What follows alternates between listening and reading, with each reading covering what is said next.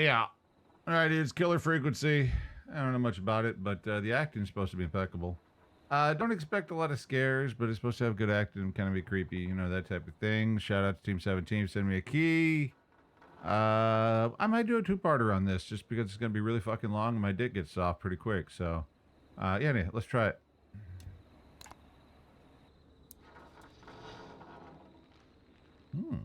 First person, huh? Interesting. I was not expecting this. Okay. Oh.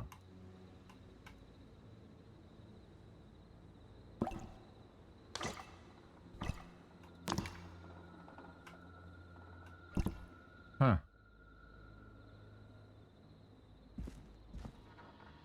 Object interaction. You can hold two objects. Swap objects between hands with the wheel button. F to drop objects, R to throw objects. Well, that's stupid. E, close that door. Sorry, it's alright. Grab mechanics.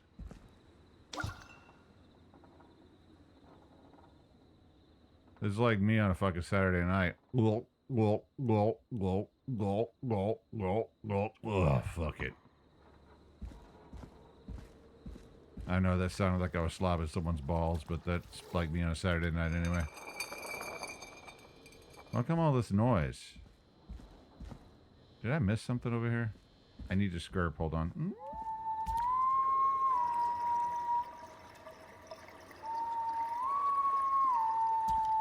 Hello? Hey, don't fuck with me, man. I'm in an alleyway.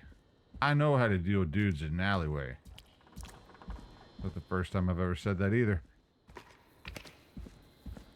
Inspecting objects. Press E to begin inspecting. Oh, yeah, look at that. And move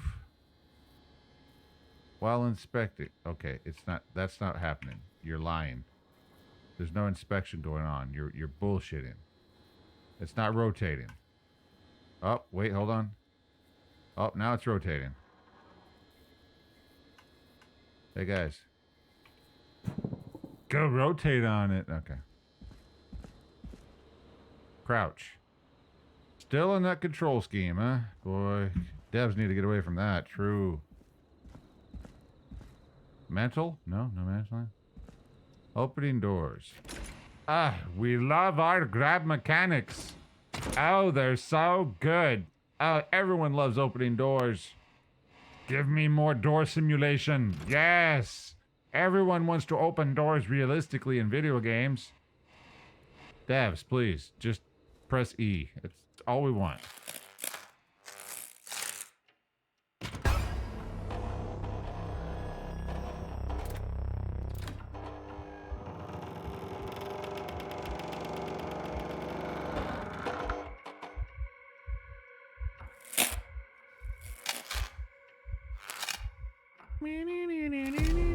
Fuck!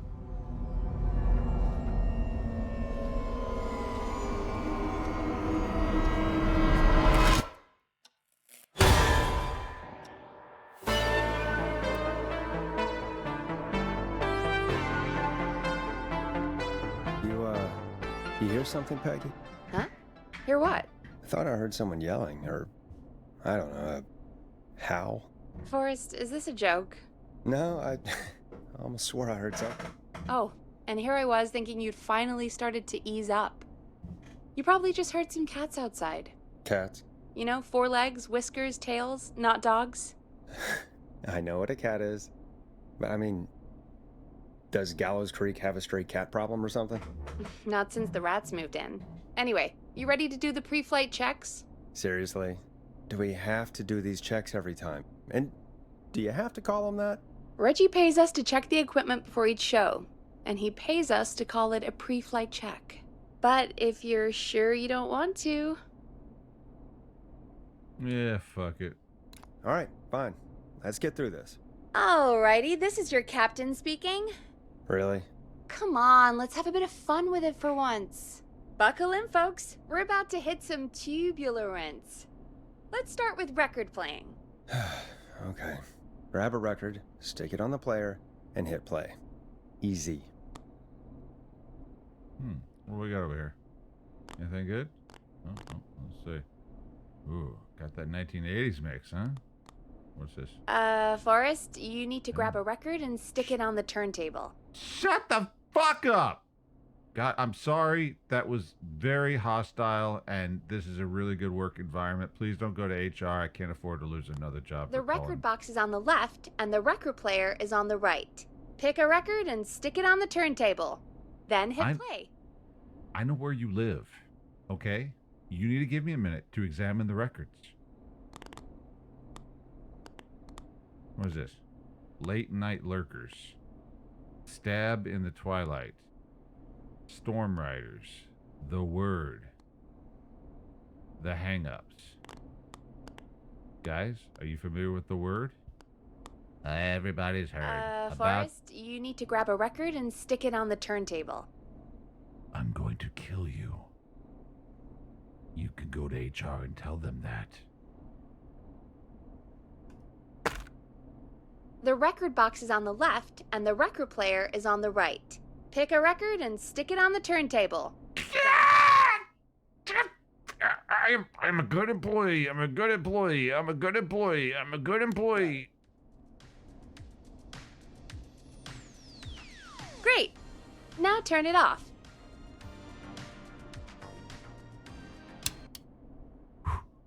All right, up next, phone line buttons. Your captain will be waiting to take your call on line 1. I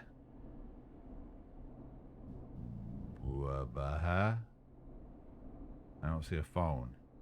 Line 1 is the leftmost button.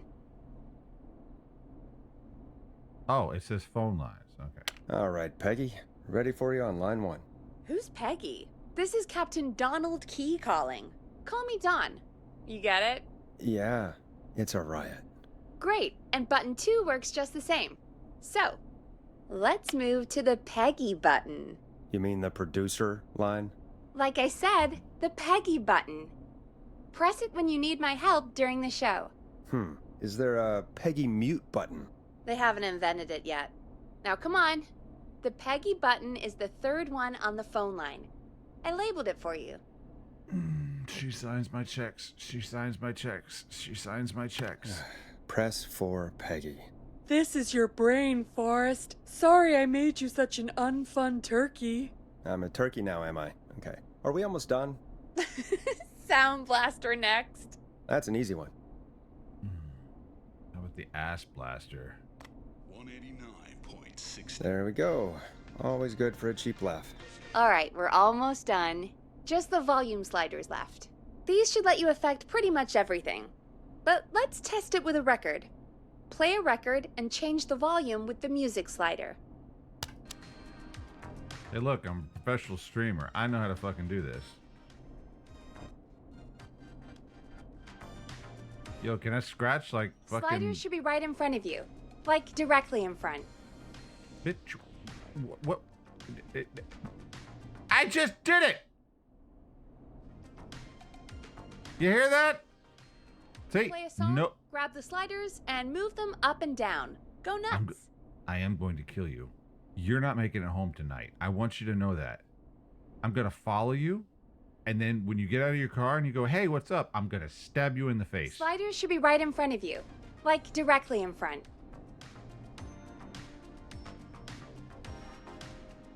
All right. Seems to be all working. We done, Captain? We sure are. Coming in for landing. Local time? Should not encourage you. I knew you had a fun side. It's my fun side that gets me in trouble. Now, let's get the show started. After your introduction, our first segment is Guess That Scream. I thought that was a joke. Nope, and don't blame me for this one. It's Reggie all the way, and he demands we do it tonight. Okay, Forrest, shut the music off.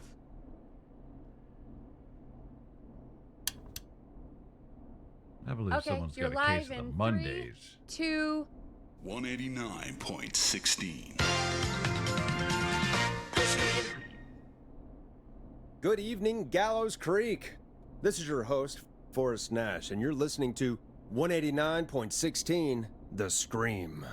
Before we start taking your calls tonight on Gallows Creek's only late-night phone-in talk show, I need to let you know about a special competition we have for you this evening. Guess that scream. This is actually one of the station manager's better ideas. Here's how it works. I'm gonna play you a scream, then you call and guess that scream. We need you to guess why they're screaming. Did they stub their toe, saw off a finger, or discover the corpse of a loved one? That's good. Now, Forrest, hit them with the tape. We'll play that scream in just a second. Listen close, and then call in to guess that scream. Peggy, what do you mean play the tape? I used to have a tape guy do that for me. You're not in Chicago anymore, Forrest. Here in Gallows Creek, you get to be your own tape guy. Come on, I gave it to you yesterday. Forrest, you do have the tape right. You knew we were doing this tonight. Peggy, let's be real. Guess that scream is a terrible idea. No, I don't have the tape. It may be a stupid idea, but that doesn't mean it can't be fun. Ah, shit.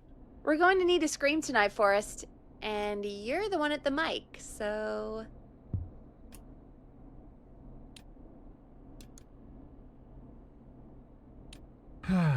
Fuck. You know what? If I didn't hate my life, I'd probably choose something else, but I'd fucking hate my life.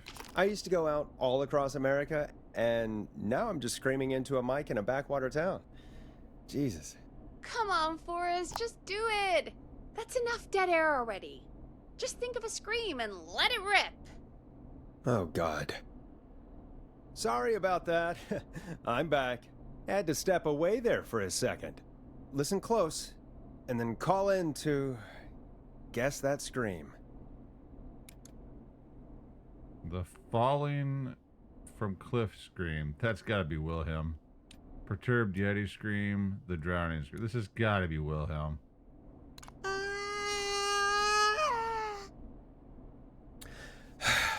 Well, folks, there you have it. Call in with your guesses, and if you get it right, you could win 2 tickets to the amazing Maze and 1 free fried dough. Fried dough?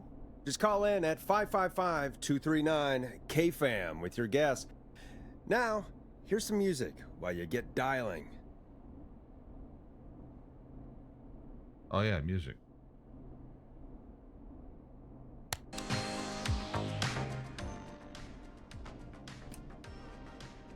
Should I introduce a song? Yeah, Enjoy sure. this classic by Smooth. It's their hit song, The Word. Oh, God, Forrest, that was amazing. Thanks. I can't wait to hear what people think that was. How the hell did I get into this mess? Lighten up, Forrest. That's gonna be the highlight of my week.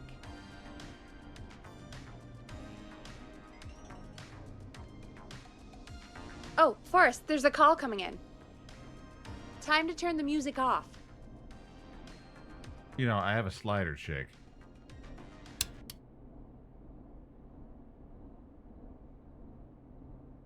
Welcome to 189.16, The Scream. Caller, you're talking to Forrest Nash. What's going on with you tonight? Forrest, thank God I made it through. My name is Leslie Harper. I'm the 911 operator and police dispatcher for Gallows Creek.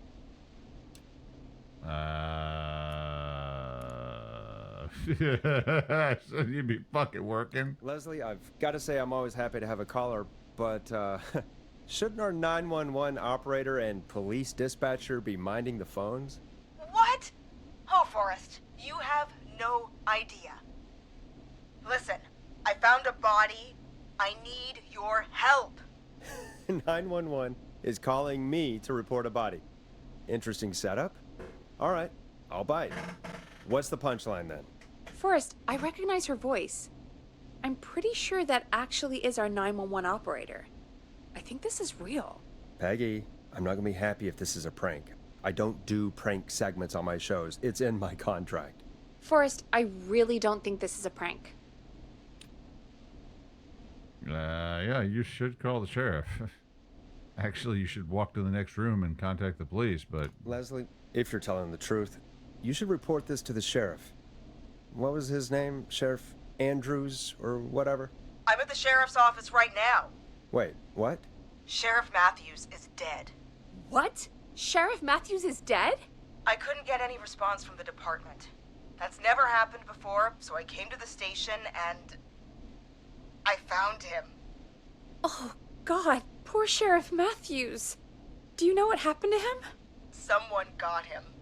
Someone got up very close and... I really don't want to say what they did to him. Did he fight back? I don't know. I think he tried. He's surrounded by bullet casings. I think he tried to shoot at whoever it was, but... Okay. Yeah, where are the other officers? I don't understand. Where are the other officers? Do they know? Have they secured the scene or whatever cops are supposed to do? No, I checked everywhere. Deputy Martinez is here, but she's knocked out, tied up, and locked in a holding cell. I called you right after I found her. God. Wait. Please don't tell me that this hick town only has 2 cops. Don't be ridiculous. We have 3, but Officer Gunderson is on leave in Cancun. Leslie, do you have any idea who could have done this? Not a clue. I didn't see anything on my way over. Leslie, you need to call over to Henderson or Quiet Ridge. They need to send someone over from their department. I tried, but I can't call anything but local numbers. Something's wrong. I'll have to go there myself, let them know what's going on, and bring help back with me. But if you leave while there's a murderer on the loose, who's gonna man the emergency line? That's why I called. Forrest, I've routed all 911 calls to come in to you. Whoa, whoa, whoa, whoa, whoa, whoa. Our insurance don't cover that shit. Hey, listen, I'm not trained, chick. No. No, I'm sorry, but this is a terrible idea. What on earth made you think to do that? You're the only person with experience manning a phone line around here. You're the only person equipped for the job. Besides, there are lots of transferable skills between the two. It's like an interview. You ask questions to get information you can use. Keep people talking, you know? Guide the conversation and know when to jump in. You do know that I'm so good at interviews, they sent me from Chicago to Gallows Creek, right? So I've heard. But that doesn't matter. And besides, there are 2 of you. You can talk to each other, discuss ideas, work together. Hell, let's have some on-the-job training right now. I have an emergency. I need to get an unconscious Deputy Martinez out of that holding cell. It looks like whoever attacked her threw the keys into the cell after they locked the door. Is there any way you can reach the keys? No. There aren't any bars to the cell, and the door itself only has a food tray slot. And that's too narrow for me to reach through. There's gotta be another way in. Try to break down the door. Find another set of keys? Yeah, I mean, there would be some on the sheriff. There's gotta be another set of keys somewhere in that office. Those can't be the only one. Of course. Yes, there must be another set. Where might another set be? I'm the fucking sheriff. God damn, are you stupid? Maybe Sheriff Matthews had a set of keys on him when he... You know. I couldn't see any at a glance, but I didn't really look up close. 1 second. He works at the sheriff's office. All deputies and sheriffs keep stuff up their ass. Sorry, Sheriff. I'm just gonna turn you over and... Oh. Please don't stare at me. Oh, wait. That might be them. I think I got the cell keys. Looks like Sheriff Matthews might have saved his deputy. Do the keys work? They do. Give me a minute to untie Deputy Martinez. I'll be right back. So far, so good, I suppose. How are you feeling, Forrest? Well, you know, it's only been about 15 minutes of dead fucking air. The 2 listeners that I had probably stopped listening a long time ago, but other than that, it's pretty good.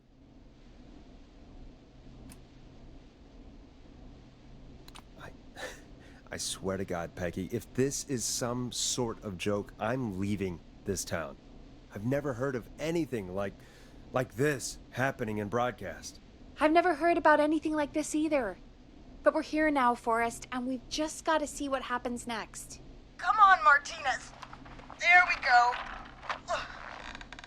Just gonna sit you in your office chair. We'll head to my car in a minute. I'm back. Deputy Martinez is still out cold. I'm taking her in the car with me to get help in Henderson. If the killer came back now, Martinez would be a sitting duck.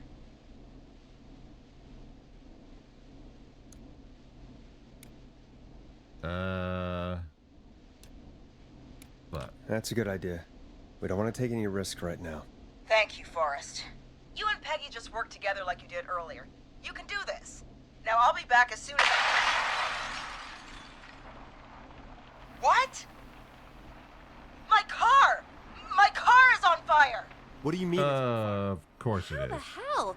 Did it just go up in smoke? What happened? Wait. What? No way. This can't... Oh, Forrest, we have big trouble. What's happening? What's that noise? It sounds like whistling? Whistling? It can't be. Oh my god. I can see him, but he's dead, right? Right? But that mask, how the hell is he? Who, Leslie? Who?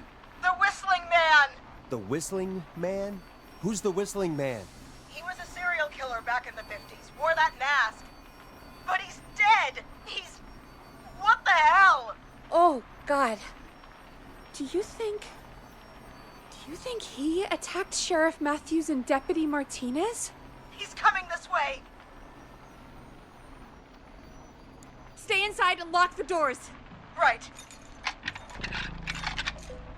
Forrest, come on. You need to focus. Run, Forrest! Plan. My car's torched. We need to think.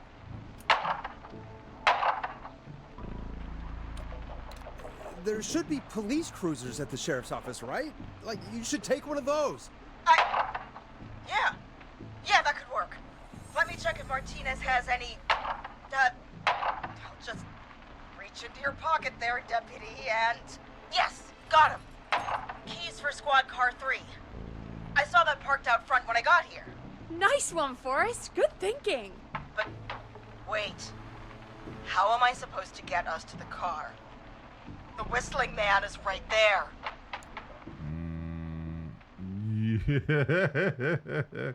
Yeah. The sheriff must have a gun. Oh, you know what? Can you see His gun's There was a empty. gun next to him. Let me grab it. Yeah, the gun's empty. Yeah, we just killed her. Oh, shit. It's empty. He must have emptied it trying to defend himself.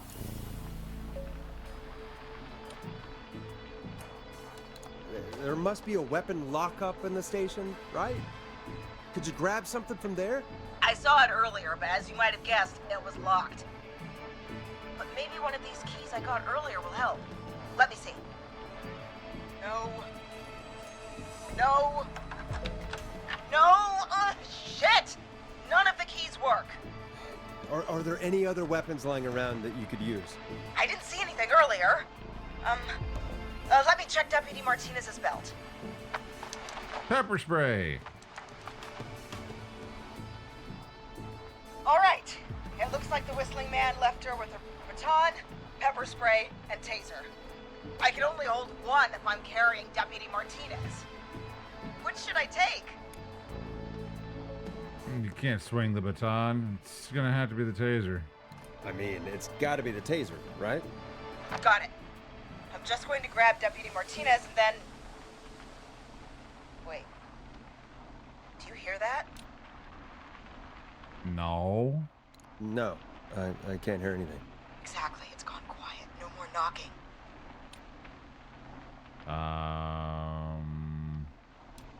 Be careful. I don't like it. Me neither. But it's an Me opening, neither. And I've got to take it. Okay. Deputy Martinez, if you can hear me, it's time to move. Just lean on me. Yep. There you go. Are you sure about this, Leslie? No time like the present, right? So, here we go. Again, you're hooked into dispatch now, so I should be able to radio you when I reach the car. If I reach it. Speak to you soon. Fuck.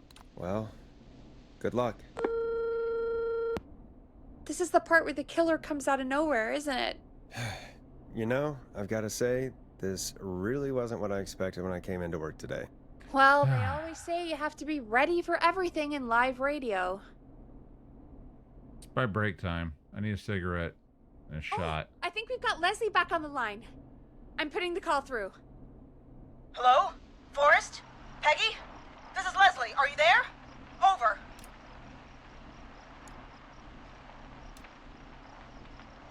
We're here, Leslie. So I guess you made it to the car then.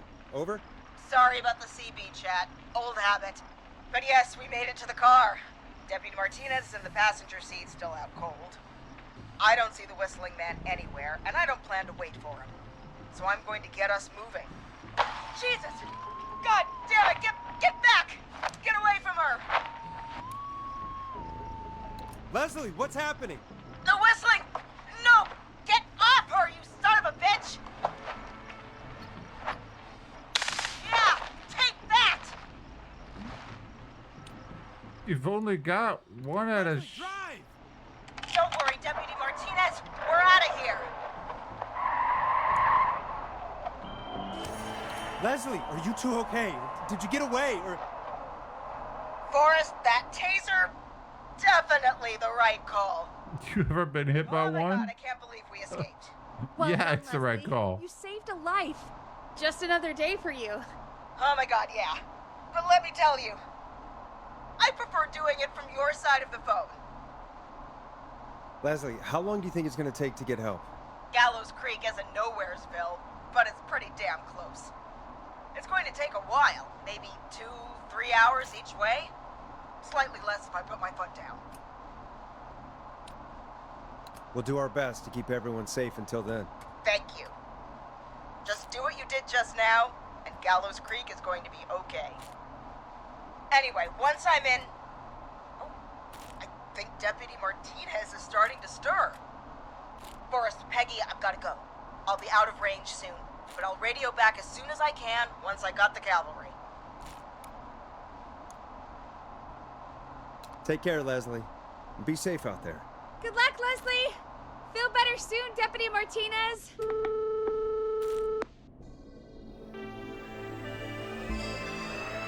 Folks, you heard it here.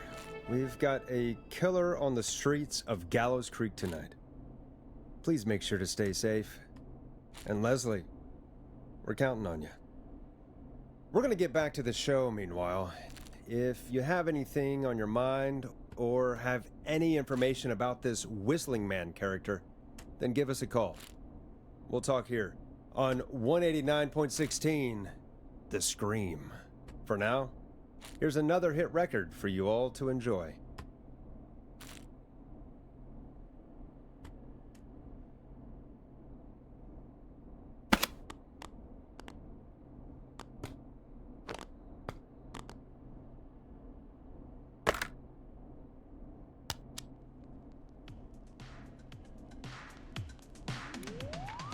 Time to go on the journey that is Blast Processor with their hit song 1980X. This is not what I signed up for, Peggy. This is actually insane. Did she really say it's gonna take her 4 hours? This guy's gonna kill half the town in 4 hours. Forrest, that's not helpful. I know, I just... Who is this Whistling Man character anyway? He was a serial killer back in the 50s. Edward Marshall Mooney. Went around in a freaky mask, whistling, and killed about a dozen folks in Gallows Creek. No reason for it. No motive. He just did. So we're screwed? Because it sounds like we're screwed. Well, probably not. Police chased him up to Ellis Point one night. We call it Whistling Point now. And it was, well, it was on this night actually. The police cornered him and he jumped into the river. His body was never found. So is he alive? Dead? I mean, what's the story? Story is he's biding his time, waiting to take revenge on the town. All right, that's the story. What's the truth? Other than we have a whistling killer on our hands tonight, I don't know. I guess we'll find out what we're dealing with, whether we like it or not. I guess so. At least we got the word out, I guess. What kind of listening figures do we get at this time? On a Thursday after midnight? Could be around 35?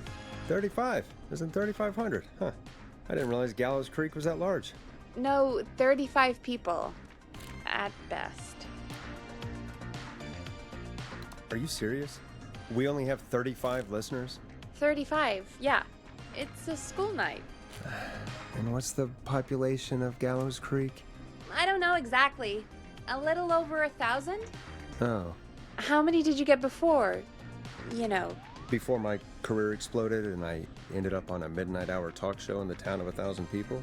Yeah, before that. Around 5 for most shows on the low end. Big Gas could pump that up to 10, 15, easy. 5,000 on the low end? We could only dream of that. 5 million. Million? Yeah, sometimes that's just the way it goes. At least the Whistling Man hasn't killed me yet, I guess. Yeah, I guess we're gonna learn a lot about perspective tonight, huh?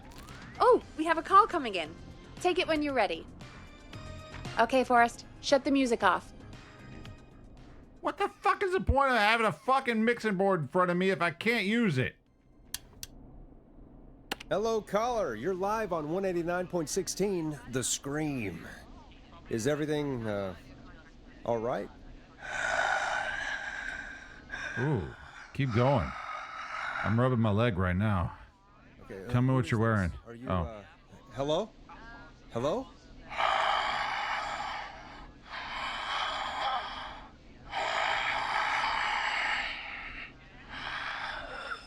Okay, what's your name and why are you calling in?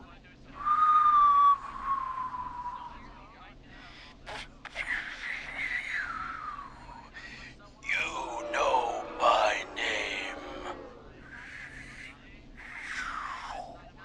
I've come back from the dead to kill again. No one's safe.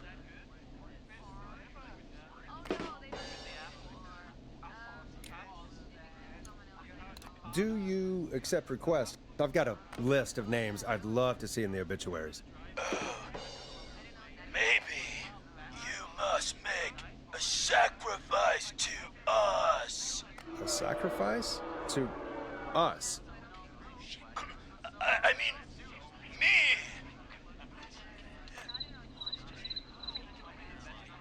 We want cheese-dusted pretzels. I want cheese-dusted pretzels. Or I'll cut your face off. Goddamn kids. I'm cutting them off. Not yet. I want to deal with them.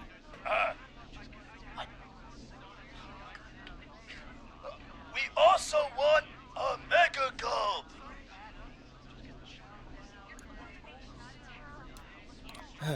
Okay, so cheese-dusted pretzels and a mega gulp behind the gas station. You got it, Whistling Man. A wise choice. See you soon, Loris Nash. Needless to say, I won't actually be going out to the gas station to buy anything for these kids. And none of you should be going out tonight either. We've got an actual killer out there.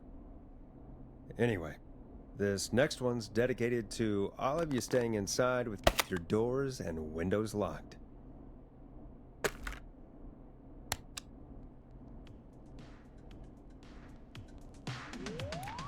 Hope you enjoy this one as much as I do. Peggy, the hell was that? Kids pretending to be a killer who right now is stalking the town? It's a thing. A thing? Oh, kids around here. They pull pranks pretending to be him. By pretending to be this Whistling Man character? They think it's funny, but it's not. It's not funny at all. And there's no chance that our Whistling Man was just a prank. That Leslie, No, that's real. Christ. Let's stay positive. We still have a show to do. We already have another caller on the line. All right. Let's do this.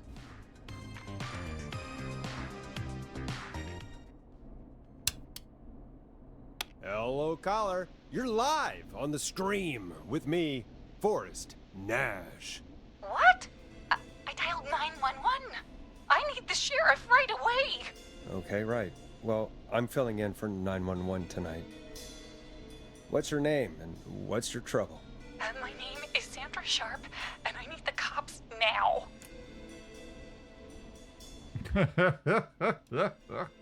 I'm sorry, but the cops aren't coming. Leslie's on her way to Henderson for help. What? God. Listen, you've got to help me then. I drove to the edge of town for a jazz run, and now some psycho dressed like the Whistling Man is after me, knife in hand. Oh God, it's actually happening. A jazz run? Bad night to go for a jazz run. Yeah. Where are you now? Did you escape to somewhere safe? Oh, I did, baby. I jazz ran all the way to my car and nothing flat. But I dropped my keys somewhere along the way. I never locked the door at least, so I've got a place to hide, but I can't get moving. Sounds like you're up shit creek. Is there anywhere else you can go? Do you have any friends nearby? Oh, I'm not going back out there.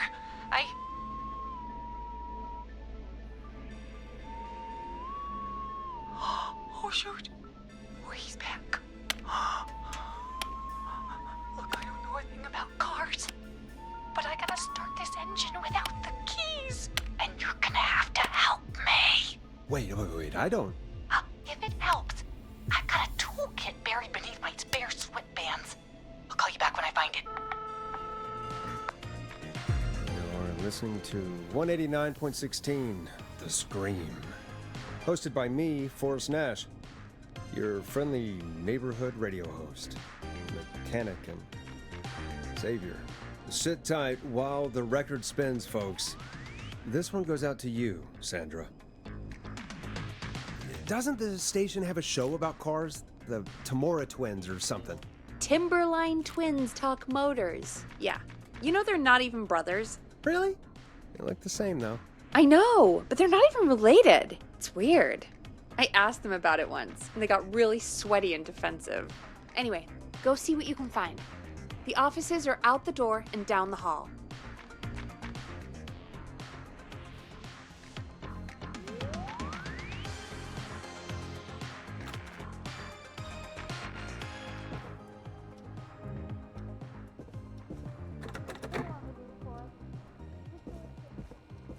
I'm just gonna take a shit. Tonight.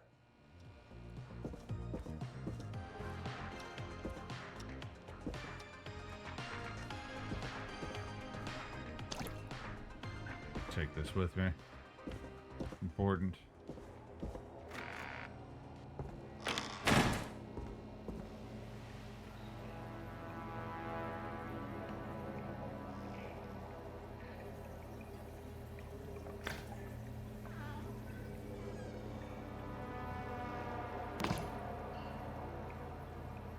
Nothing but net.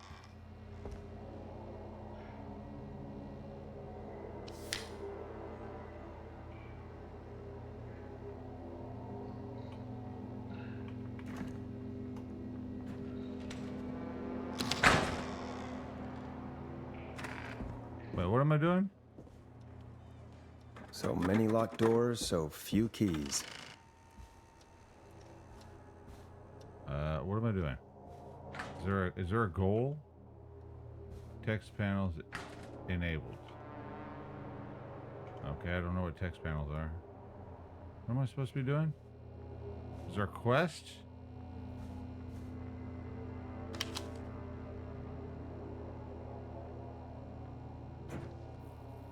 This has to be important. I've borrowed your car theft magazine. Those huevos rancheros aren't sitting right. Gonna need something to read. Pray for me.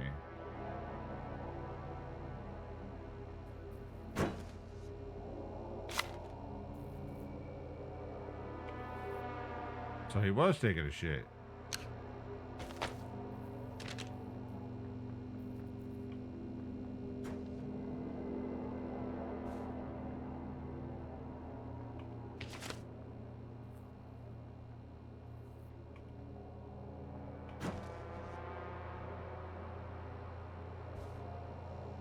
Car theft mechanic, so he's in the shitter, yeah?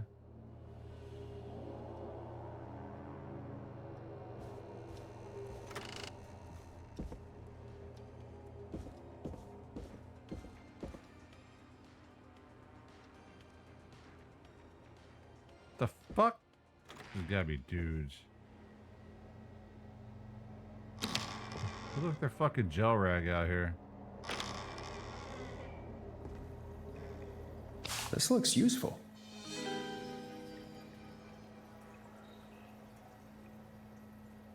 Keyless entry techniques. Use a screwdriver as a key.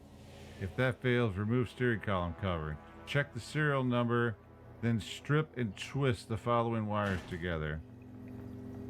If there's 4 and 3 and 7 in the number, red and blue. If there's 6 anywhere and it doesn't start with 5.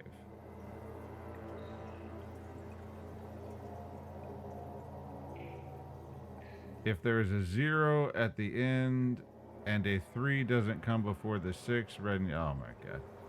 Okay, step 4. Now strip the purple wire. Do not touch this live wire. Step 5. Brush the purple wire against the twisted wires from step 3. Note, if the radio turns on and won't turn off, cut the left pink wire. Do not cut the other pink wires. This will trigger an alarm. The 1970s car. Okay, if the alarm is sounding, cut the triple braid. Okay, all right.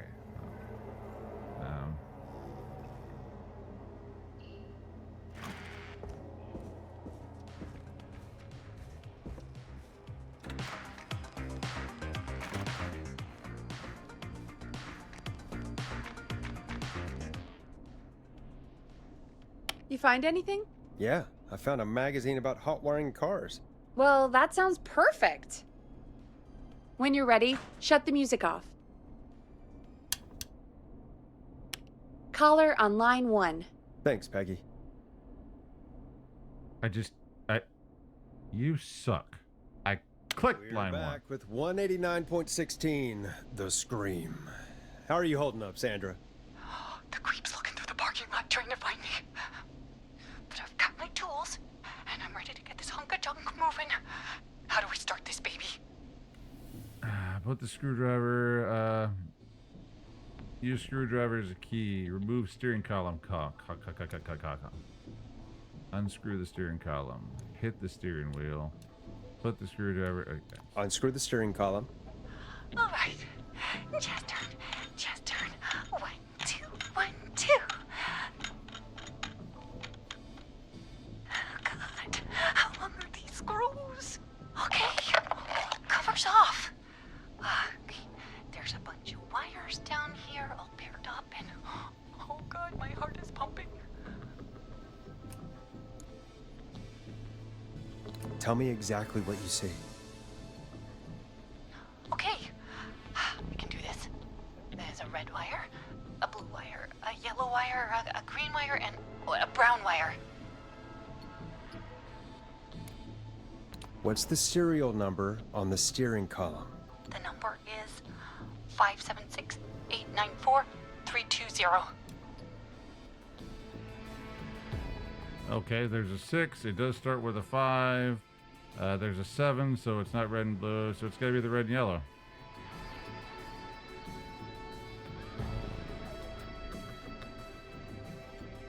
Oh, 576-894-320, right. No number 7. There's a 7. So it's not red and blue. If there's a 6 anywhere and it doesn't start with 5, green and blue, it starts with 5, so it's not. So it's red and yellow. Strip and twist together the red and yellow wires. All right. We take the red and the yellow and we twist and we turn. Oh, perfect. I also see pink and purple wire. What next? Strip the purple wire and twist on these. Strip the pink wire, strip the purple wire, and brush against the twisted wires.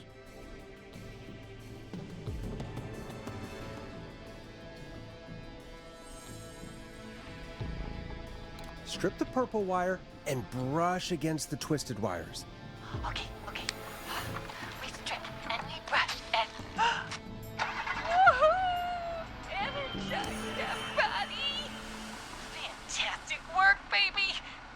Anytime you want to come down to the jazz studio, you get in for free!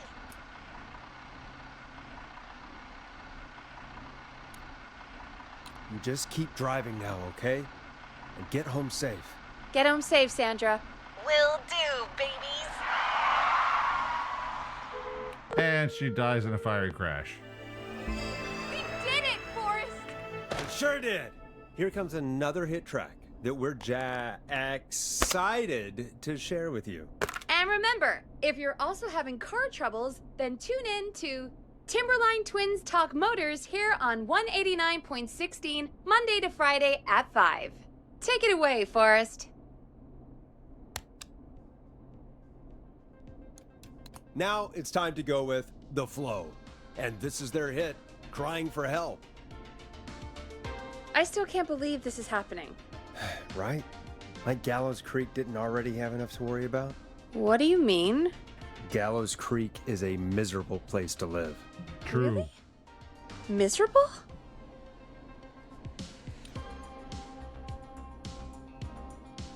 Peggy, be honest, it's a dump. There's nothing to do here. Hell, I'm almost ready to thank this whistling guy for at least making things interesting. Well, I like it here. People are polite and, There's always that one. friendly, usually, if you get to know them. Come on, there must be something you like about this place. I guess some folks have been okay. You're not terrible after a while. Not terrible after a while? High praise coming from Forrest Nash. You know what I mean, Peggy. I do. It's Forrest Nash for I think you're swell.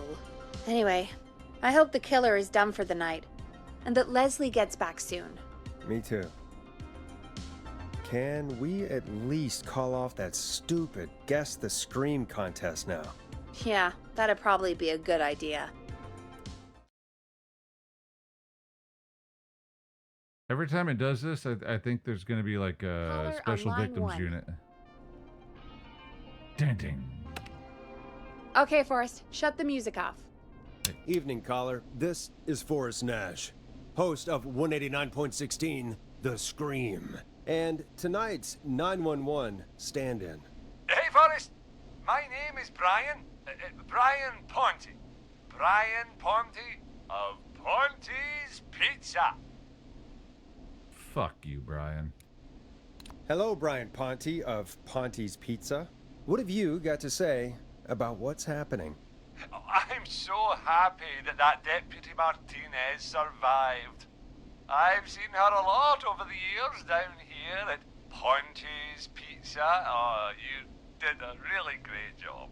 And as a thanks for all you did there, I just wanted to tell you that I'm sending you some coupons for free pizza here at Ponte's Pizza. Wow, Brian. That's really good of you. But you really don't have to, though. Oh, it's the least I can do. And if you like it, well, you're in luck, because we're always running great deals that'll have you eating for pennies. Sounds great, bro. And let me tell you, the pizza we have is to die for. No. Poor choice of words tonight, I guess. That was pretty tasteless. That was yeah. pretty tasteless, I have to say. I'm sorry, Forrest. Well, I just hope I didn't put you or anyone else off coming on down to Ponte's Pizza. We've got a great special this weekend. Our famous beer and pizza deal. Wait a minute. Come on down to Ponte's Pizza this weekend. You've just got to pay for one slice to get yourself. God damn it, you're just calling in to advertise your shop. Peggy, hang up on him. Done. Oh, real quick, before I forget, it's probably time we played a paid ad. Now, a word from our sponsors. You know how to play an ad, right? Sure, I'm a streamer on Twitch. I don't have to do a damn thing. It just happens. Nope. In-flight check time. Christ. Our captain would like to remind you that the station is required by law to play advertisements from our sponsors. Grab a cassette and stick it in the player.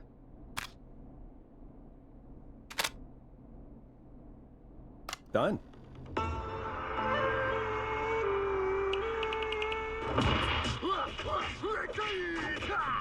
Do you seek ancient wisdom? Do you want to double your power? Are you ready to unlock your inner warrior for only $24.99? Then step into Master Robbie's deadly dojo of Kung Ra-Te and receive direct by video warrior instruction from me, Master Robbie. You will learn the 4 qualities of an ultimate conqueror. The power of the alligator, the discipline of the tarantula, the speed of the tuna, the poise of the scorpion, and the wisdom of the bullfrog. Using classified techniques, I'll unlock your inner chi after only 5 30-minute video sessions. Ultimate power and wisdom can be yours now for the low price of only $24.99. Just call 555-7861 USA to take your first step to becoming a champion. Billy Blanks and Tybo, nothing else. Never forget the element of surprise. If you buy today, you'll receive 2 additional VHS tapes, the tornado technique and karate lovemaking. Call today. Do people really buy this kind of thing? Don't pretend like you're not interested. I mean, I wouldn't buy them, but I might watch them, I guess. Yeah, I bet karate lovemaking sure is something. Is Forrest Nash at a loss? Enter the fist. Let's just get to the show. Wow, what a deal. Only $24.99. And I'm not just saying that because they're paying for the airtime. But unless they pay us more, then it's time to get the show moving along with our next caller. Welcome to The Scream with me, Forrest Nash. Yeah, Leslie. This is Maurice Russell from the Gallows Reporter. I'm at the office. This guy just broke in downstairs and... Wait. Forrest Nash? I want to speak to 911. Put Leslie on. What? God, another one?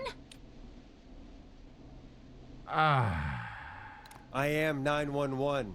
Guy sounds like Jonah Jameson. Damn it, son. I don't care who you are.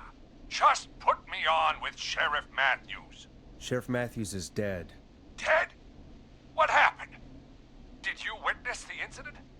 Are you willing to do an interview for the reporter? I can cite you as an anonymous source, if that's a concern.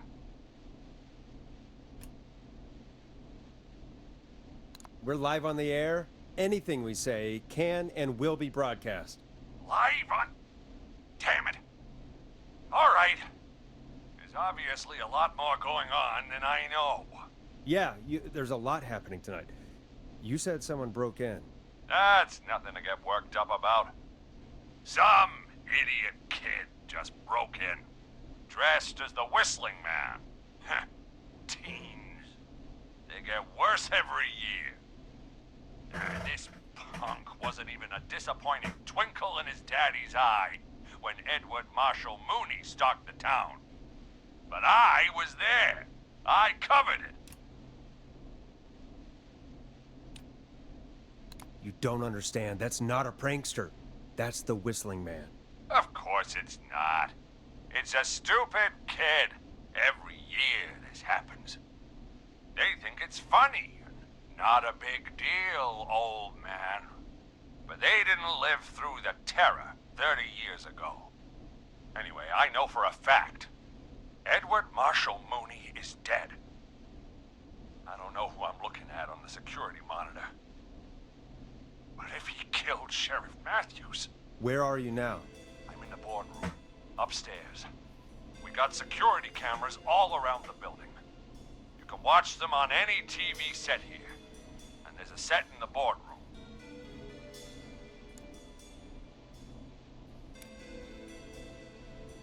Maurice, is there any way you can get out of there? I sure as shit hope so, kid. But I'm not sure how I'm going to do it. That crash you heard was him tipping over my filing cabinets. He's blocking the stairs.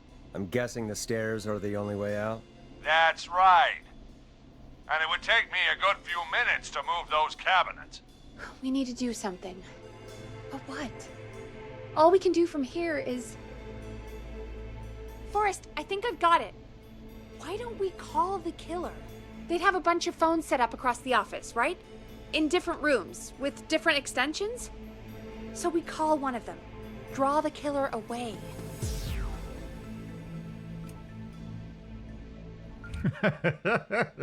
I can't.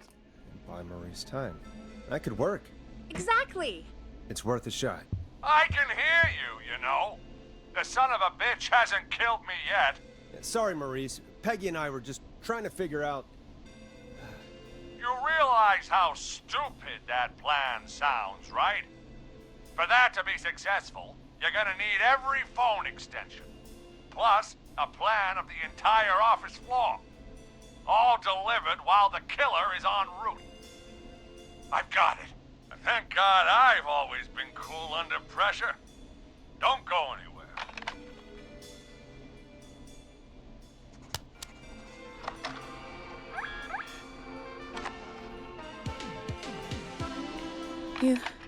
You don't think the killer got him, do you? Mr. Russell. I'm here. The freak's going to be here any second, too. Go check your fax machine. Don't let me down. We have a fax machine?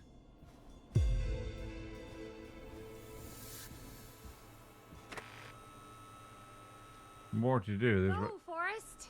The fax Okay, machine's in the office on the other side of the hall. Thanks, Peggy. Be right back. Wait.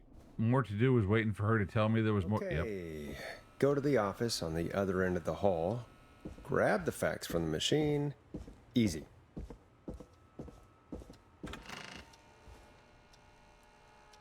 That's a copy machine. That's a copy machine. That should not be a fax machine. That is a typewriter. Well, there's a phone line here. Bunch of phone lines. That'd be a good place to put a fax machine. Okay, not gonna shit you. I don't see anything that looks like a fax. This better not be the fax. That's obviously a fucking typewriter.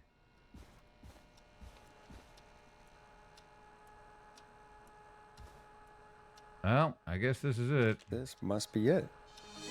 So I guess their copy machine is a fax machine. Thinking one of them industrial motherfuckers.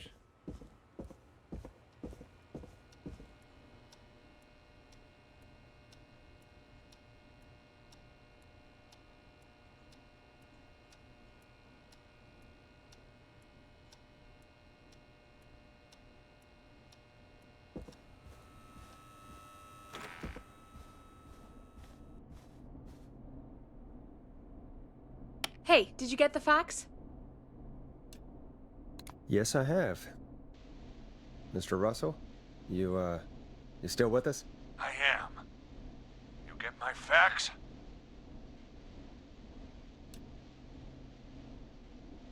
Yeah, I got it right here. Good. I knew you could at least manage that. What Okay, a folks, fucker. we're back on the line with Maurice. Let's see if we can help him avoid the Whistling Man. Here's the situation. The Whistling Man searched every room in the hall leading up to the boardroom. And now, he's in the office next door. It's now or never. This plan of yours better work. I'm ready on my end, Forrest. Again, we want to draw the killer away by dialing an extension number, and then move Maurice somewhere safe. So, what extension should I call? 02. Kitchen. Call the kitchen. The extension is 02. Got it. I'll put the call through when you're ready. All right, Nash. Where do I need to go? Editor's office. Archives. Where the fuck are the archives? Fuck, I really didn't want you to go in there. It's gonna get you bopped. Okay, that sucks. They should have asked where to go to first. I would have said the editor's room. Let's dial another number. Really? It's only gonna give me the kitchen or the archives? Fuck, well there's really no other... I mean, I could call the editor's office, which is 3. On second thought, let's dial another room. Let's dial another... Boy! We're wasting time! He's right, Forrest. I can get another number ready. But we probably won't get to change our minds again. Where do you want me to call? Editors. It's not there. Oh, there it is. Okay. Call the editor's office. The extension is 03. Got it. I'll put the call through when you're ready. All right, Nash. Where do I need to go? All right. Well, hell, now we could send him to... I was thinking archives. Yeah? Of course, if the guy decides to come back out, I could send him to the kitchen. Moving to the kitchen. Yeah. That makes sense. Go somewhere he's already checked. Not bad, Nash. I'm ready to place the call. Are you ready, Mr. Russell? Don't have much choice, do I? Make the call. Yes, sir. Calling now.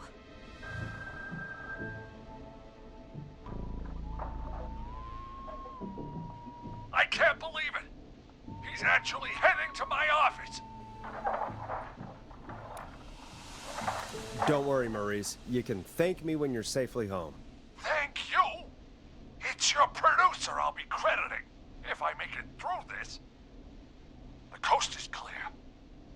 I'm shutting off the TV so he won't see me on the security cameras.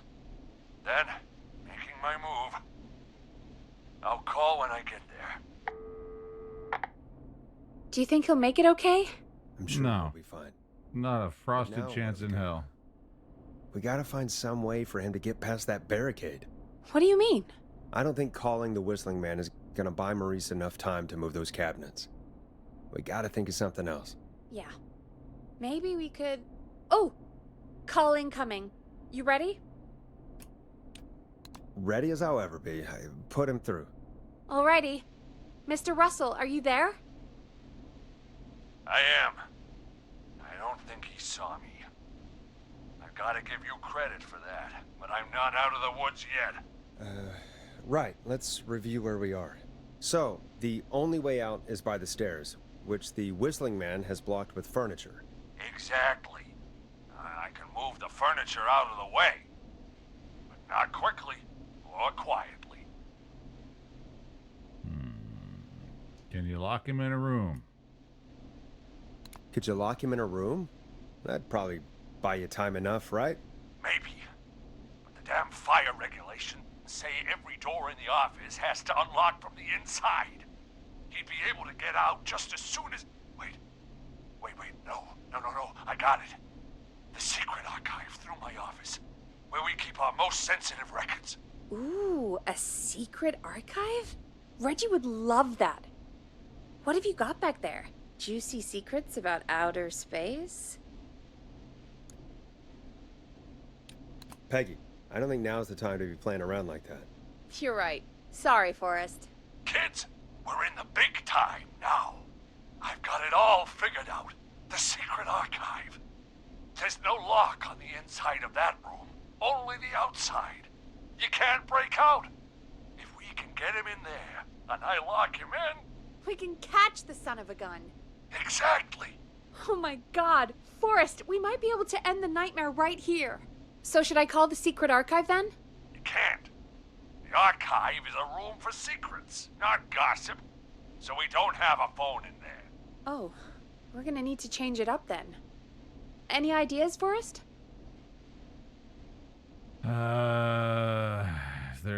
Use the radio. Maybe we could use a radio. There's no radio in the secret archives. Are there no radios at your offices? I don't have one in my office, but What is it? our sports reporter, Hopkins, he has a little portable radio he never turns off when he's here. That might be what we need then. Is his portable radio still there? It should be. It's what he calls his work radio. It should be in the archives, actually. I'll sneak over while our friend is still distracted with his search. I'll call you back once I've got the radio. We're gonna save him, Forrest. Heck, if this works, we might even save the whole town.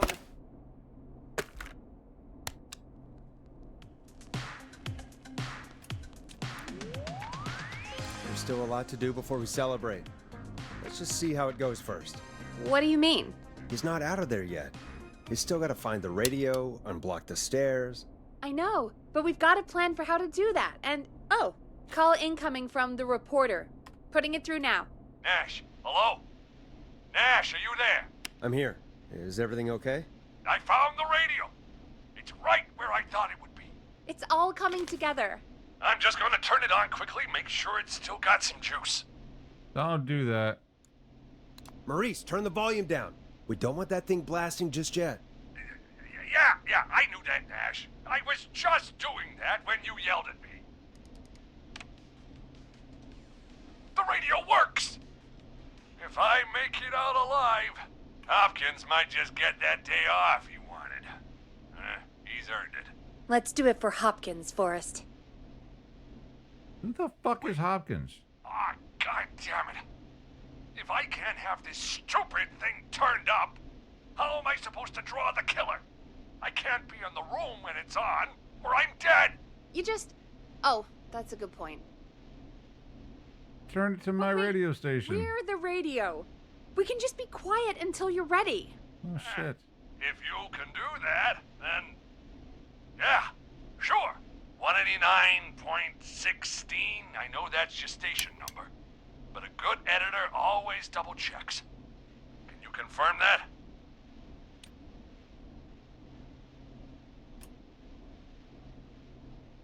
You got it. 189.16. Good. I've got the radio on silent, but I'm tuned in. Now, I just need to get to my office. Sounds like we need to make another call, Forrest. Where should we send the killer? Good. Well, he was in the kitchen, so we need to send him archives, the kitchen, the boardroom. Call the boardroom. The extension is 04. That might work. The boardroom is fairly close to the editor's office, but we haven't seen the killer go there yet. Are you sure?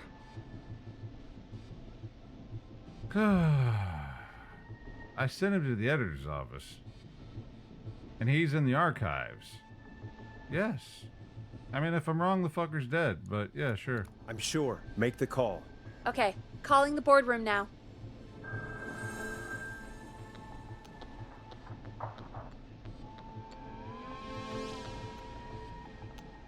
He's on the move. I'll call you guys from my office in a second. Looks like we're almost through this nightmare. Any idea what you'll say to draw the killer in? Fuck you, pinche tu madre. Tu madre esto moteo. Okay. I'll just call the whistling man a jackass. That'll like a get great his idea. attention. That's the plan, right? Sure is. Ooh, call coming in. Here we go. I'm here. The radio's set up in the secret archive. Just give me the signal, and I'll turn it all the way up. Where will you hide in the meantime? Good question. It's under my desk, but you can see under it. I've got a big cabinet, but that'll take me a second to get into. Anywhere else? Not really. There's the secret archive itself, but that's where the killer's going. I could try the cubicles, but they're pretty far away. Well, he's dead Your because I sent him. judgment has kept me alive so I sent him to the far, boardroom. What do you reckon?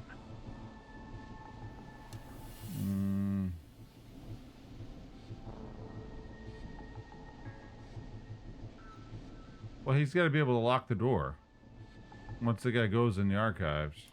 It's gonna have to be the cabinet. If he's in the archives, he'll get. Fuck it. This is. I mean, because there's so many ways this could go. Under the desk, he could be seen. In the cabinet, he could be seen. Inside the archive, he could be. This is just a hit or miss. I'm gonna say try to squeeze his fat ass inside of the cabinet. Hide in your cabinet. All right. Well, this is it. I'm going to go turn the radio up to full blast now. Don't say anything until I've had time to hide. You got it? We know the plan.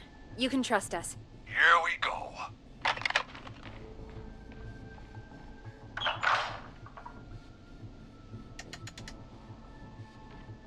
Of course, the killer's got a Walkman on, listening to the radio.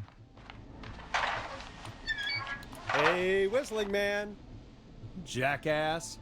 Forrest, I don't think that was enough time for him to hide. Wait. I heard him get into the fucking cabinet. I heard him get into the cabinet. You son of a bitch! I heard him get into the fucking cabinet. All right, fuck you, game.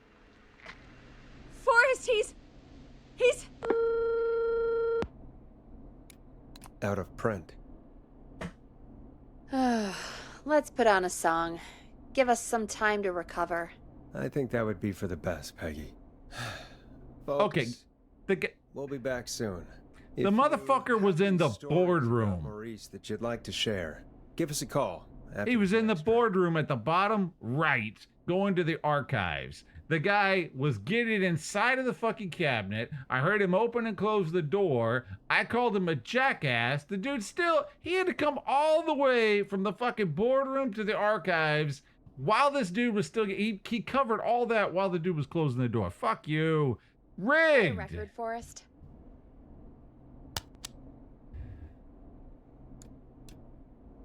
You're gonna love this next track. Well, this is gonna be a long night. Oh, really? Feel like it's going pretty quickly to me. I could ask you some questions to speed things along. You're gonna interview me. You sure about that? You're not so scary. Besides, we've been working together like a week now, and you're still all shrouded in mystery. Did it occur to you that maybe I like being a mystery? Too bad. Question 1. Tell me about your family. What? Come on, Peggy. That's too general. Okay. Did anyone move with you to Gallows Creek? Nope. Now that's too specific. Too specific? Do you have any siblings? I don't. I'm an only child, and my folks are dead. Oh, I'm sorry, Forrest.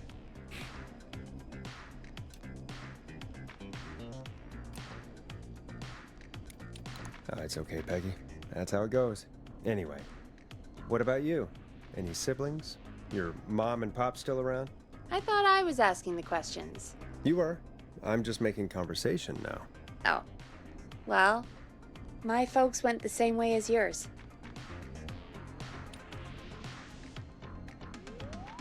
Oh. Yeah. My dad walked out when I was about 13. He'd been a wreck for a while. Then he got himself into a wreck, and, well, that was Dad. Mom didn't take it well. She remarried pretty quick after that. She wanted to forget Dad so bad, she even made me take my stepdad's last name. So I'm Peggy Weaver now. Anyway, Mr. Weaver got sick one day, and my mom didn't last long after he went. I'm sorry to hear that, Peg. Don't call me Peg. Yeah, sorry. I was just trying to be... It's okay, I know. I'm sorry. I'm defensive about that name. Any siblings? Funny you mention that now. No. Not anymore. I had a sister, but I haven't seen her since before my dad. Hold on. Someone just rang the door buzzer. Really? Think someone needs our help? Maybe. You want to go check it out? Me? You sure you don't want to go? No way. I'm locked up tight in here. I'll pass you the key to the stairs. Understood. I'm on it now. The buzzer's on the front door. See you in a bit.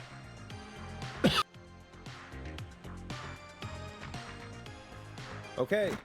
Down to the first floor, then check the door.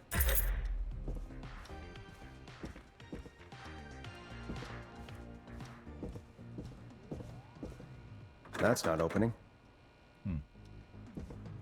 Where do the stairs be? The stairs be?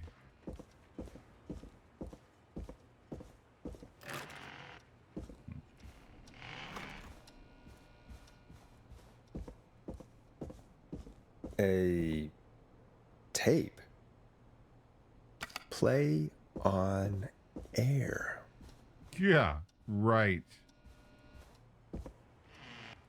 Last time I did that, it was a guy jerking off a goat.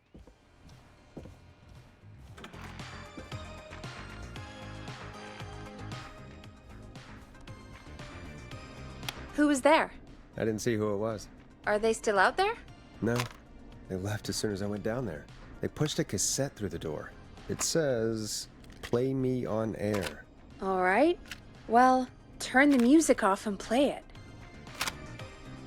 Yeah, but why would I play it on the air, all right? This might be a guy fucking screaming obscenities while he's fucking wearing a Trump hat or something. I don't know. Time to turn the music off.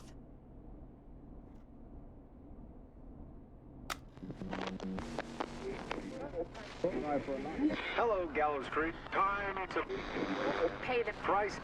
Time to pay for lives. Time to sit there. I will punish you.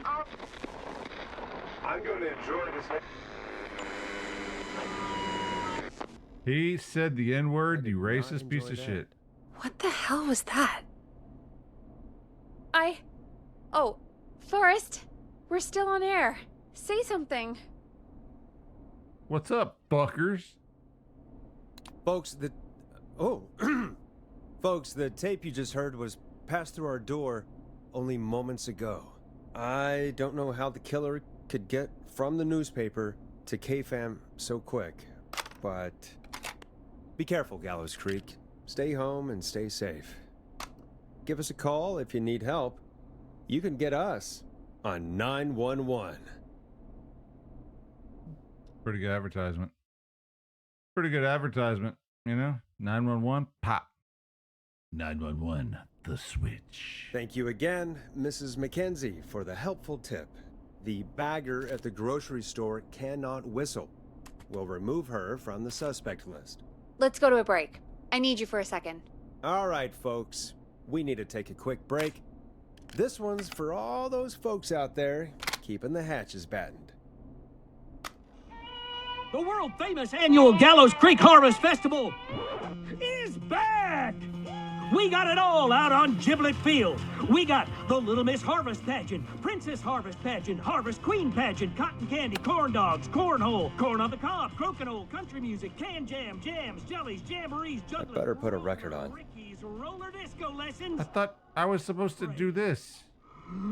We got baby crawling, balloon popping, balloons for sale, beard contest, horseshoes, hayride, hay toss, hey you there, safe donkeys and ponies, apple bobbing, firearms, fireworks, funnel cakes, fried dough, seed spitting, sand licking, cracker cramming, and cat shop. Here comes one of my favorites. Fake tattoo, face paint, and puppets. All right, Peggy, what's up? I pushed a cassette under my door.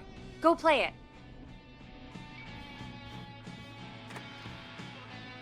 God, this is annoying. Would you please let me out? Oh my God. Is this you farting on a piece of cardboard again?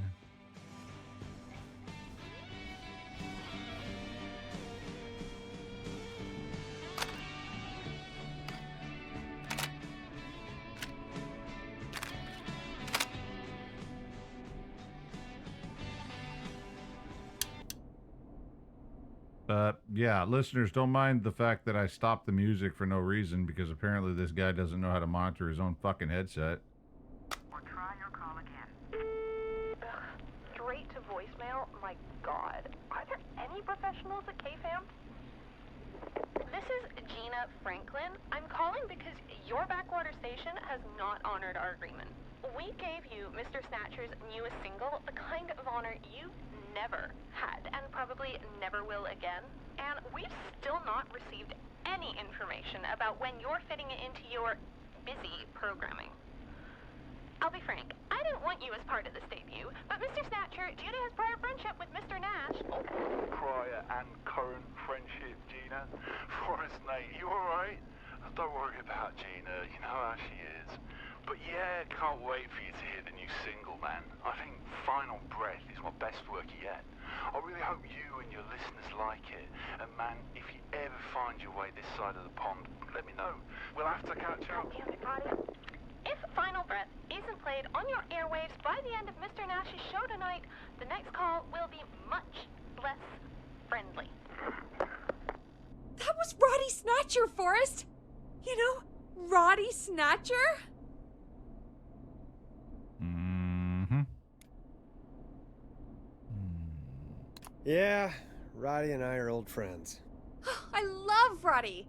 I Will Always Find You was my song. I wish we still had it in rotation. Oh my God, I can't believe you know Roddy Snatcher. And I can't believe you didn't tell me he sent you his new single. We have to play Final Breath. Where is it? I don't know. They mailed it to KFAM, not to me. Then it's gotta be downstairs at reception. Man, I can't believe Barbara didn't say anything.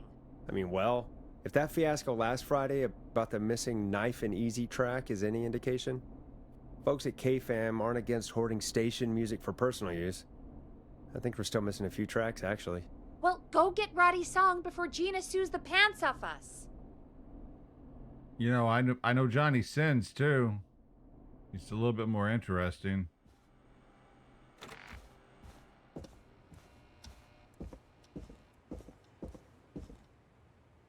Johnny Sins was actually a big deal. Get it? Big? Okay, never mind.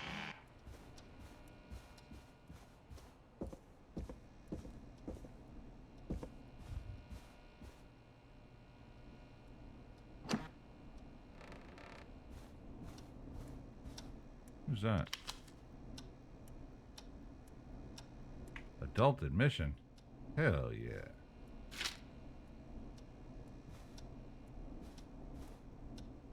I need a key to get in there. Of course you do.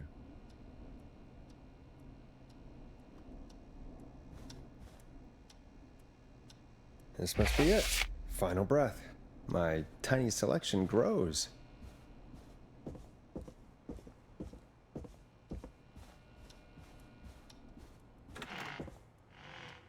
I say that all the time when I watch porn.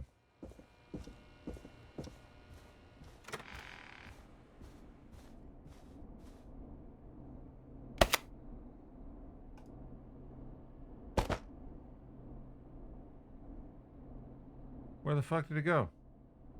Hey, did you get it? Got it. Let's get this on the air. Gallows Creek. I'm pleased to say we're in for a much-needed treat. Up next, courtesy of the British sensation himself, is a track you won't hear everywhere. Here's Final Breath by Roddy Snatcher. I lost it. Like, I mean, I actually have no idea where it is. Is it in here? Oh, it is in here.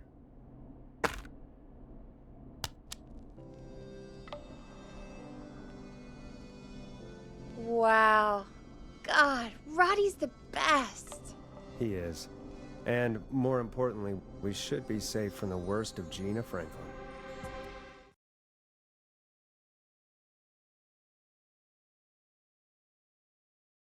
And I think that's every time I've seen him live. Peggy, you just talked through the whole song. Oh, whoops. It's okay. I can just play it on loop later. Oh, shoot. I just noticed we have a caller waiting. I really hope it's nothing serious.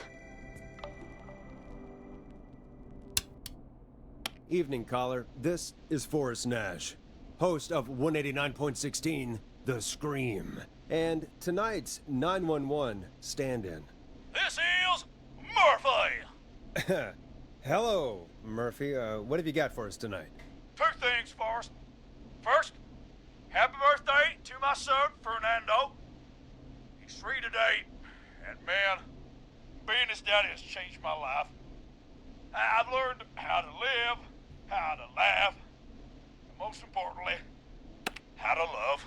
Aw, happy birthday, Fernando.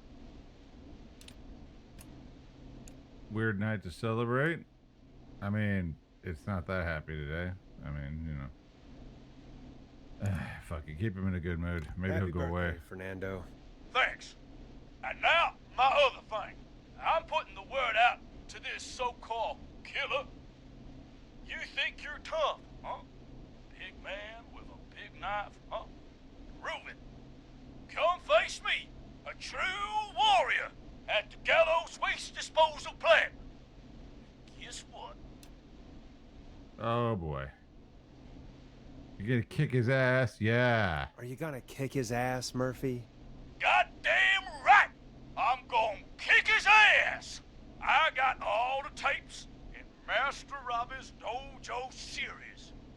So get ready, whistling man. You just let loose the junkyard dog. Oh no. And there he goes. Ladies and gentlemen, keep your fingers crossed for Murphy as he tries to become our hometown hero. Although, having heard that Master Robbie ad earlier, well, don't get your hopes up too much. Anyway, we'll be right back after this commercial.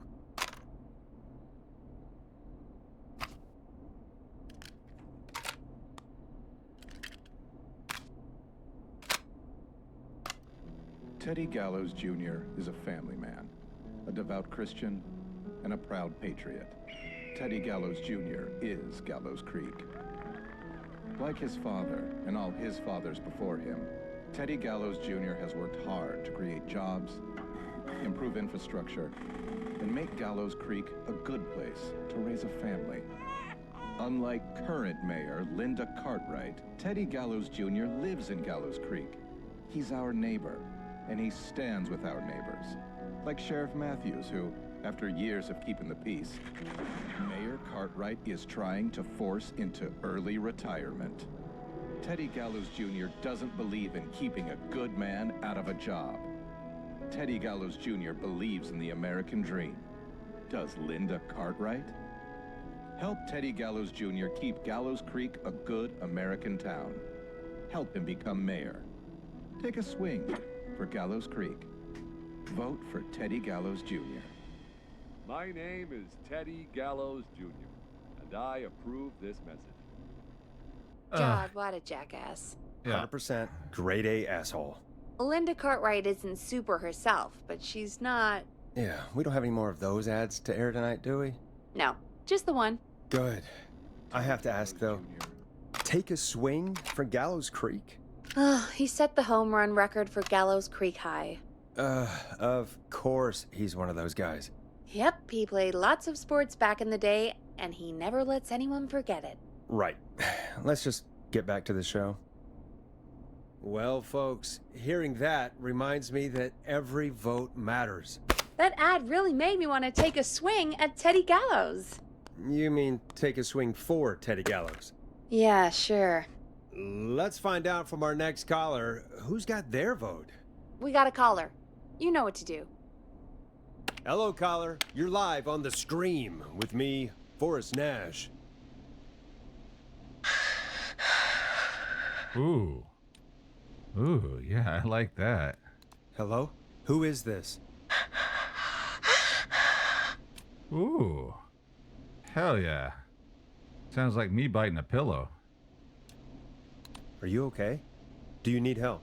Forrest? He called me? That horrible whistling down the phone. He's coming for me? Jesus. Okay, listen, caller. Don't panic. We've done this a few times now. We can help you. A few times already? So, you saved them, or? Sure. Sure. Okay. Okay. We're gonna help you. Can you tell me your name, caller? I'm Dr. Sullivan. Virginia. Sorry. Take some deep breaths, Virginia. You're gonna be okay. Please don't let me die. I won't. Just calm down. Tell me where you are right now. What's your address? Oh, God.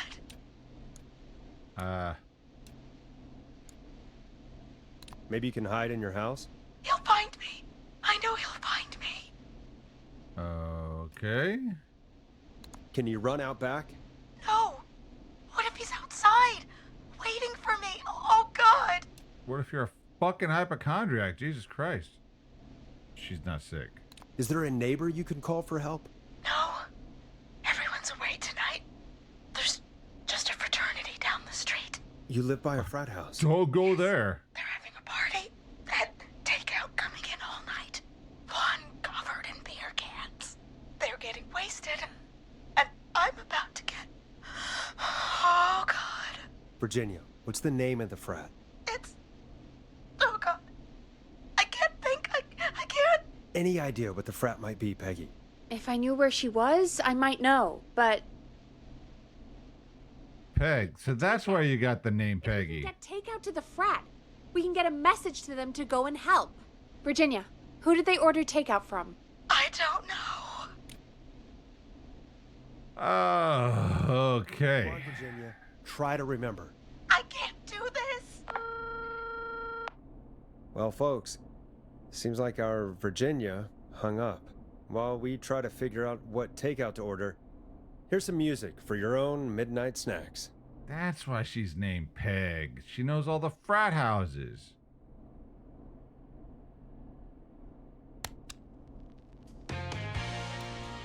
Let Storm Riders take you on a rock and roll ride with the Glam Jam. Peggy, what places do takeout in Gallows Creek? Off the top of my head? Well... There's the barbecue place, Grilling Spree, and you can order from Chalupa Cabras. Oh, and of course we have Ponte's Pizza. That's it, I think.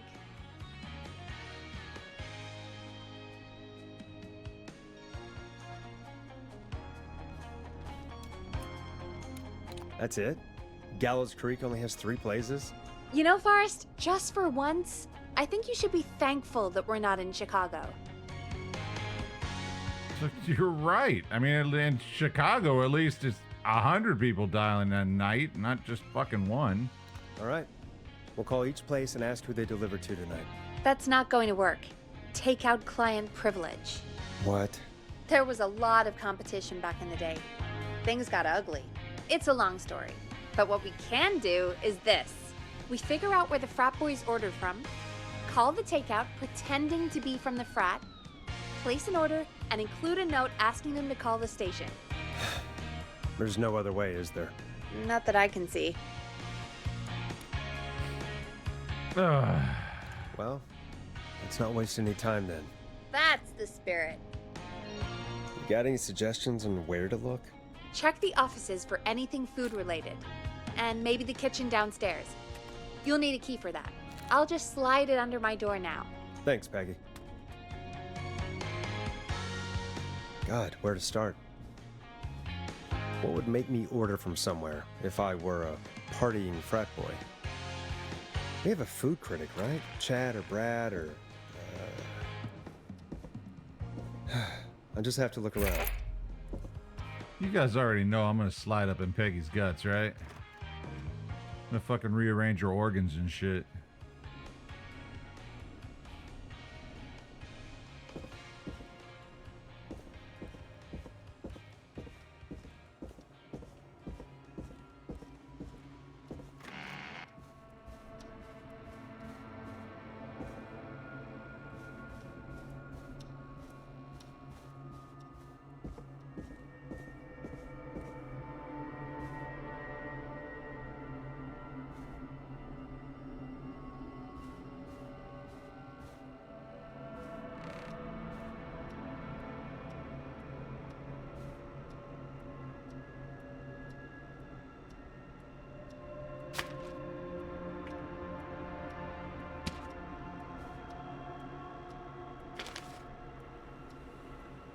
Barb, I don't know how to say this, but I think we should see other people. I hope we can still be friends, though. Brad, P.S. You owe me $5 for the festival tickets. Yeah, I did that to a girl once. I'm a scumbag, by the way.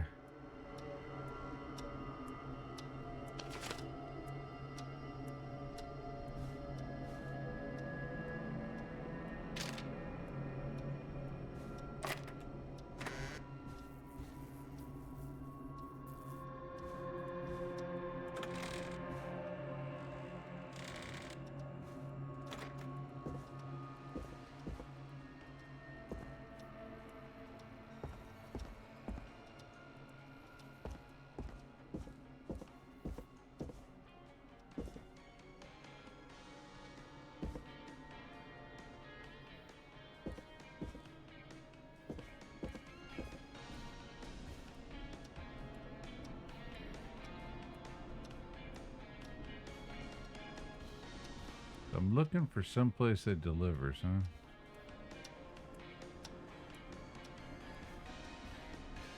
Go Gallows High, I guess.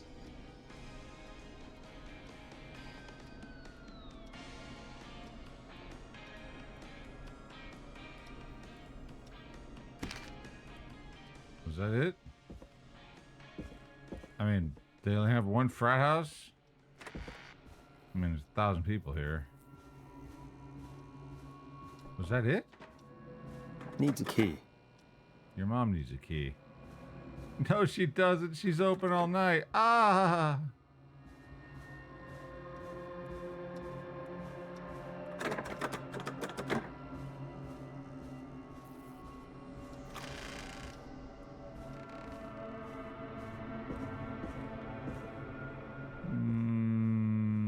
Check the trash for some takeout, maybe?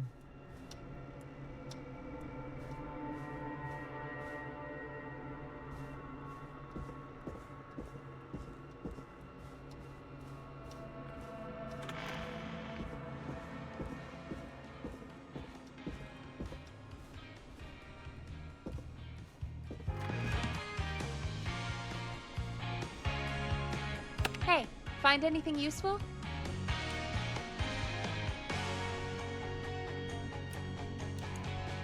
Yes, I have.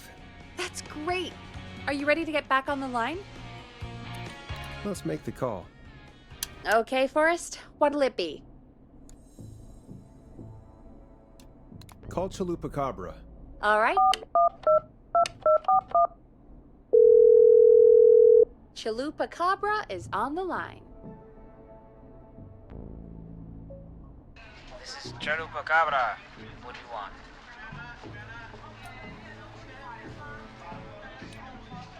Hey, dude. What's going on? Right. What do you want? I want that burrito. A big burrito. For my frat house brothers. Okay. Address. Same place as before, you know. The frat house. Same place? Oh yeah, I have it here. Oh, and one more thing. Can you add a note to the order that says to call K-Fam? Yeah, we'll do it. Look, how'd you know? It was El Chupacabra. Now we wait. Wasted, put a song beer, Agreed. frat house, This one goes always out Mexican to food. Our delivery workers. Always Mexican food. Unless they can't get it. And you wind up with some shitty fucking Wendy's fries with like fucking that canned chili on them.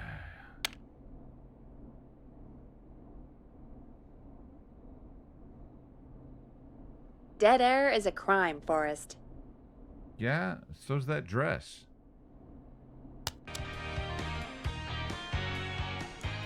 You'll like this next song.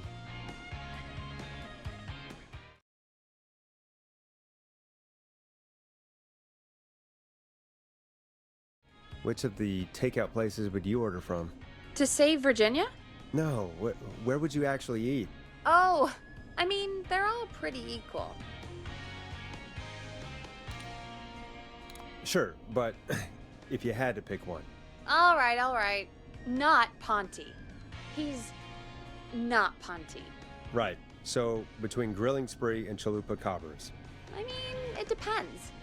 Do I want a plate full of meat? Or do I want really, really good nachos? It can change depending on the day, you know? Yeah, fair enough. Maybe I... Hold that thought, Forrest. We've got a call coming in.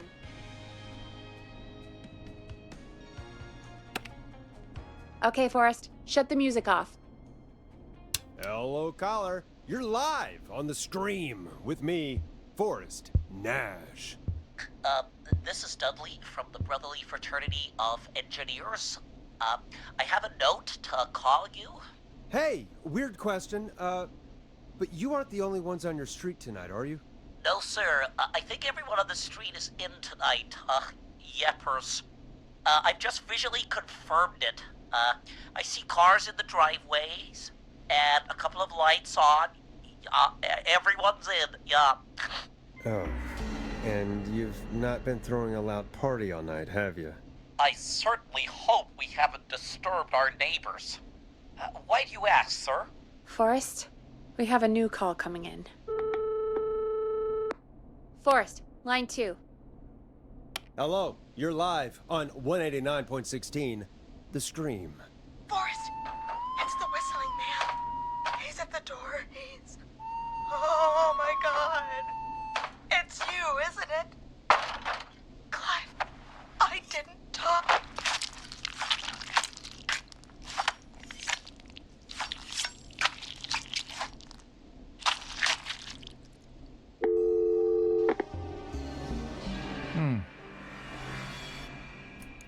I guess the takeout here is to die for. Forrest, what the hell? That doesn't even make sense. Swing and a miss. To everyone listening, I know things look bad, but please don't lose faith. We will stop this whistling man. And I think Virginia may have just given us the clue we need. What was that about Clive, I didn't talk? Do you know what she meant? There's a janitor here at the station named Clive. But your guess is as good as mine. All right, folks. Seems we may have a lead. If any of you know a suspicious Clive, then please call in. It could save lives. In the meantime, looks like we have another caller. I don't get how it wasn't. There's Gallows Creek High. The paper was about the Gallows Creek dicks. There's the fucking chupacabras.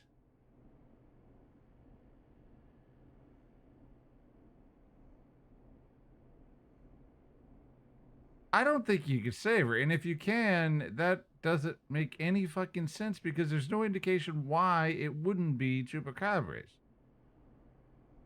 I suppose I should take this call. I think the game's setting it up just to tell a story because she died and she said Clive. So, like, I guess she has to fucking die. That way you can get a clue. I think she has to die.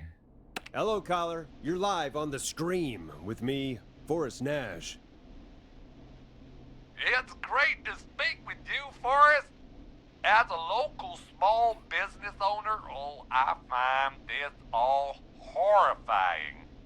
A killer roaming the streets of our fair town? Ooh, terrible. I hear you there.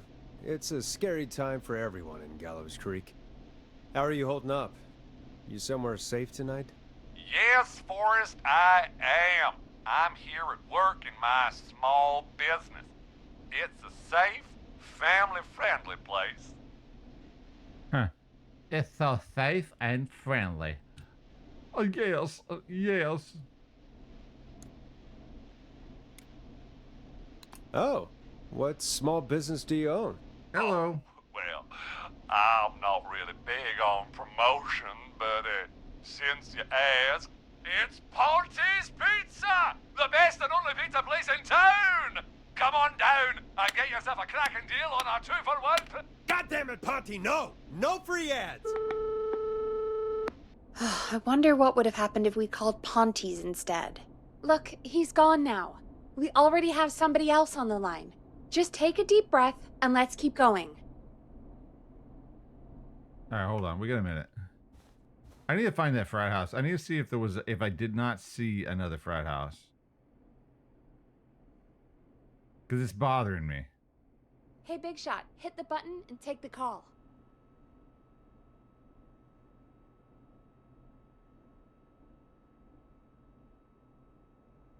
Nah, I wasn't wrong. There's no other there's no frat house listed. I was going on the location of the school and figuring the frat house would probably be right along here. Yeah, that fucking sucks. I think she's supposed to die. I need to take the call. I think she's supposed to die because she says, Clive, it wasn't me. Like, if she lived, why would she say that, right? So I think she has to say that. Evening, caller. This is Forrest Nash, host of 189.16, The Scream, and tonight's 911 stand-in. Hi. Hello? Am I on air? Sure are, caller. What's your name, and what have you got for us tonight? Name's Eugene Stein, and I've got a heart full of love, Forrest. I'm hanging out in the middle of the maze, listening to your show, looking up at the stars and waiting for her. You got a special lady coming out to see you. Yeah. Molly. We planned to get lost in the maze tonight, to take our first journey together into the love labyrinth. That's why I'm calling, actually. I thought she'd be here an hour ago. And since I've listened all night to how cool you play it, I thought you were the perfect guy to ask. Should I call her up and ask if she's coming, or wait and see? For real, kid? If you've been listening all night, do you really need to ask me? Yes, that's why I'm calling.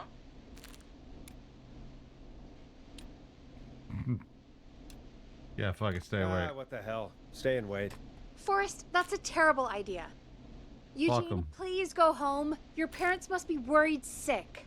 My parents are dead, actually. Ooh. Oh, jeez. Burn. I guess it's not the night. Hang on. I hear some rustling. I guess she came after all. Molly! I'm in the middle! It'll take a little while to get here, but, thanks again, Forrest. It's been good talking. Wait a second. Molly can't whistle. No, this is supposed to be the best night of my life! Not the worst. Hey, look, man, I'm just trying to get you laid, son. That might be her. Hey, listen, if she can whistle and suck dick, you're fucking in, man. Marry her. Yeah, fuck it. We'll get you out. Let's do it. Stay calm, Eugene. We'll get you out of this. Carm! I'm about to die a virgin! Listen, Eugene. Breathe, hide, and call back in a minute. We'll get you out. I'll do it for Molly. But please, hurry. Someone needs to teach this kid the watermelon trick. Listeners, while Peggy and I deliberate, here's a track for all you lovers out there.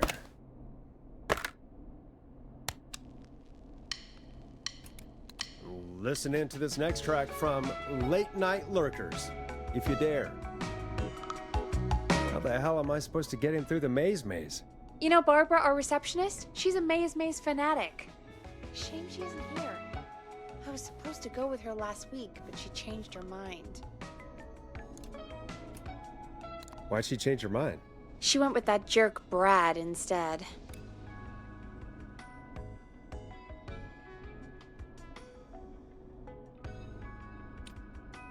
I'm so sorry to hear that, Peggy. It's fine. I'm not the one who had to go out with that jerk Brad, after all. Maybe we should call Barbara then? If she's so big on the maze. We could, but I don't actually know her number. But she probably has maze stuff somewhere. Go and see what you can find. That'll hopefully be enough. Which one is Barbara again? Barbara! You know, Barbara! Forrest, I've seen you speak to her. Help me out, Peggy. We weren't talking. Sits at reception. Never does any work because she's talking to Brad all day. Ring any bells? Right, yeah. Sorry, I guess it's just the stress of... No excuses. Just go and find something to help us. Barbara, I remember. Yeah, she wasn't doing much talking. All I could hear was...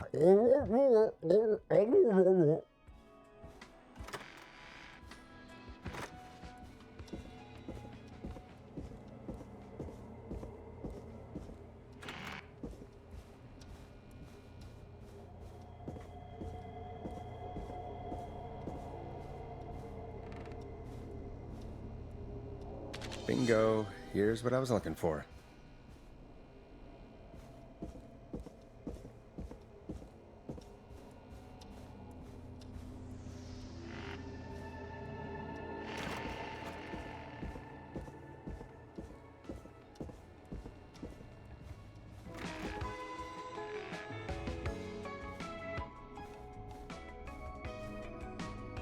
Any luck? Yeah, I found a map for the maze in the trash. Why was it in the trash? Never mind. It doesn't matter right now. That's a question for Barbara later. Eugene called while you were away. He's on line 1. When you're ready, shut the music off. Welcome back to 189.16, The Scream. I hope you lovers like that track. And I hope we can help our lover in the maze. Eugene, you're back on air. I'm lost, Forrest. I just ran and I don't know where I am. I'm at a crossroad, facing a tractor statue. There are hay bales painted gold on my right. Hay bales?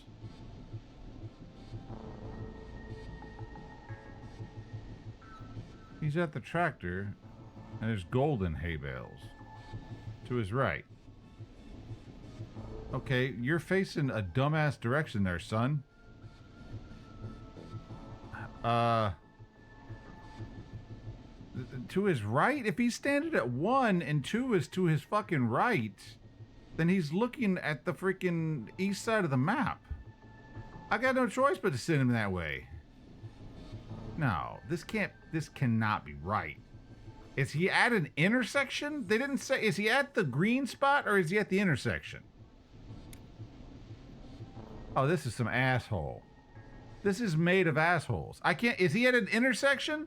Because the hay bales are at an intersection. It doesn't say he's at an intersection.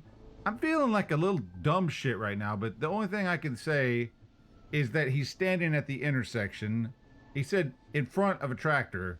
So I'm going to have to say go right and head towards the hay bales? Fuck. Okay, that's just bad map. Okay, if we get someone else killed, fuck it. Go right.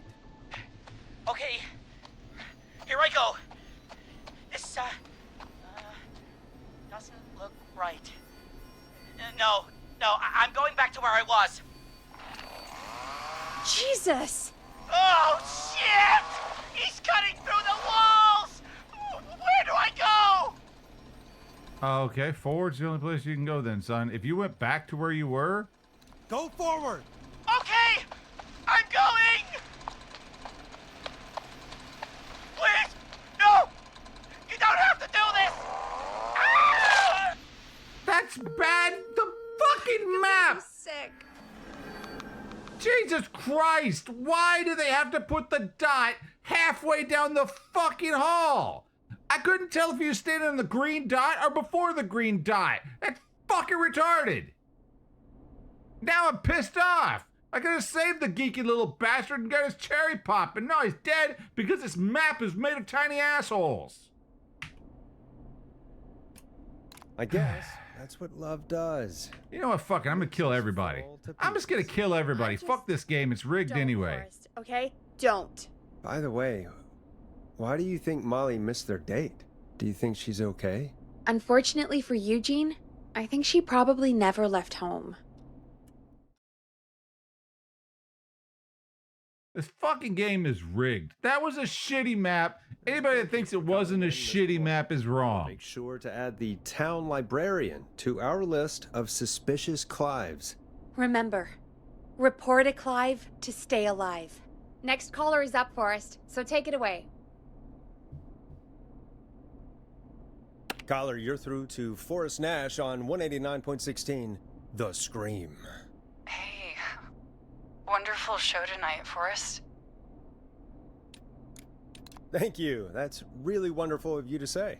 What's your name, caller? You can call me Dawn. Could you play my tune, Forrest? Your tune. Sure. Long Ride Home. That old song. Sure. We got it. I think I played it the other day. Thanks. It'll be good to hear it again. All right, folks. Coming up is that old classic. Forrest, I don't think you're gonna find that song. What do you mean? I played it a few nights ago. I know, but, we don't have it anymore. What are you talking about? I threw it away. You threw it in the trash? No, I threw it out the window earlier today. What the fuck?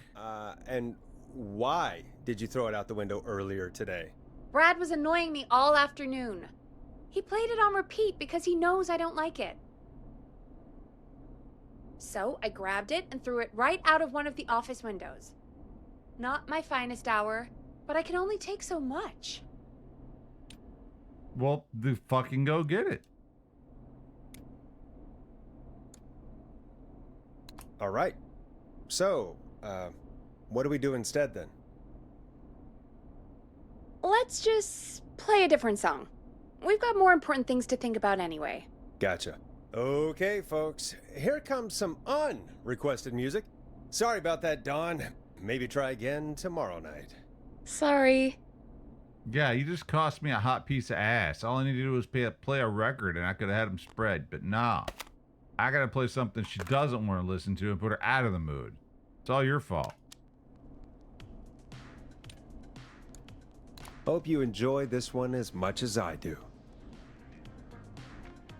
That would have been an easier slip than that banana peel. Of all the songs to request, why'd it have to be that one? Gee, Peggy, what did the barn finds ever do to you? Wrote that song, for one. It gets real old when you're forced to listen to it on repeat for years. Why couldn't they just request Roddy? Oh, Forrest, scrap the song. We have another caller.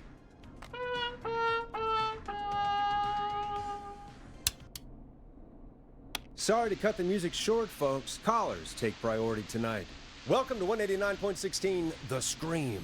This is Forrest Nat. Forrest?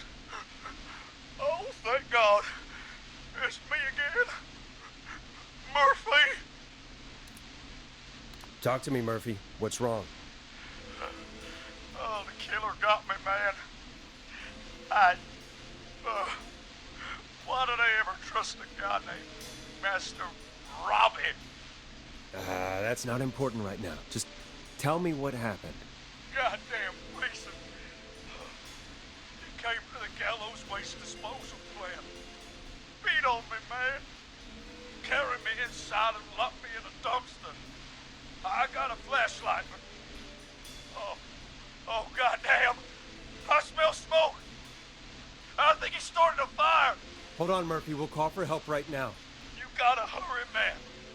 I need someone here now, or I'm gonna die. We still gonna die? Hey, get the fire department on the line. On it. All right. Now just... Come on, pick up. I'm gonna have to remember where that guy picked a fight, ain't I? Hi. Yes, I'd like to report a fire over at the Gallows Waste Disposal Plant. Ah, It's she an remembered emergency. What do you mean it's not operational? Why is there no backup vehicle? Oh, god damn it! Forrest, that evil son of a bitch slashed the tires on the town's only fire engine. They can't do anything. But I have a few friends who live nearby. Maybe one of them can save Murphy. Where do they live? My friend Alex lives on the corner of Haddonfield and Romero Street, and Catherine lives on the west end of Myers Lane. And there's Jericho on the east end of Myers Lane. But he's old. Really old. Okay, I'll check the map, see who would be best to do this. Okay, waste disposal plant, right? That's the cemetery. Waste disposal. Wait, what are my choices? All right, Forrest, who should I call? Who can help Murphy? I don't know. What? I know where Murphy is. Where is Murphy again? Forrest, really? He just told us he's at the Gallows Waste Disposal Plant. Okay, sorry, I forgot. Yeah, where are your fucking friends, bitch? Oh my god. I'm supposed to remember?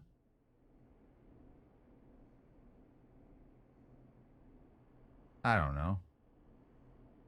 I don't fucking know. You know what? Fuck Murphy. Fuck Murphy. All right, Forrest, who should I call? Who can help Murphy? Well, you know, you just fuck it. Call Jericho. All right, give me a second.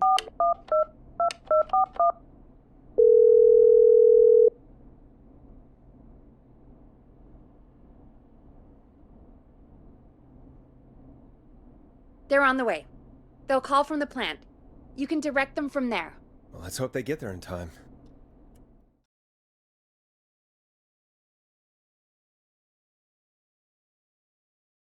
Forrest, I'm getting a call.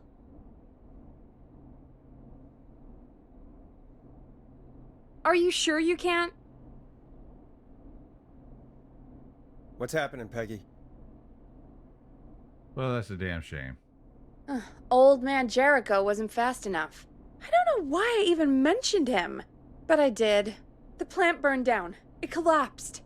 So Murphy is... Poor Fernando is gonna be crushed. Yeah, Fernando will be crushed. Just like his dad. So, poor kid. Forrest, I wasn't trying to set you up for a punchline. No, I know. Ugh. Murphy, I promise we will stop this. For you and for Fernando. Peggy, it's going to be all... Forrest, we have another caller. Let's not waste time. I don't like the fact they're not giving me, like, she says something, folks, right? Another of our But I don't have any way of... Let's see what they have to say. I don't have any notes, right? So, like, she says all these people live wherever. I'm not paying... I mean, who the fuck would pay attention to whatever the fuck she's saying? Because she's right there, so I should be able to ask her again. Hey, where does this motherfucker live? You know, where do you live? Oh, he lives here. You know, no problem. But instead, it says, where's the one motherfucker who I already knew where that motherfucker was because he told me 19 times. But she only told me where the other fuckers were once. But I can't ask her where they are, you know? So, yeah, fuck it. We called the wrong person. I don't care. All death fucking run. Welcome to 189.16, The Scream, with me, your host, Forrest Nash. Forrest, Teddy Gallows Jr. here. Ah, I fuck. just want to say that my thoughts and prayers are with my Gallows Creek neighbors during this awful time. Oh, it's mayoral candidate and scion of the town founders, Mr. Gallows. Are you in danger? We need to be a town of law and order. We need cops who have the tools and funding they need to keep us safe. Okay, Teddy. I know you're an outsider to our little town here, Forrest. But you're really stepping up to bat for us all tonight. I just want to say thank you for taking a swing for Gallows Creek. Jackass.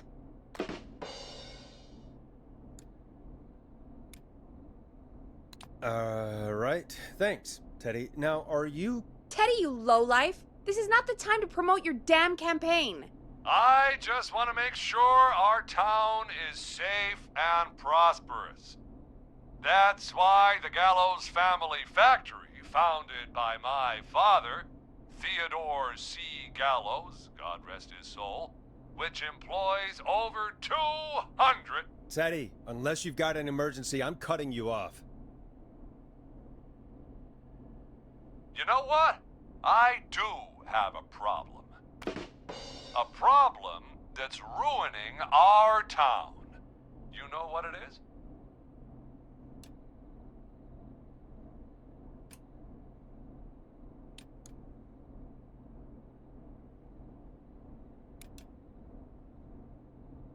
Your family waste plant just burned down, so now we have nowhere to dump our garbage? The problem is that woman, our current mayor, Linda Cartwright. Oh, here we go. She just isn't one of us. Linda Cartwright is un-American, unstable, and... You're not better than anyone, Teddy.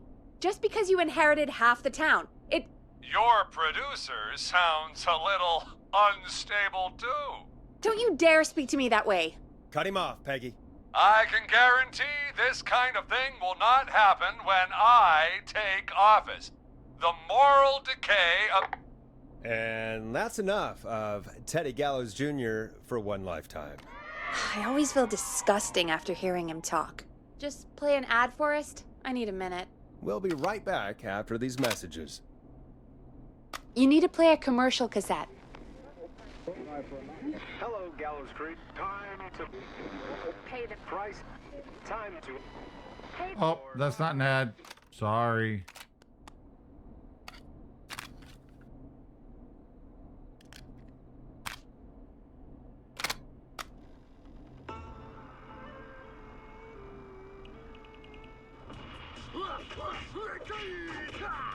Do you seek ancient wisdom? Do you want to double your power? Are you ready to unlock your inner warrior for only $24.99? Then step into Master Robbie's deadly dojo of Kung Ra Tay and receive direct by video warrior instruction from me, Master Robbie. You will learn the 4 qualities of an ultimate conqueror. The power of the alligator, the discipline of the tarantula, the speed of the tuna. Quick break. No commercial messages because I don't give a fuck.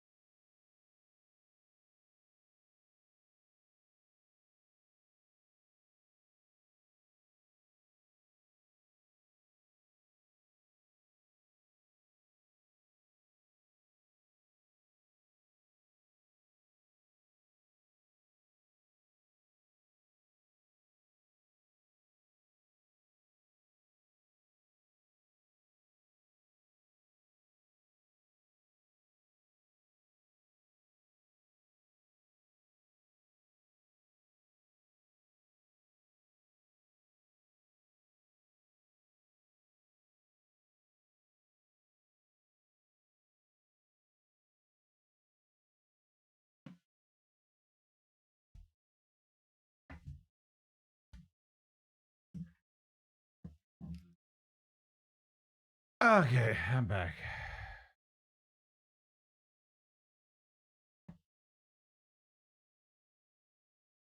Oh, hey, look. There's the objectives. Of course, they didn't tell you if you hit escape, you can actually see the fucking objectives. The boys of the Scorpion. Doesn't look like he wants that one. The world-famous annual Gallows Creek Harvest Festival is back! I don't think they want that one either.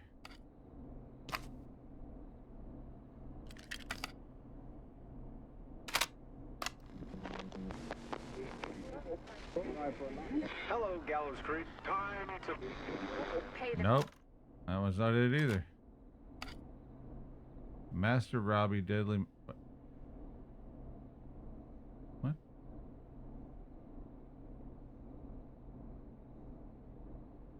What? Oh, you gotta... Jesus, it takes a long time. Harvest Festival. Okay, it won't identify that one. Teddy Gallows Jr. Play me on air. Well, that's Master Robbie again. What the fuck does it want?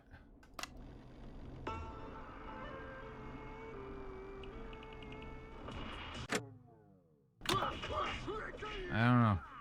Do you seek ancient wisdom? Do you want to double your power? Are you ready to unlock your inner warrior for only $24.99? Then step into Master Robbie's deadly dojo of... I don't think this is right.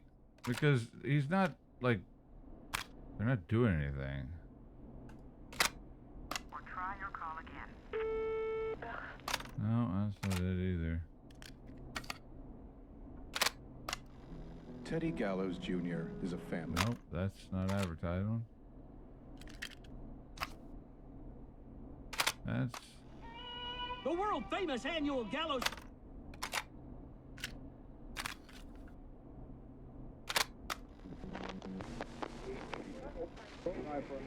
Hello, Gal. Yeah, nothing I do is make it work.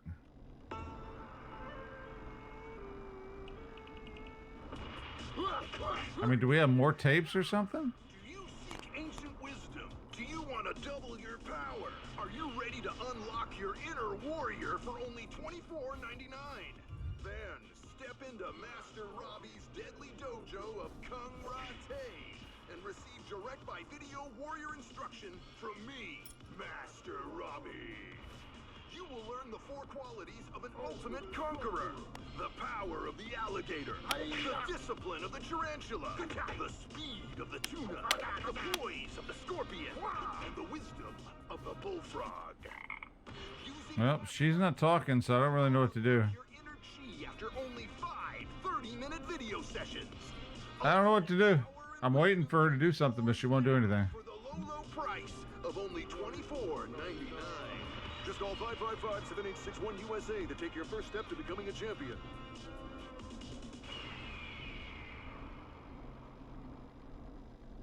Never forget the element of surprise.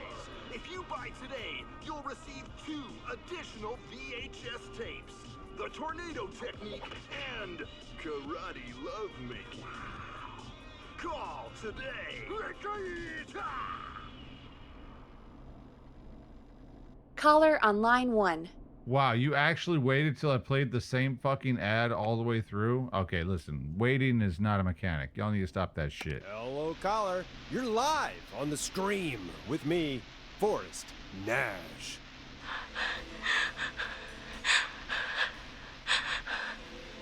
Dawn? Hello, caller. Who is this? I need the police. I'm Forrest Nash. I'm standing in for 911 tonight. What's wrong? There's a guy hunting me and my friends. I think he's killed some of them already. That's him. He's just outside. I can see him from up here. God damn it. She's just a kid. Where are you? Are you somewhere safe? Oh my god. Oh my god. Stay with me, kid. Focus. I can't do this. Yes, you can. Focus. Tell me, what's your name?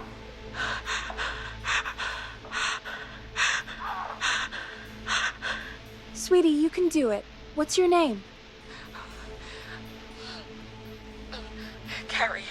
Good, good. Carrie, listen to me. We're gonna get you out of there. All right? Now, where are you? The old murder house. Upstairs. I'm at the end of a hall. There's a bathroom, a couple bedrooms, a closet. Oh, he's coming. Where should I go? Okay, there's a couple of bathrooms. Go to the fucking closet. Just go to the closet. Okay. Whatever. It's fucking crapshoot, dudes. He's here. He's here. He's gonna kill me. Forrest, I don't think we can... Fuck it. Move!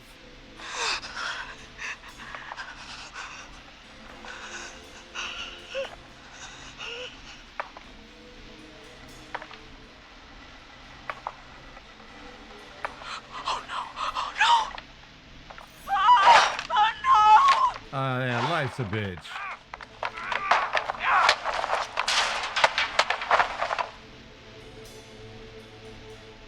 Forrest! We should have seen your face. What? What? What?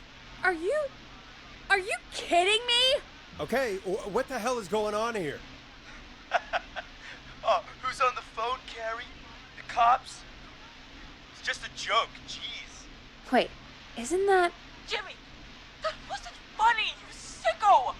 Of course I called the cops, but some guy just answered instead. What guy? Forrest Nash. What the hell are you all doing? It's prank night, old man. We're just having fun. That's the kid! The kid who called in earlier pretending to be the whistling man. That's it. I'm out of here.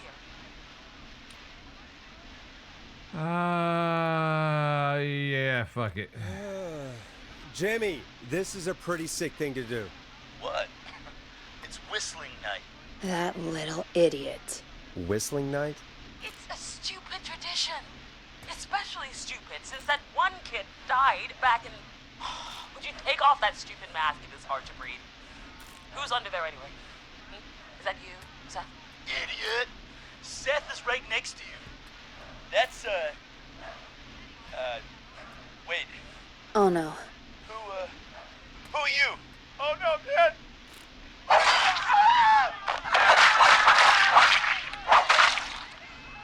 Everyone, get inside! Everyone, run! You two, barricade the door. Scott, Heather, you barricade the back. As long as he's out there and we're in here, we're safe, right?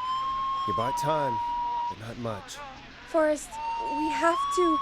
Heather, I already called the cops. Forrest picked up. He's the best we're gonna get. Who is with you, Carrie? My friend, we drove out to the old murder house and... Oh, of course! The van! Who's got the keys? Jimmy had them. Jimmy.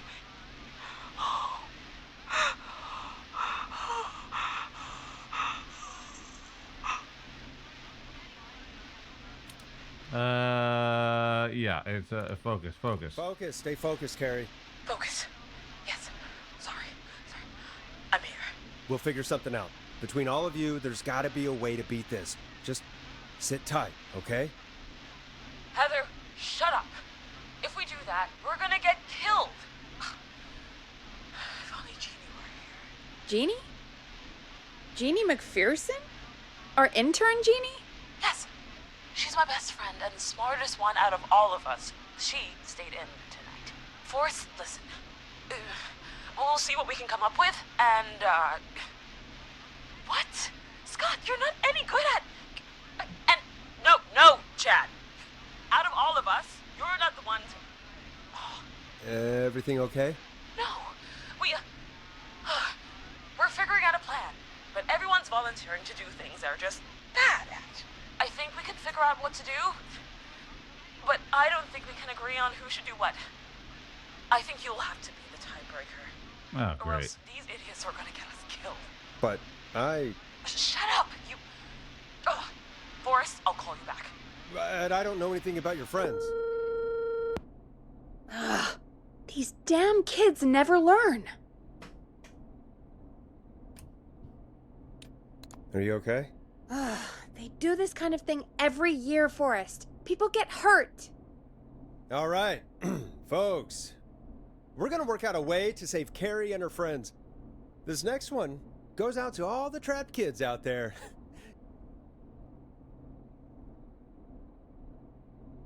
Yeah, I gotta say, I've lived in plenty of small towns. I have never been in a small town where anything like this happens, where the town doesn't go ape shit and basically just override everything. Like, you don't get away with shit like this in small towns. It doesn't happen. People band together and fucking lynch mob and shit. Come on, Forrest, put some music on already. You're gonna love this next track. Peggy, you mentioned something about their friend working here? An intern? Yeah, Jeannie. Seems a nice enough girl, but a bit head in the clouds, you know? Not sure why we took on an intern. We really didn't have the office space for one.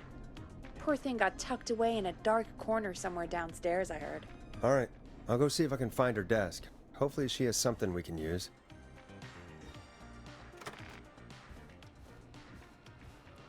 Peggy said her desk is downstairs.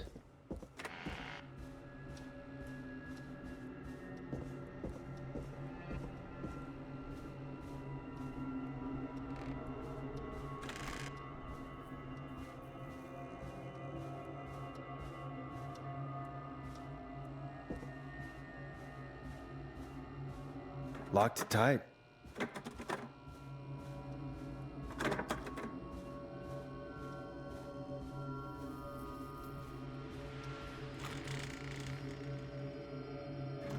I mean, it looks like an intern's office.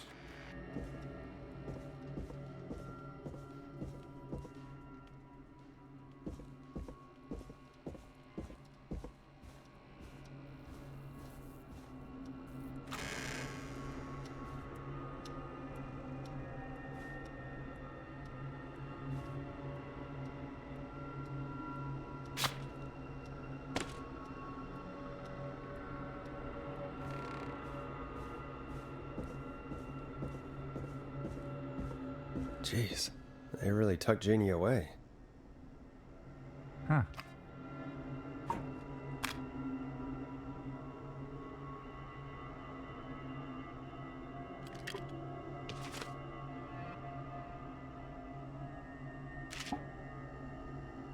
For a good time, call.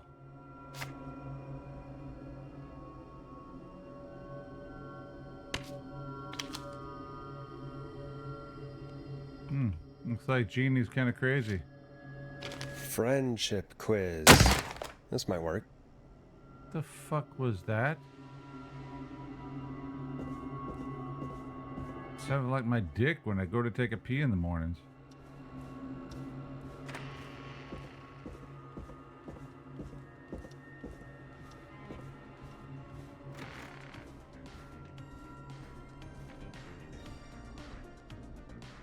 Most likely to peak Mount Everest. Most likely to win the award for worst poker face. Most likely to end up in prison. Most likely to escape prison. Most likely to become an Olympic athlete. Okay. Hey, you find anything that'll help us out? Yeah, I found a friendship quiz with all these kids on it. If you think that'll help, then good enough. Carrie's on line 1, whenever you're ready. I can't wait to kill somebody else. Okay, Forrest, shut the music off. This is Forrest Nash, back again with an unlucky caller on this unlucky night. Carrie, are you there? Yes, we've got a plan, but we can't agree on who should do what. You want me to be the tiebreaker? Exactly. I'm ready. What's the first step? Okay, first things first, we'll need a spotter. Someone who can keep an eye on the killer. We'll need someone on the roof. It's gonna be a hard climb. We're deciding between Heather, Kyle, and Hot David. Heather, Kyle, and Hot David. Most likely to peak Mount Everest. Heather, Kyle, or Hot David? Okay, they are most likely. Okay, so Heather has a 3. Right? So that's the roof. Award for worst poker face. All right, it's got to be Heather because she's got a 3. Heather's got this. Yes, Heather, he picked you. Now please, stop talking about all your cheerleading trophies. Part 2, the Whistling Man padlocked the gate back to the road. Before we drive out of here, we need someone to pick the lock. Seth, Jennifer, and Scott all want to do it. Okay, most likely to escape from prison. Jennifer, she's got a 2. Jennifer. Jesus, Jennifer, you carry a bump key? Why didn't you say so earlier? Anyway, that brings us to part 3. Getting the van keys. I'll volunteer for this. I don't know Jimmy as well as you guys, so it'll probably be easier that way. Then it's part 4. Plans impressive, plans long, plans ambitious. This is a very detailed plan. I'm impressed. Yeah, it's weirdly easier to think when you're about to die. You're doing great. What's the next part? Part 4, we need someone to lead the Whistling Man away. We need a fast runner. For this one, we're trying to decide between... Who was it again? Hot David, Cynthia, and Scott. Hot David, Cynthia, and Scott. Says most likely to become an Olympic athlete. I mean, Hot David's got a 2. Cynthia is most likely to poker face. Prison. It's all the same ones. Heather's not on the thing. It's got to be Hot David. Hot David. Yeah, you spend a lot of time running shirtless. You got this, Hot David. Sweet. Okay, let's recap. We get the eyes on the roof. A runner distracts the killer while we grab the van keys and pick the lock on the gate. Now the tricky part. The getaway. Ooh, what's the plan there? Well, we can't all outrun the whistling man. But he thinks we're just a bunch of stupid teens. So, let's use that against him. Part 5. We trick the killer into a trap. Someone can pretend to be injured. Who would make the most believable lead? Who you got? We got Lisa, Tammy, and Cynthia. Ah, shit. I'm sorry. I threw away the list.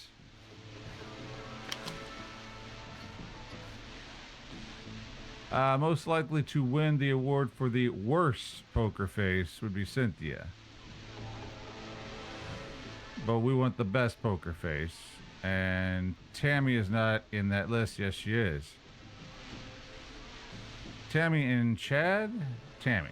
Where's Lisa? Lisa's not in there, so it's Tammy. Tammy. Tammy, if you survive this, never do that British accent again. That should take care of the killer. And then it's time to get out of here. Finally, part 6. We need someone who can drive us through the woods and back to Gallows Creek alive. Who's our getaway driver? Should it be... Who have we got? Chad, Scott, Cynthia, whatever. Forrest, you know what to do. Most likely to wind up in prison? Seth? He's not up there. Okay. Who should drive? Not Mount Everest, not Poker Face, not Escape Prison. Olympic Escape Prison, maybe? Jennifer, Scott, Cynthia? Oh, shit. Well, we got Scott and Cynthia. They're both ones. Well, that doesn't fucking help me none. Okay, this is bullshit, guys. Who should drive the van? This fucking list does not help me figure out who should drive the fucking van. The only one would be fucking prison. Maybe someone driving. Maybe Escape Prison? Scott, Cynthia, Chad, Scott. No, Escape Prison doesn't work. They're both ones. Wind up in prison would be Seth, but that ain't gonna work. This is bullshit. It's fucking rigged. How am I supposed to do this? Olympic athlete has nothing to do with driving. Poker Face has nothing to do with driving. Mount Everest. Fuck, is Heather up there? Nope. Mount Everest doesn't help either because Heather's not up there. There's no way I can choose this. All right, I gotta go through the list. Scott. Scott got a 1 there. Scott got a 1 there. Okay, Cynthia. Cynthia got a 2 there. Cynthia got a 1 there. She got Poker Face and Escape Prison for a 1. What about Chad? Chad, most likely worst Poker Face. That's the only one he's listed on. Chad gets 1 listing. Just because he's only on the page once, I'm gonna have to vote for Chad. Fuck it, because there's no other logical explanation. Chad. Oh, perfect. Your go-karting experience will be great, Chad. Thanks, Forrest. We'll just take a few seconds for ourselves, and then it's go time. Sounds good. Talk to you in a sec. Good luck, Carrie. That If you guys don't know, like a pretty good plan. they're all fucking dead because she's got a bump key. And if you guys don't know what a bump key is, you take a key, get some Play-Doh, and you make a mold of the key, all right? Then you pour something hard in it. I don't know, it could be metal, ceramic, whatever. And then you got a makeshift key. It kind of works, but the reason they call it a bump key is because you stick it in the lock, and then you hit the fucking thing, you bump it with a hammer, something really fucking hard and big and heavy, and that jimmies the lock. That's why it's a bump key. They're trying to do it to a padlock. It's not gonna fucking work. I hope you're right. Yeah, let's hope.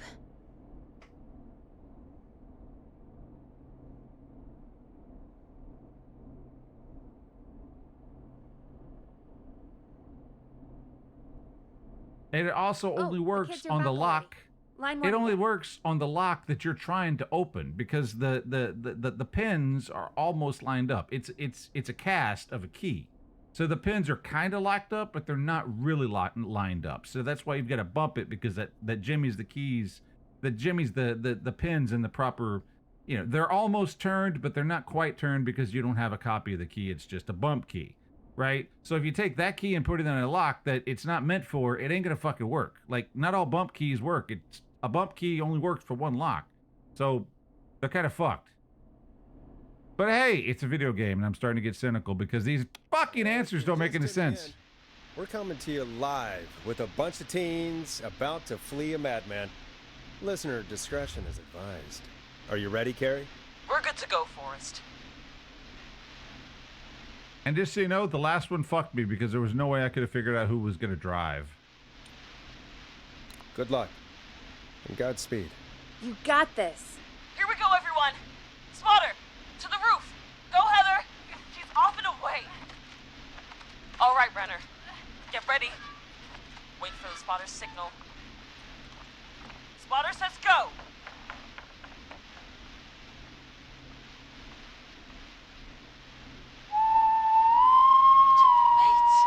Lockpicker, go! I'll get the keys off Jimmy.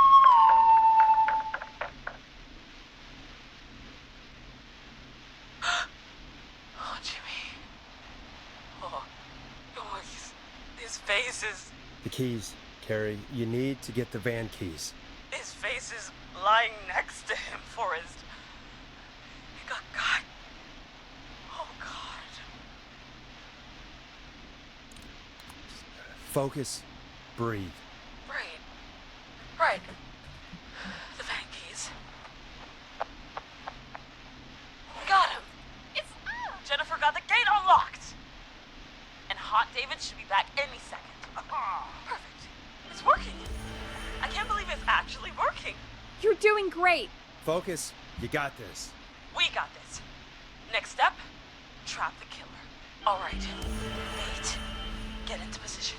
Everybody else, hide.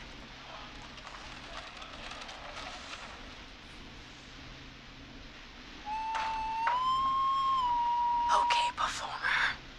Now, act like your life depends on it. Oh. There he is. He's buying it. Oh no. He knows. Hey, damn it. Now, push the bookshelf over.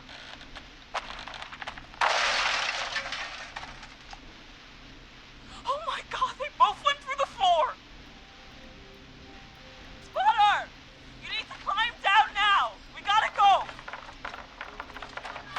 Doesn't make any sense. Coming down. And yes! Heather!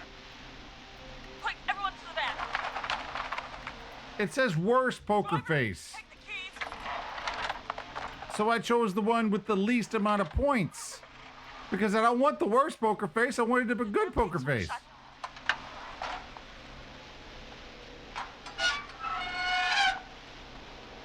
I didn't call this. Huh? What? It won't stay open. I'll hold it. You drive through. Carrie! What was that? It's a whistling man. Drive! Now!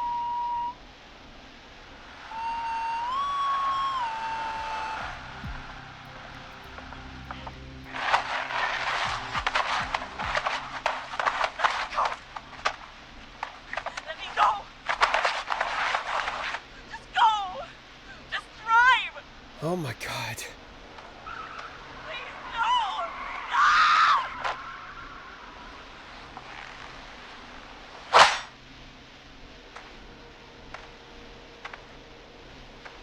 Carrie?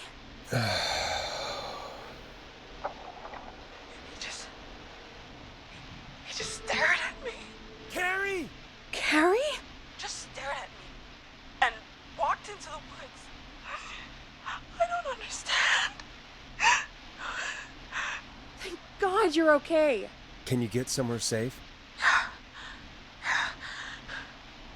I can make it home. Thank you both for helping. If you hadn't, It was your plan, Carrie, and it was a great plan. Yeah, fucking great.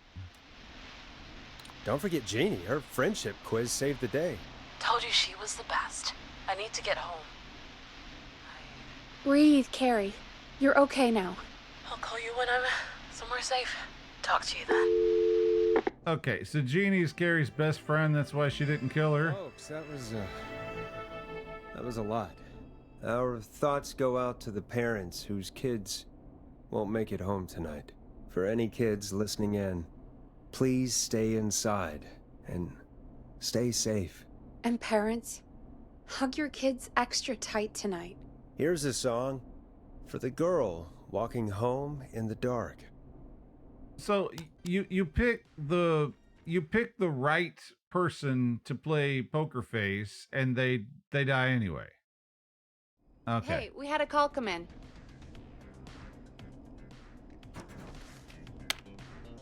Time to turn the music off. Forrest Nash here. Listeners, we've got another caller live on 189.16, The Scream. What's on your mind, caller? Hey, Forrest. I just wanted to phone in and say that I think I speak for everyone when I say that you're providing a real service for Gallows Creek tonight. It's cool what you're doing, man. Well, I'm just doing my job, friend. Anyway, tell me about yourself. What's your name? Are you keeping safe tonight? Yeah, man, I'm good, thanks. I'm at my roller rink, trying to get everything ready for the Harvest Festival tomorrow. I had a guy from Starling Security here earlier installing the Starling 4000 system, so I'm a little behind. As for my name, my friends call me Roller Ricky, and I now consider you a friend, my man. I don't allow self-promotion on my show. I'm sorry. Sounds like roller skating is more than just a job to you. So is this vocational? I wasn't always Roller Ricky. Once upon a time, believe it or not, I used to go by just Ricky. Yeah, back Okay, then, just Ricky. things were pretty rough. I used to roll with a bad crowd. Not all bad, but there was one guy. Anyway, some bad stuff went down. I harbored a lot of guilt for a long time and turned to the bottle. I didn't really talk about it or even know how to talk. It's just how it was. That bottle took the best years of my life. Or so I thought. It's never too late, Roller Ricky. How did you turn things around? I joined a support group. I opened up about my problems. Sharing that burden just took so much weight off. It's a long story from there, but I found roller disco. I learned how to have fun again, cutting loose and making shapes. Now whenever I get down, I get down. I'm finally free from it all, man. It's important just to talk to somebody. That's the first step. Ain't that right, Max? Aw, hello, Max.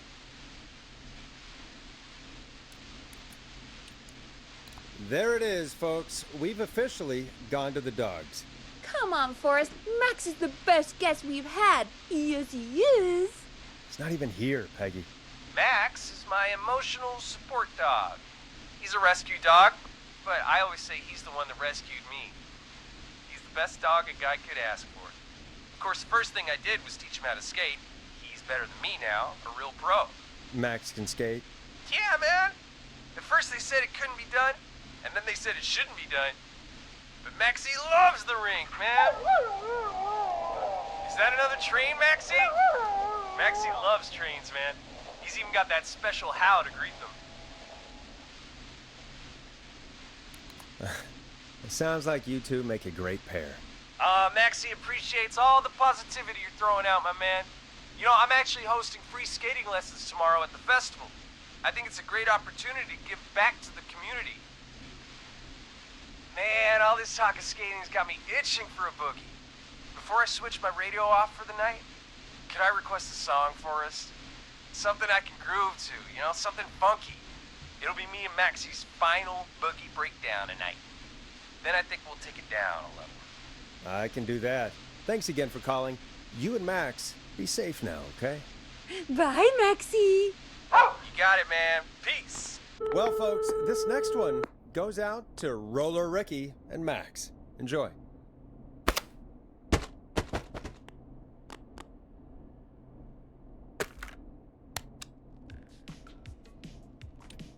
It's funky, it's groovy, it's Stab in the Twilight by Knife and Easy.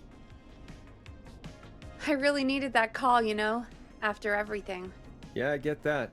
He talked a bit much for my taste, but it is inspiring to hear somebody come back from the brink like that. Yeah, that's what I meant. You were thinking about Max on skates, weren't you? Well, would you look at that? Another caller on the line. What are the odds? Better take it. Welcome back to 189.16, The Scream. This is Forrest Nash. How are you tonight, caller? I'm doing okay. I made it home safe. Gary! Hey, I just wanted to thank you for doing what you could earlier. You know, even though not everybody made it, and, I don't know. Hey, it's okay. You were so brave earlier. You're safe now. I wanted to ask you why. Why he didn't... Why am I... Why what, Carrie? Why did he spare me? After what he did, why let me go?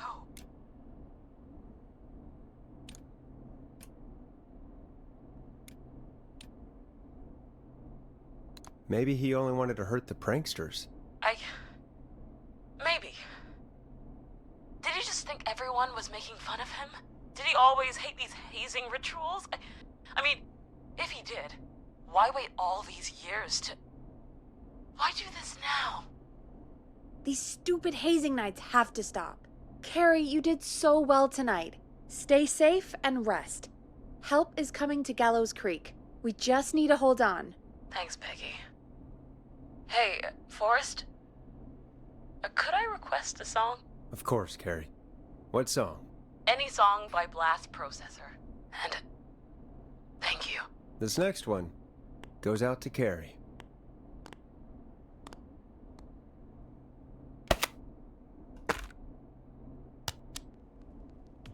Blast Processor. Sounds like an anal porn star. You know, what Carrie just said has really got me thinking. About what? The whistling man left her alone. Why? There must be a reason. When it comes to masked whistling killers, I don't think a reason is a key part of their process. Well, it's something to consider. I need to take a break. If you want to stretch your legs, now's the time. Just hit the Peggy button when you want to get back on air. Let's get going, Peggy. Alrighty, we could run another segment or... No break Scratch for that, you. Forrest. We have a caller. Okay, Forrest, shut the music off. You're through to 189.16, The Scream.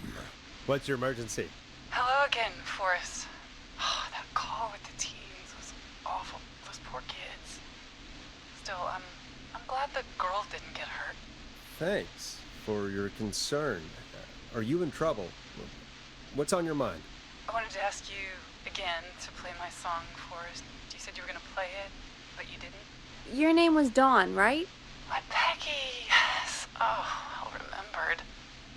My name is Dawn, and I wanted to ask you again to play my tune, Forrest. Long Ride Home? You know, the one that Peggy said she threw outside the window? The fuck?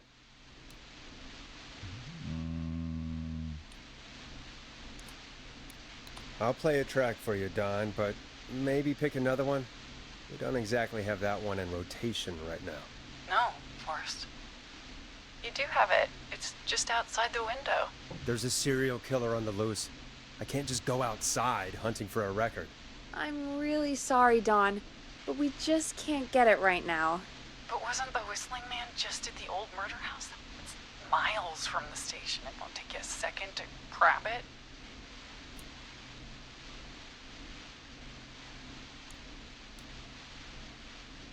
Don, I'm not sure if you've heard, but there's something unnatural about this freak. He's fast. I'm not risking it. Oh, but I think you will. Forrest?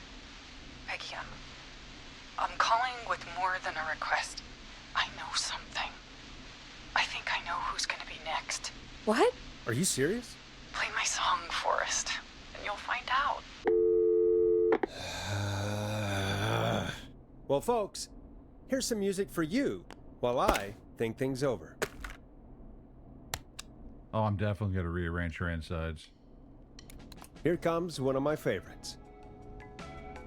Is she serious, Peggy? She's serious about hearing that song, that's for sure. Peggy, I mean, is she serious about... I don't know, Forrest, but we don't really have a choice, do we? If she's telling the truth... All right, I'll do it. You're a good man, Forrest. I'll slide you the key to the fire door. Wait. Our fire door has to be unlocked? Yeah, you know, I never thought about it, but yeah. We should talk to Reggie about that later. Anyway, I'll hold the fort down while you're out. Maybe I'll even get a caller. That could be exciting. 189.16, The Scream. With me, Peggy. A whole fucking Lamborghini Countach. Ah, those were the days.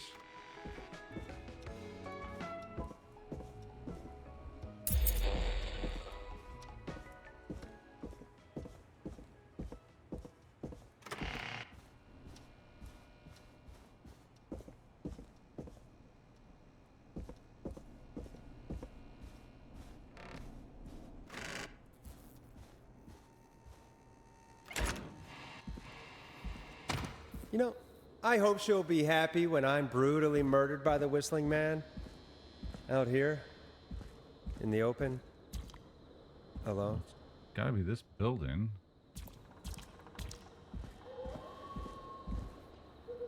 Hey, I saw you, motherfucker. Here it is. Long ride home.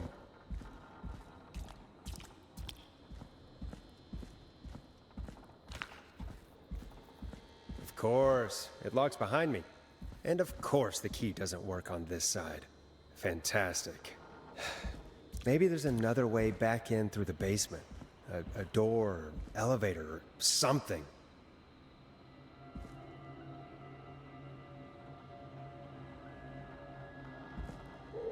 And that's broken too. Only the best for K-Fam.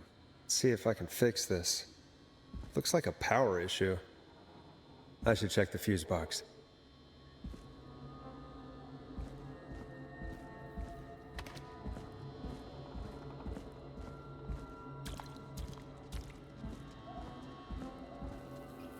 I've been in plenty of dark alleys in my time. $10 for 10 minutes.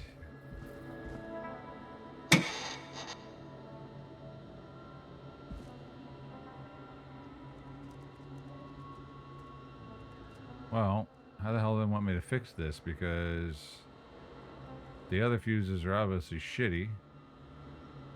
What colors do we got? What?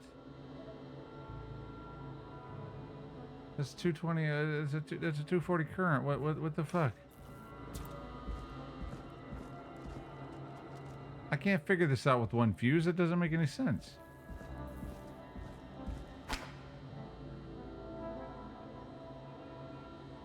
Looks like I'm gonna have to hunt around for some new fuses. Fuck. Really?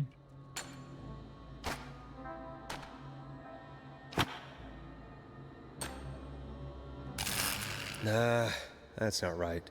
Do the fuses add up properly? Oh, wait a second. Do they have a... They don't have a freaking... They don't have a wattage on them, do they? No. Amperage? Is that 5 amps? Oh, it needs 70. Wait, what?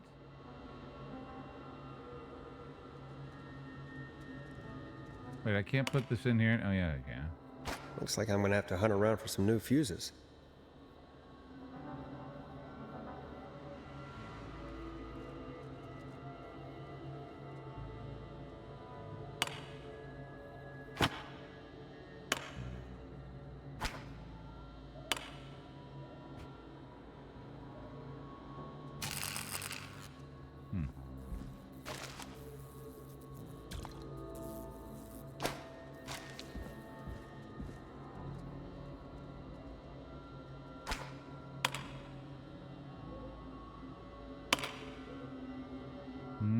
Okay.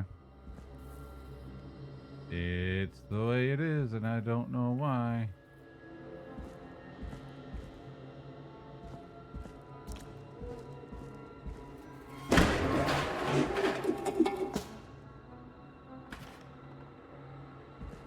Convenient.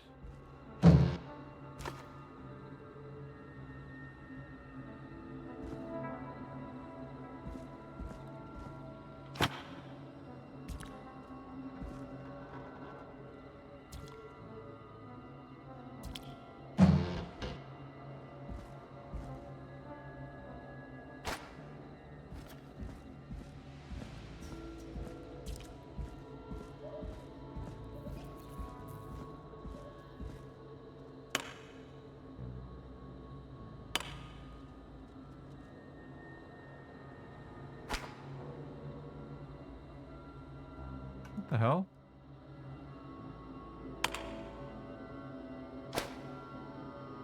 Wait.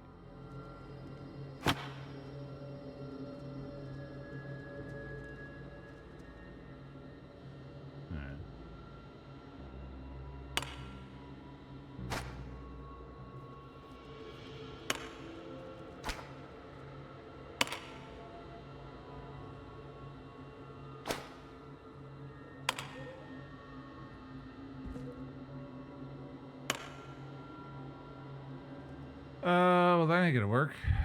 If I want 70, I mean, shit. That's 95.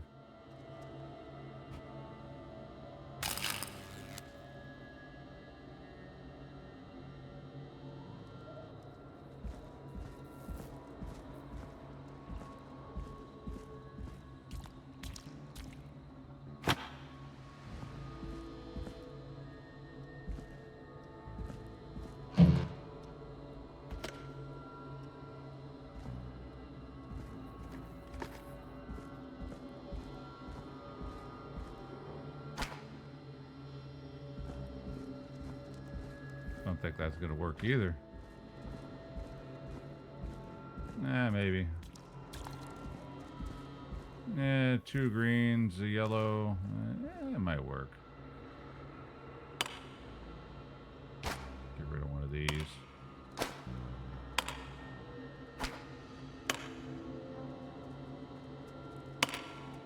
There we go. It's only 50. 20 more.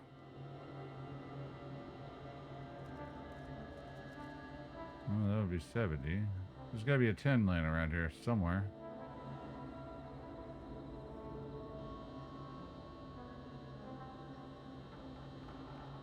That'll only be 60 if I pop one of the 20s and replace it with the 30.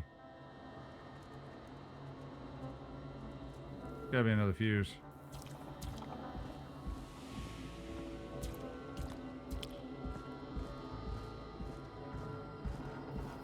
Place is a regular hardware store. Good alley. Okay, it's probably gonna be 2 5s then.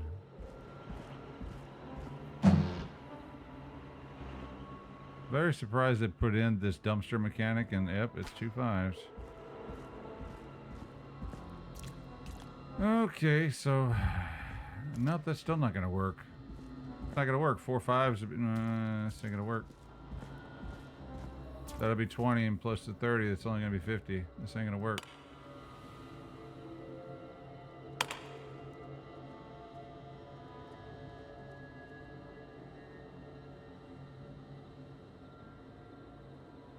$5, $10, $40. 70, that might work. $5, $10, $40. Yeah, that might work. Have to pull them all.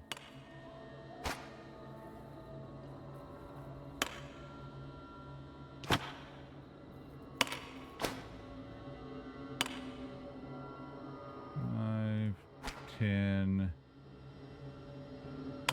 $30. No, but it's gonna be 60. Not gonna work.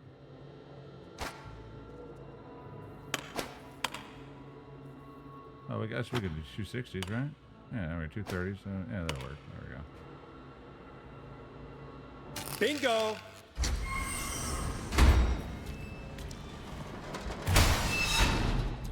Math. Math.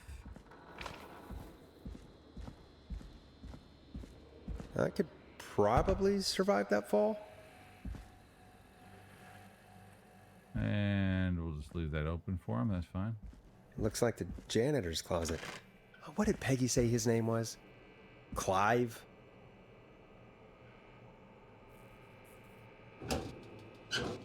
The fuck?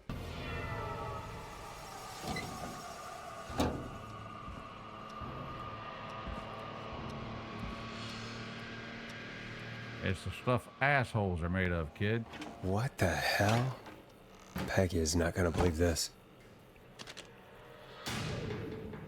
Call for donations to help Chuck Brody.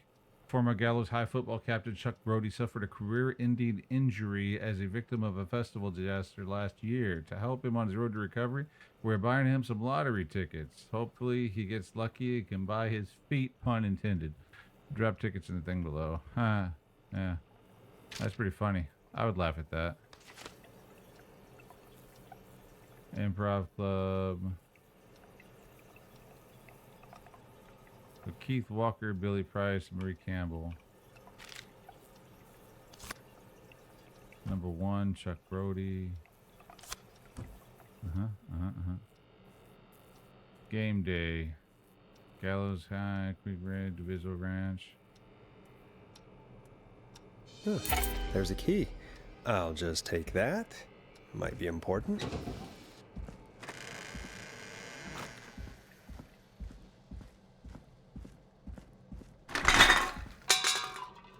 Huh. Like my streaming room. I wonder how the show's going. What is this? What is this?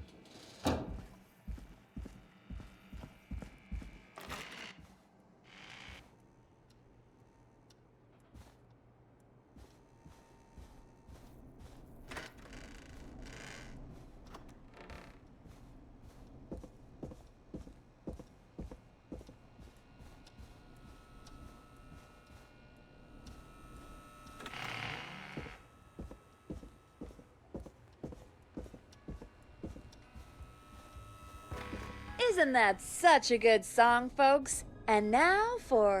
Jesus, Forrest, you've been gone for ages. I thought something had happened. Something did happen. Clive the janitor might be Clive the murderer. What? I'll start from the beginning. The fire door locked behind me, so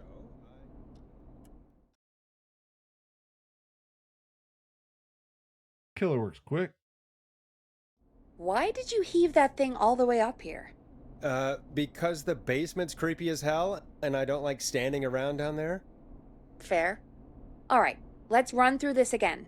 We have a creepy board you found in a creepy basement, made by our creepy janitor, who you think is the creepy whistling man. Yep. And on the creepy board are the names Chuck Brody, Kim Walker, Rebecca Allen, and Aunt Williams. Correct. And you think one of these people will be the whistling man's, Clive's, next target. That's right. And we've got to find them. You said there are 4 locations listed there too? The hospital, the power station, the gas station, and the trailer park. Clive must think the target is at one of those locations. Forrest, you're gonna have to figure out if any of the potential targets are at one of these locations tonight. Hit the button if you need any help. How's it going? Not good. It's not going well. I could use some help. Okay, let's review the basics. We need to work out who the next target is. There's 4 locations, right? And 4 people. We need to figure out if anyone is at any of the 4 locations tonight. And if they are, we can call them and warn them. There must be some connections between the notes. That makes sense. Great. Need any more help? I needed help the first time, and that wasn't any help at all. Oh, did you move it up here? Oh, this makes it so much easier. Okay.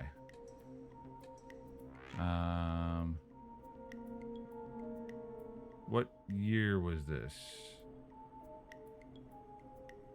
Okay, so he's in the hospital. Chuck Brody is in the hospital.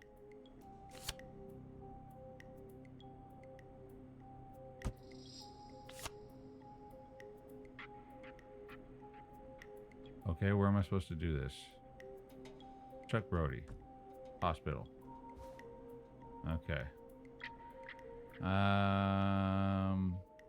Big wheel breaks free, 15 injured, who's to blame?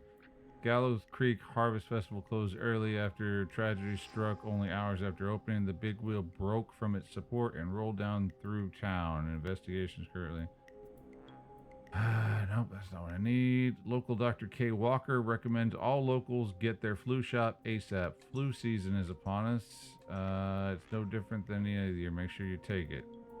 K. Walker. That's Keith Walker. Well, Keith Walker's a doctor. Okay, so he would be a Keith. Wait, it says Kim Walker. What?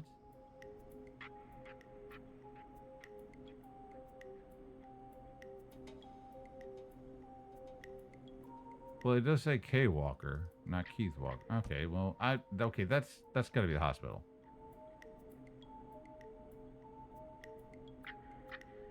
Gallows Creek Power Station hires 20 new staff in record hire, 12 of which were students from Gallows Creek High. Mine, myself, 1969. Staff surge at Power Station.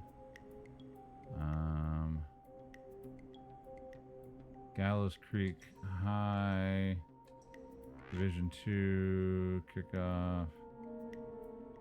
Crime Syndicate impound. Criminal operation shut down, 24 arrests. Police finally, the crime syndicate arrest made after they gave information to their co-conspirators, the investigators. The informant, who asked to remain anonymous and will hereafter be referred to as R.A., has walked free with no charges. R.A. Rebecca Allen. Okay.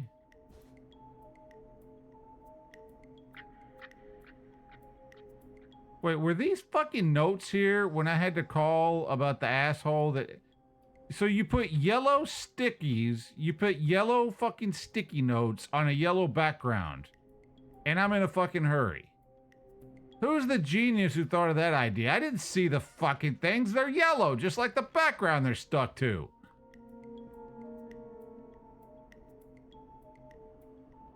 Oh my god, I probably could have called the right fucking guy if I had known there were yellow notes stuck to a yellow background. Alright, Rebecca Allen went to... Well, she was prison, right? Okay, so...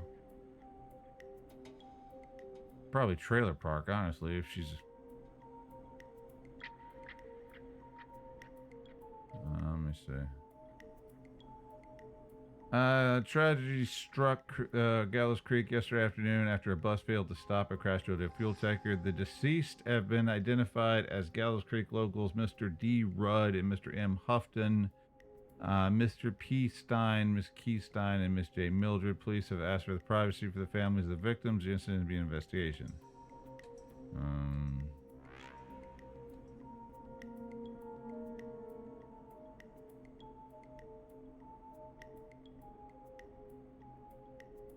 Okay, trailer sale. Okay, 63 McCready Street, Gallows Creek. Contact estate agent Tyler Wallace for more information.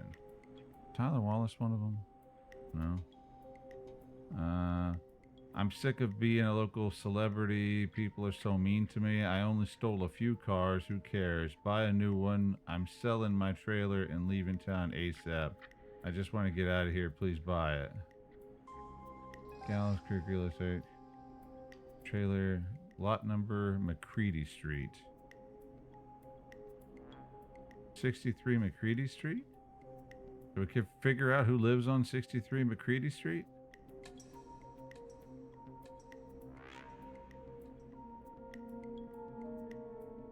Well, there's no numbers, so that doesn't fucking help me. Is there a phone book around here? I need to know who the fuck lives at 63 McCready Street.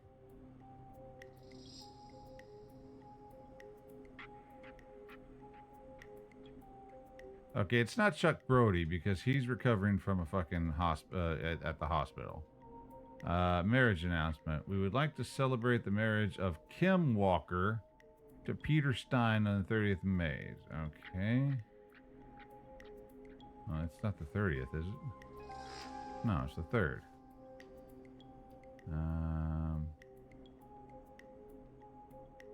2-year investigation into the festival accident has concluded. Investigators blame 2 engineers that were contracted from the local power station, Ant Williams and Sean Everett. Ant Williams.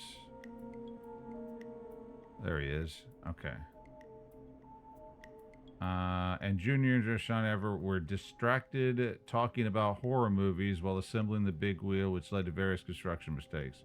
Okay, so Ant Williams is at the power station.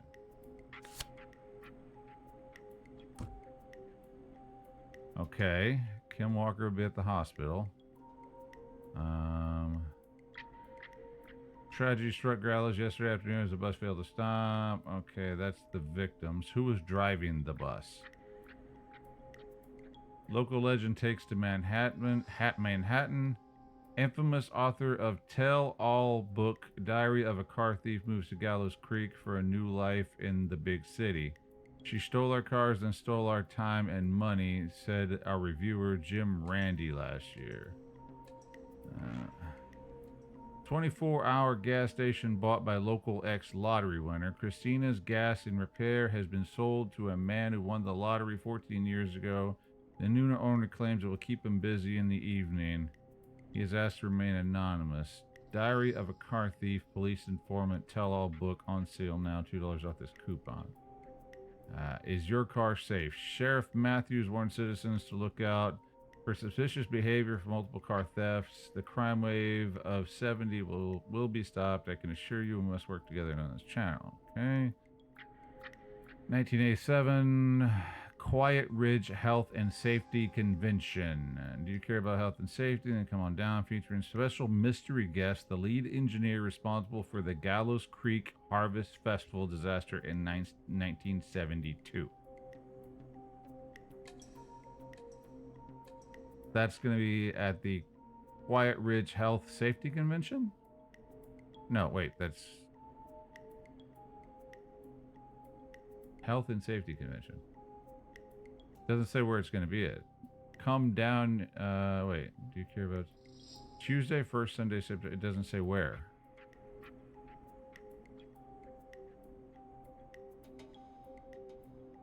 It doesn't say where. Okay, this is not helping me.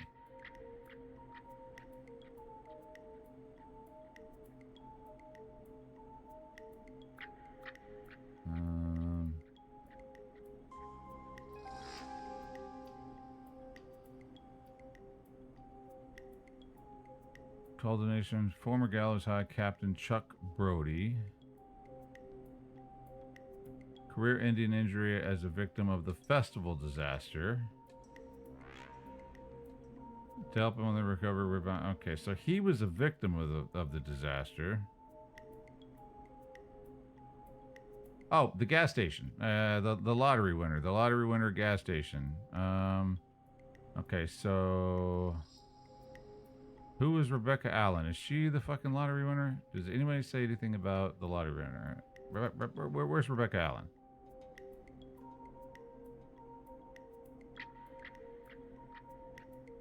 Christina's Gas and Repair has been sold to a man who won the lottery 14 years ago. Well, the only 2 numbers I've got... Okay, so it's got to be Chuck. It's got to be Chuck. Because the only other one's Rebecca. So that would have to be the gas station.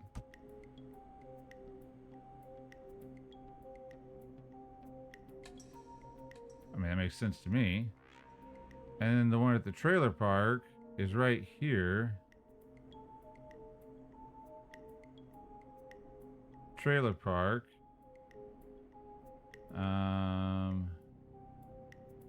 I'm sick of being a local celebrity.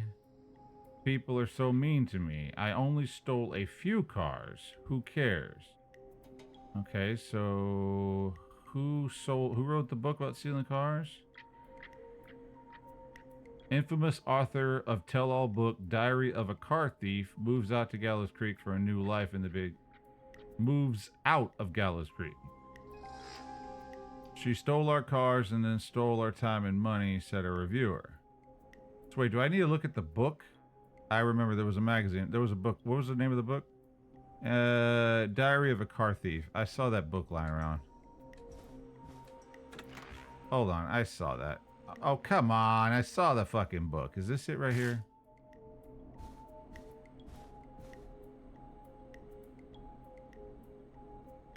No, that's Fix All Cars.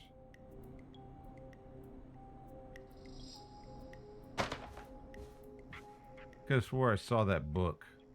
It won't let me out of the room.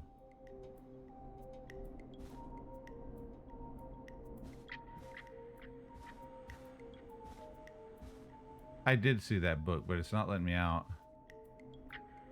I didn't know I had to look for it. It was laying on one of the counters. I didn't bother picking it up because why the hell would I? Okay, what is this? Traffic notice?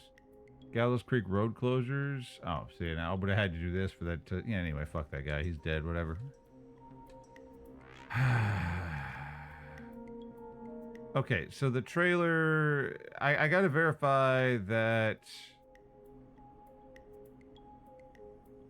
the long-running car... Okay, police have finally put an end to the long-running car thieving crime syndicate. The arrests were made after a member gave up information on their co-conspirator to investor. The informer, who asked to remain anonymous, will be referred to as R.A.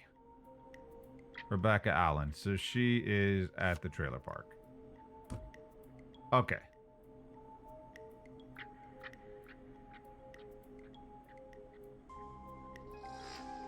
I mean, I don't know if Chuck Brody... Yeah, I would know it's Chuck Brody because the initials of the doctor... Yeah, that has to be right. Okay, fuck it. If it's not right, then someone dies. Whoop-de-fucking-do. And I don't know if it's going to keep these as notes. I'm actually going to take a picture of this because the game doesn't let you fucking remember everything.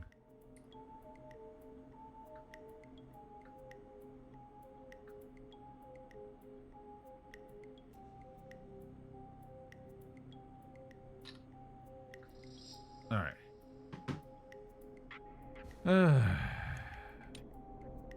I'm good now. Thanks, Peggy. No problem.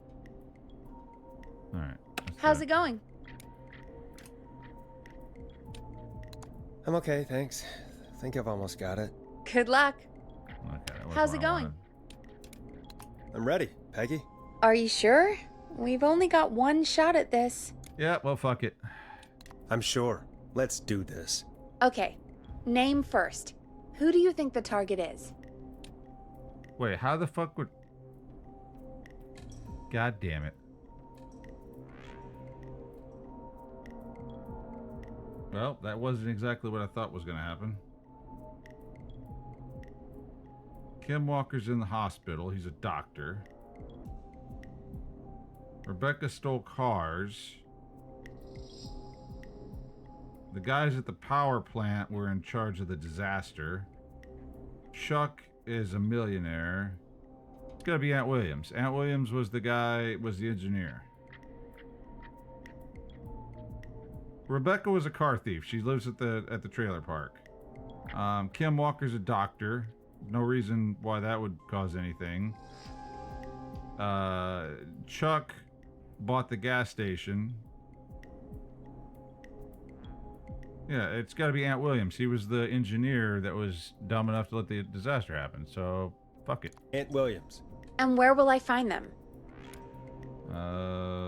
Trailer park. The trailer park? Okay, I'm dialing. One moment. I just called the wrong fucking one. He's at the power station. I called the wrong one. Well, GG's. Forrest, I'm through to the trailer park, but... Yep. Hey, you know what? Fuck it. They say there isn't... Hey, look at that. It's because the fucking stupid previews of the pictures. Hey, I just took a picture, so I'm going to show you a preview of 8,000 other pictures you've taken. Is covering my fucking selection. I still can't even see it. God damn it. He's at the fucking power station. Aunt Williams. And where will I find them? The power station. Okay, I'm dialing. One moment.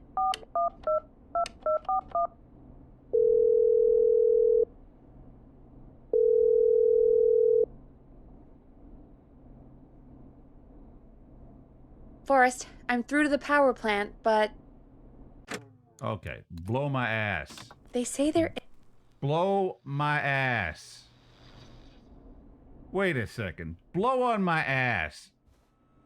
Why would it not be the guy that caused the fucking disaster? Bullshit.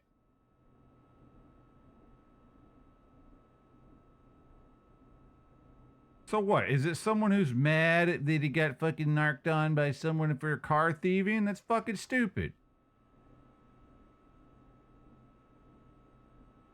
This motherfucker, Brody makes no damn sense, and neither does Kim Walker. Kim Walker is a fucking doctor. Unless there's something on here that says freaking Kim Walker is responsible. No. Why wouldn't it be the disaster? Man, fuck it. Rebecca, trailer park. Rebecca Allen. And where will I find them? The trailer park. Okay, I'm dialing. One moment.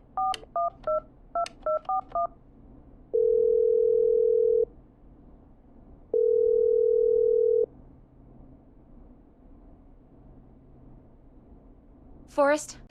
Fuck you. I'm through the trailer park. Alright, okay. You know...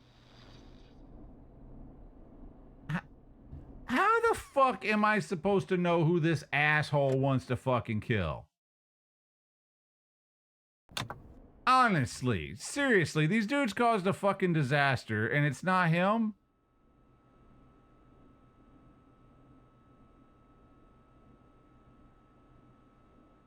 I mean, unless it's after the fucking jock for being a bully.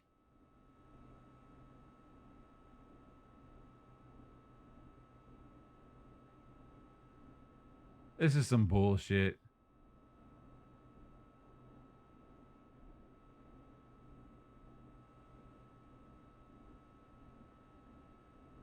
I mean, to be honest, they never really explained why the motherfucker was doing this. I don't really give a fuck. I still think it's the guy who caused the disaster.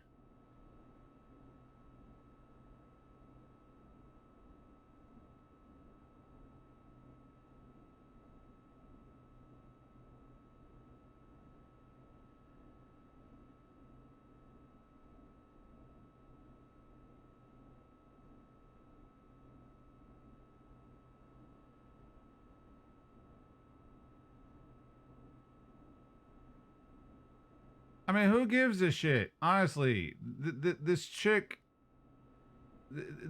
wrote a book about being a narc. I mean, she fucking narked out her freaking team. I'm gonna say it's fucking Aunt. If it's not Aunt, whatever. I mean, I'm kind of over it at this point. Aunt Williams. And where will I find them? It's the power station. Yeah, the power station. Okay, I'm dialing. One moment.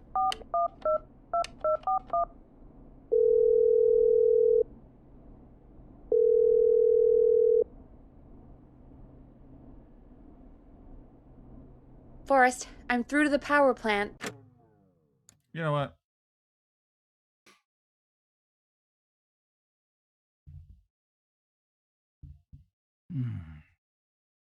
Do I want to blow the game or do I want to see a good ending?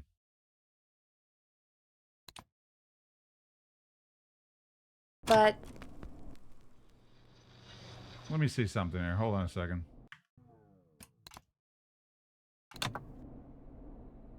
Okay. Did that actually save? It saved it. Good.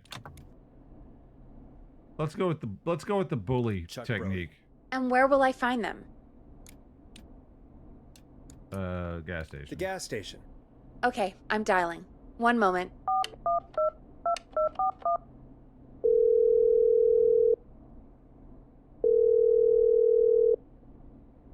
Hello? Chuck Brody! Listen, I know this sounds crazy, but we have reason to believe the Whistling Man is coming for you.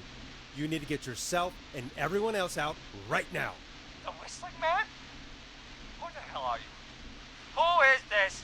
This is Forrest Nash. Listen, the Whistling Man's back. We found a list with your name on it, and... Oh, God. It's today. The year I finally let myself forget. Forget? Forget what? Forget. No, man. I gotta get out of here. This doesn't make any sense. I'm just gonna put it out there. I think he ran off. Well, fingers crossed that Chuck... Jesus! It sounds like something blew up. He's using bombs now? Is Chuck? I don't know. Hang on, we're getting a call. Hello? Chuck? Chuck! Forrest, the whole goddamn gas station's gone up. Is anyone hurt? I don't think so. I got everyone to follow me out. Town's only ambulance was blown to hell, though. Yeah, damn it, that fireball threw me. I've got to get to the hospital. I'm not feeling great. Forrest, man, I can't thank you enough, but... damn, I gotta go. Wait, damn it, we lost him. What was that about today? Oh, Forrest, the call board is lighting up. Get us into some music while I deal with this. All right. Here's some music while we regroup here on KFAM 189.16. I just spent fucking 27 hours trying to figure this stupid fucking board out. The easiest thing on the board was the fucking gas station, and it makes no fucking sense why that guy was the target.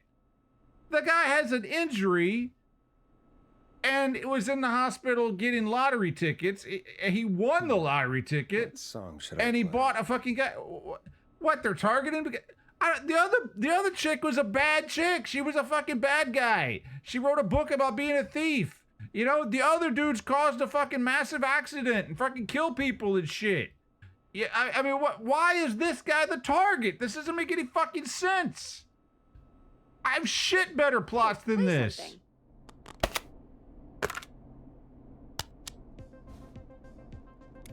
You'll like this next song. I could be playing Diablo 4 right now.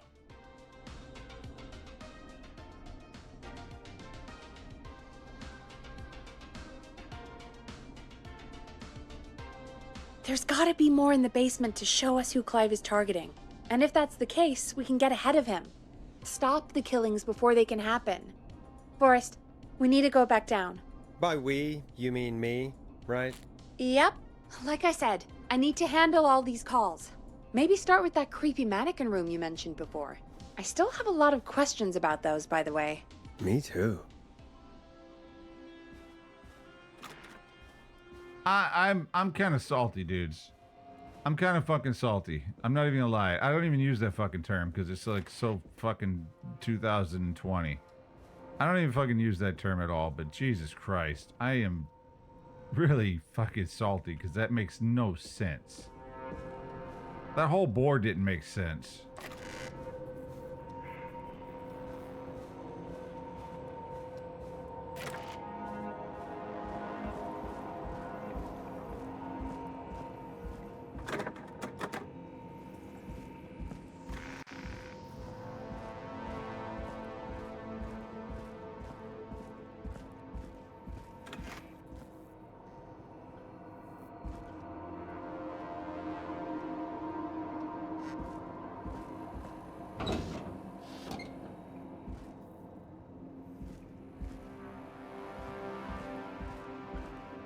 The fuck?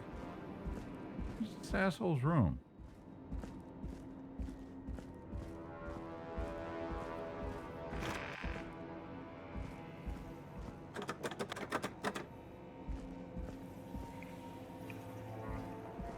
Wait, I don't get it. Isn't the fucking mannequin room?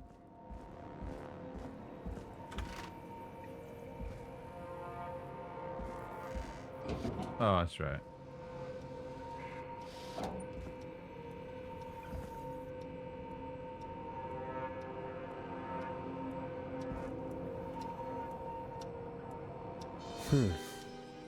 The key? Was this always here?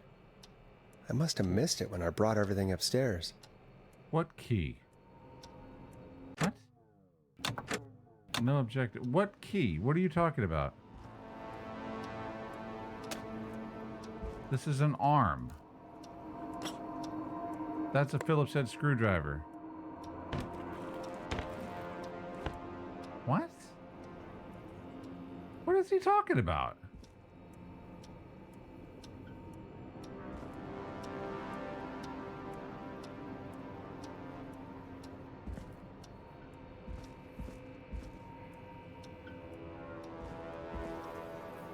Oh.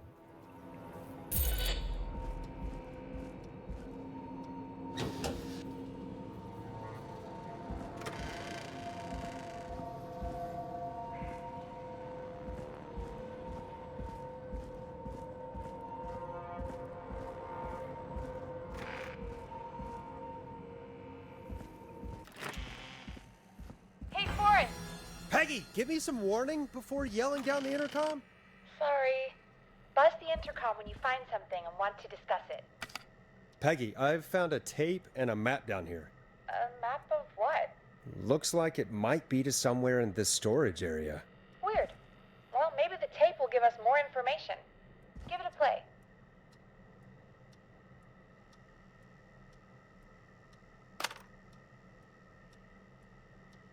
Don't tell me I have to go all the way back up. Okay. George Barrow, 1968. That's when this all began for me. Follow the maps, find the tapes. I'll be waiting. Wait, George Barrow? We all heard that he drowned after a night out drinking. Was it actually Clive? Has Clive really been the whistling man for that long? He says I need to follow the maps and find the tapes. I guess that's what this map is about. What map? We need to see what else is hidden down here. Be careful, Forrest. Keep looking. Buzz the intercom when you found something. Are they talking about the photo? The photo says do something. Is this what they're considering a map? That's just poor. I mean, yes, I see a hint. There's like a little radio there, a tape. It's like underneath the flashbang or something. I get that, but is that... Okay, it is. Time of autopsy is 7 a.m. Cause of death is asphyxiation from drowning. The degree of rigor mortis indicates that the subject has been deceased for 5 hours. That puts the time of death...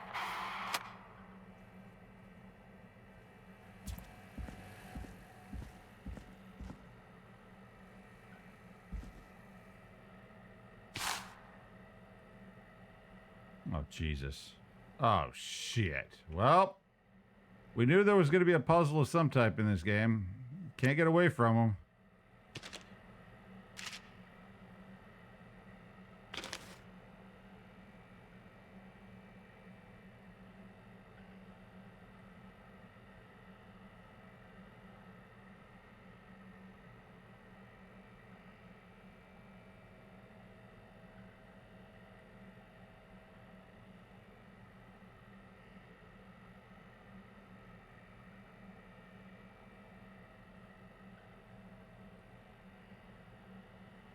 Roller rink, gas and repair, hospital. The hospital is the only place that hasn't been hit.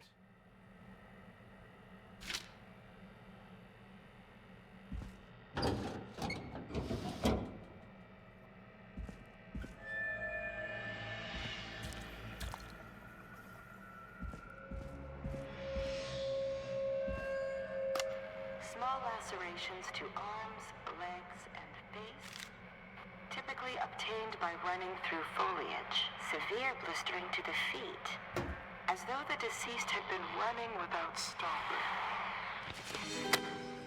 This looks useful. Town of Gallows Creek, case number.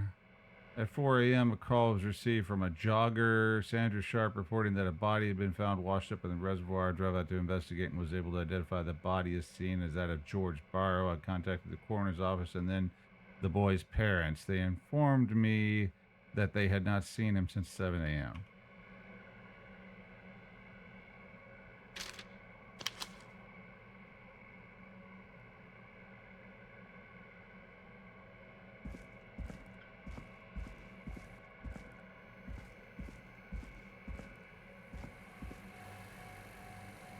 Not the next one. Oh, there's the alarm system.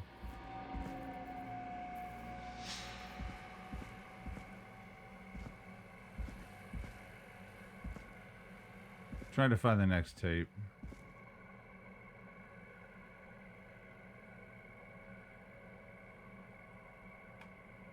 That's it. I don't have a flashlight. Preliminary toxicology results shows no signs of inebriation.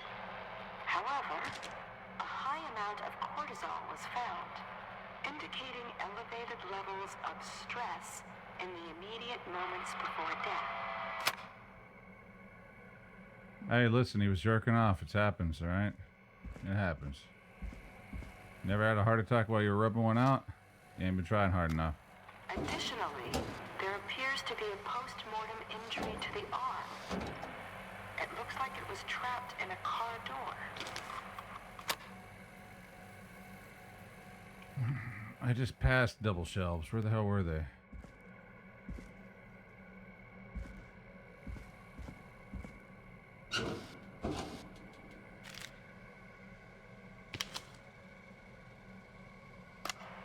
It is the coroner's opinion that the subject likely feared for his life and was chased, resulting in a fall from a height into a body of water where he hit his head, was knocked out, and drowned. Following that, he was moved. Dr. Sullivan, we need to have a talk. Is that recording? Shut it off. Now this has to be important.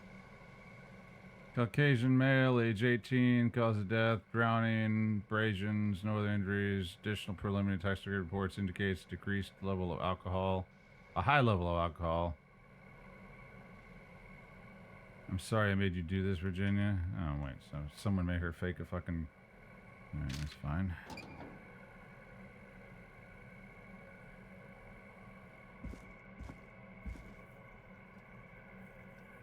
Can't see...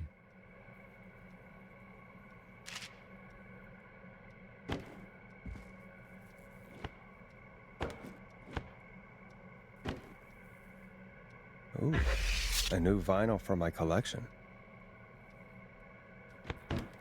Here, I'm gonna have time to listen to that. If you're listening to this, then I'm probably dead. What the... I'm a man who likes to stay informed. I've got subscriptions to newspapers all over the country. A few weeks ago, I noticed headlines cropping up in those papers, one after the other. Each headline about a murder. Each murder, the death of someone I knew almost 20 years ago. And each one drawing closer to Gallows Creek. Drawing closer to the anniversary. None of us are innocent, but I don't think we deserve killing. All I hope now is that I can save some folk from the worst. That I can, I don't know, do something to make up for what I did back then, I guess. I didn't kill anyone, mind you, but that's past mattering.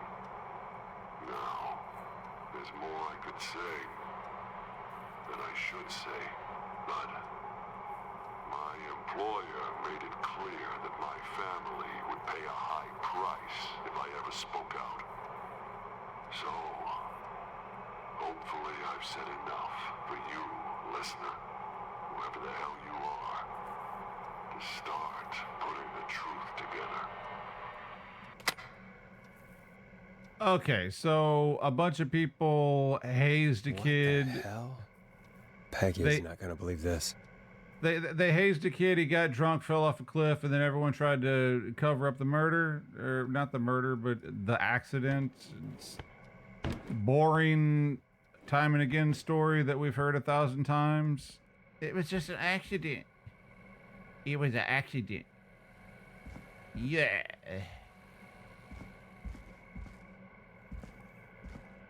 Please tell me it's not. It was an accident. If this is just a fucking accident, I'm gonna cut my dick off.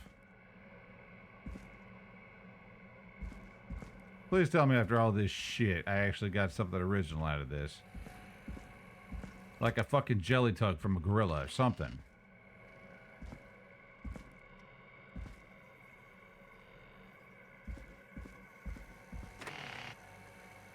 Still more to do. Your mom has more to do.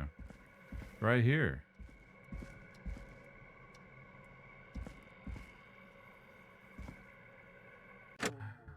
Follow the trail of clues and discuss them with Peggy over the intercom. I can't talk to Peggy.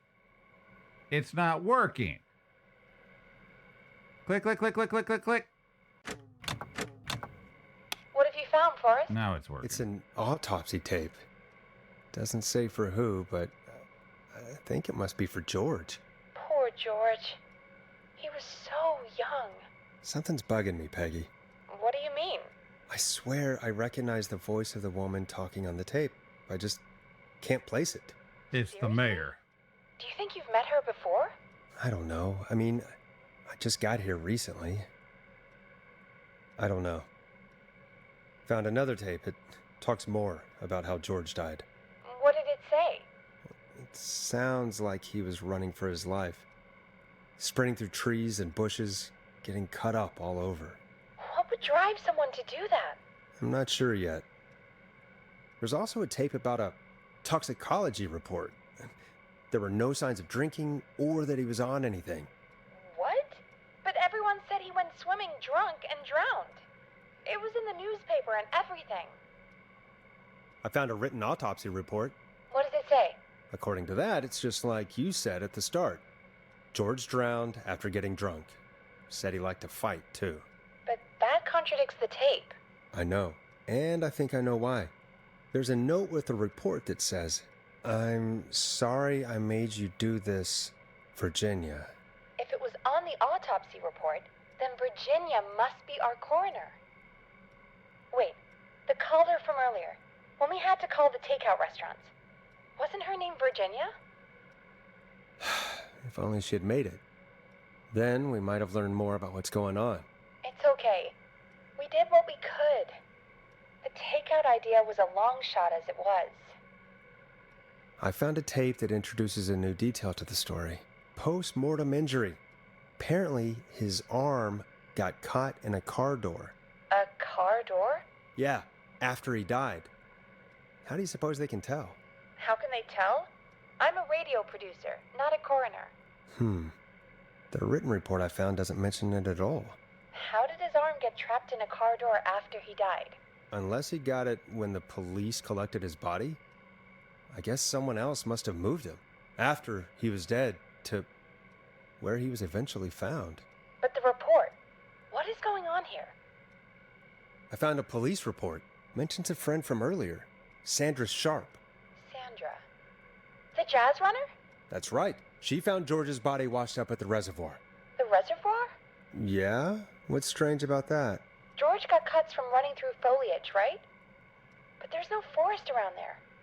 Also, how did it wash up at the reservoir? What do you mean? Reservoirs don't have tides. But that's what the police report said. It's not possible, though. I did a school project on reservoirs and got an A. But, yeah, not important right now. The important thing is that it doesn't make sense. What are you suggesting, then? That the body was originally found somewhere other than what the report suggests? That the sheriff tried to cover it up, but accidentally let something slip? Something like that. I think. Well, Sheriff Matthews wrote the report. If he hadn't been eviscerated, we could have asked him. True. Sandra is still alive? Once we're done down here, we should give her a call. In another tape, the coroner comes to the same conclusion as I did. George was running from something.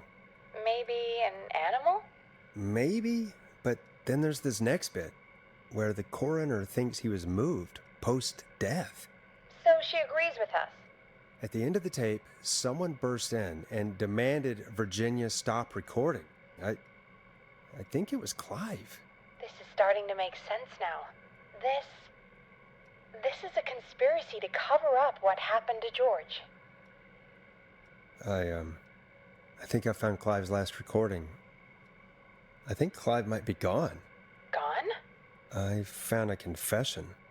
Not for any killings, but for playing a part in covering up George's death. He left this behind in case he died. He hoped someone would find it. Do you think the Whistling Man already got him? Possibly. We've had a lot of callers tonight, but maybe not every victim made it to the phone, you know? We don't know how many there really are. Christ, Forrest, that's dark. I know, but Clive said he had read about other murders in other towns, and that the murders were all folks who knew about the incident. And the killings were getting closer to Gallows Creek. He said he wanted to do something good for once. The board in his office. He wasn't tracking people down to kill them. He was tracking them down to save them. Why didn't he just come out with all of this? He said his employer threatened his family if he spoke out about any of it. His employer? The one who orchestrated the cover-up? Oh, Clive. I'm sorry for thinking you'd killed all those people. Do you think you found everything? I think so. Forrest, what's going on here? Someone wanted that boy's death to seem like an accident. And they hired Clive to make it look that way. Come back upstairs when you're ready. We need to figure out our next step.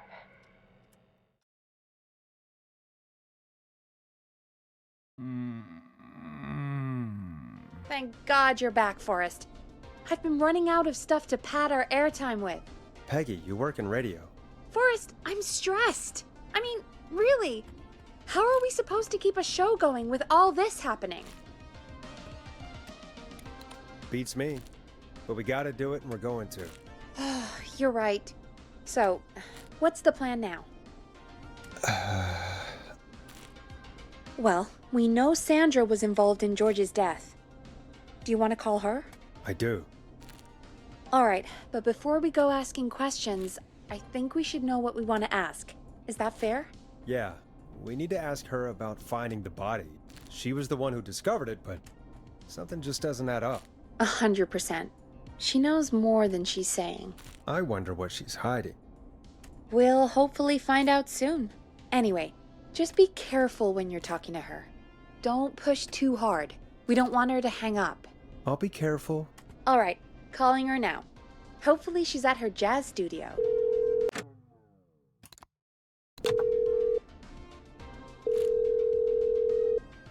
Aha! Forrest, you're through. Hello, this is Sandra at Jazz Pizzazz Jazz Studio. Who is this? Hello again, Sandra! It's Forrest Nash of 189.16, The Scream. And you're live on air. Oh, I always thought folks called into a radio show, not the other way around. How jazzy. What can I do for you? Well, we're trying to understand what's behind the attacks tonight. We had a few questions. Why, Forrest, of course. Heck, after the way you saved my life, I'd say yes to just about anything you asked. Anal? Do you know why the Whistling Man might have targeted you?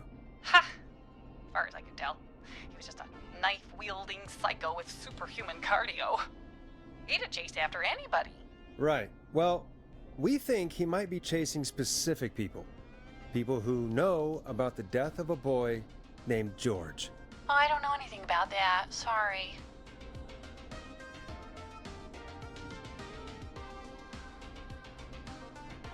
Sandra, we know you found George's body. We have the police report.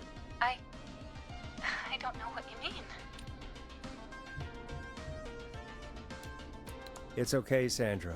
We know. You do? You know about? Yes. Of course. This studio is my life. After I found the body in the river, I couldn't lose my studio. Do you understand? Sure. I understand. When the rent just kept going up, he said he'd stop if I just needed to keep quiet. And everything would be okay. You covered up the murder of a boy for a dance studio? That's low, Sandra. Okay, I wasn't talking about her. I said that was low for raising the rent. Jury's late. Motherfuckers! I'll drive home now or just drive. No. It says that's low. Okay? She said the rent kept coming up. All she needed to do was fucking stay quiet. That's low. Okay? That's pretty fucking low. So I say that, and then he yells at her. Like, come on, man. I'm not making fucking bad choices here. They're giving me bad friggin' answers.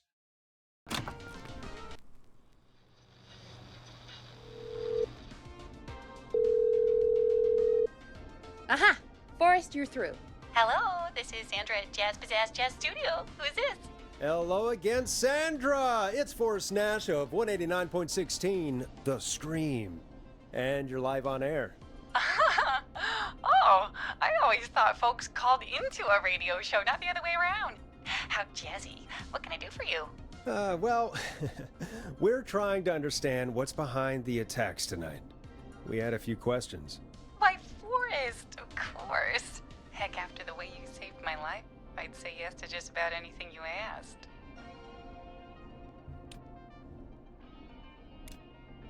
Really? Well, that sounds nice.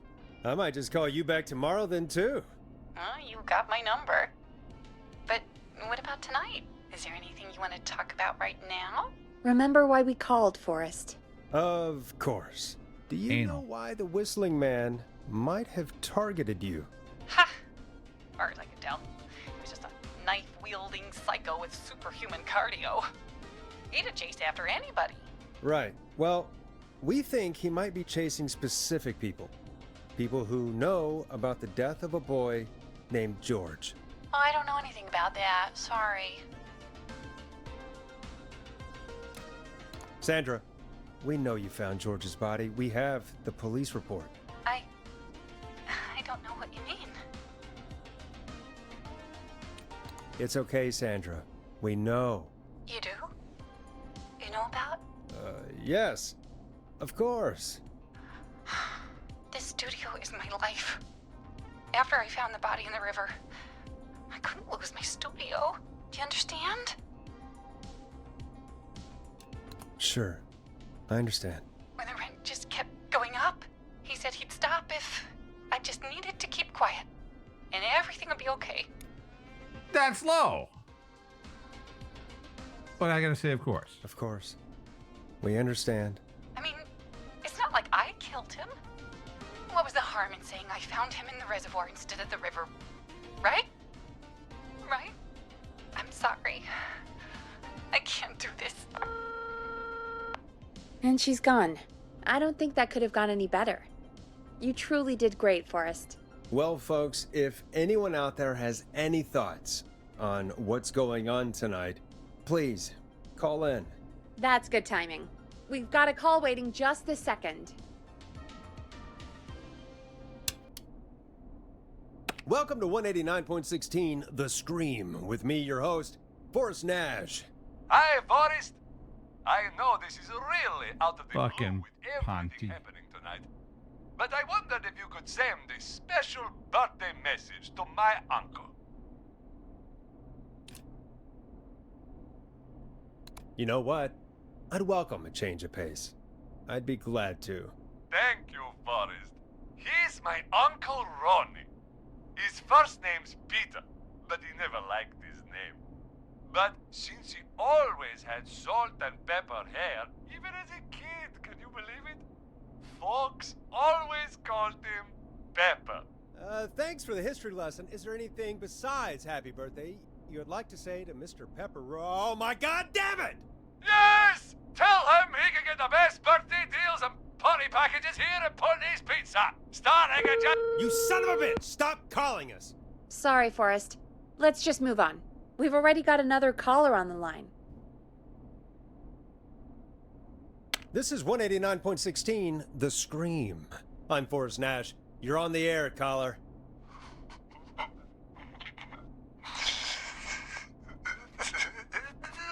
Caller.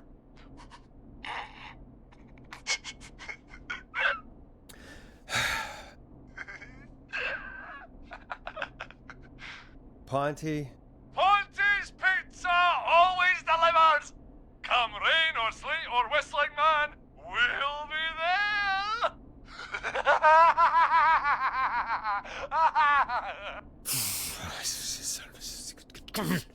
Forrest? Forrest? Are you okay? Forrest? I hope the whistling man gets him with his own pizza slicer. Jesus, Forrest? Sorry. That was too much. It's okay. It's been a high-stress night. Don't worry about him anymore, okay? Not for tonight, anyway. I think he's spent for now. We've got another call, whenever you're ready. Folks, don't spend your money at Ponty's Pizza. Oh. All I'm gonna say about that. How you lose your job right there, buddy. Moving along, I'd like to welcome another caller to 189.16 The Scream. With me, Forrest Nash. Who, may I say, is calling? Well, hello again, Forrest. Don. Ah, I bet I know why you're calling. I'm sorry I didn't play your song. There's a lot going on. But please? Never mind that now. First, I'm calling because I need your help. Are you in danger? I sure am. Do you mean Yes, he's after me now. you? I think so. He must have heard me on the radio helping you.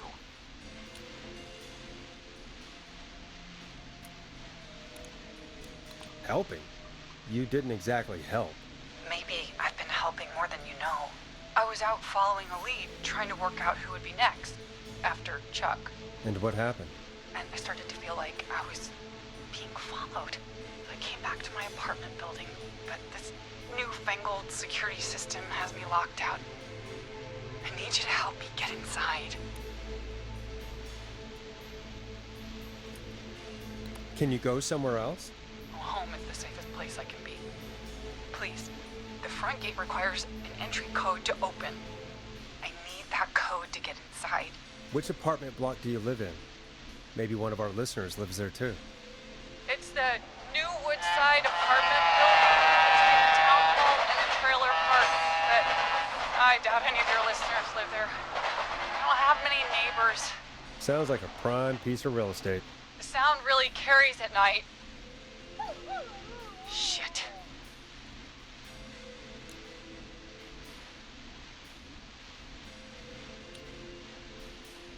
Is that a neighbor's dog? Yes, it is. Boy, I wish he'd muzzle that thing and... Oh. And now he's blasting David Scopo out of his window. Listen, I can't get any... He's coming down the street. I don't need to... Forrest, please. I need your help. I need the code for that security system, or I'm gonna die.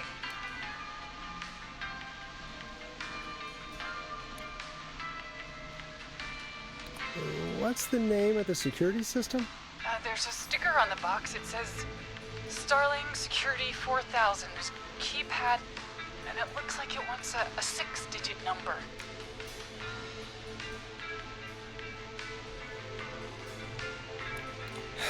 We'll see what we can do.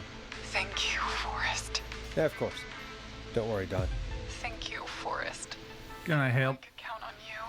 Just gonna help some random lady. Call me back soon. Just gonna help some random lady we don't know on the phone. Folks, here's a little tune for you all to enjoy while I try to break Dawn into her apartment. Yeah, you're probably breaking her into somebody else's apartment live on fucking television. I mean, on radio. All right, she's near a trailer park. That was obviously a sound of a... it's Whistling Point, right? Trailer park. And there was a train.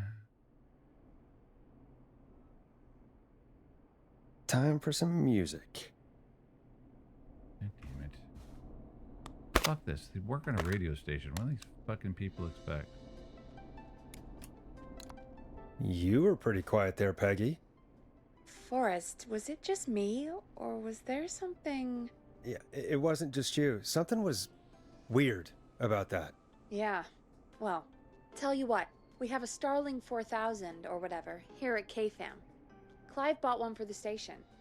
Maybe we can find something to help. Well, I'm not sure who, but to help someone. Where the hell's the trailer park? There it is. Okay, so she's locked out of the Woodside Apartments, and somewhere, Clive probably has the papers for the Starling 4000. Woodside Apartments, trailer park. Okay. So that audio information is not relevant? Because I don't see a train track anywhere close. Trains are up here. Alright, well, fuck it. We already know where it was. I picked it up earlier. Games get to that point, dudes, or it's actually at that point where it's just kind of going on and on and on and on, and it actually lost its rhythm. Like when the game started out, it's like, hey, it's kind of cheery, people are dying, you know, all right, and then it's gotten all serious, and now I just slowed down to, oh boy, who did it? No one really cares, because honestly, the story fell the fuck apart as far as I'm concerned. Locked. For now. I cannot for the life of me put any reason why any of this is happening. The people that were killed, why he's killing them, I don't know. If it comes down to the end, it's like, oh, he was killing them because all the people that were covering up the murder needed, I don't give a shit. Like, it's so cliche, man. I don't want to fucking... The game had a good rhythm. It didn't need to fucking make that much sense. I don't need some dramatic fucking Columbo shit. They should have just kept it fun.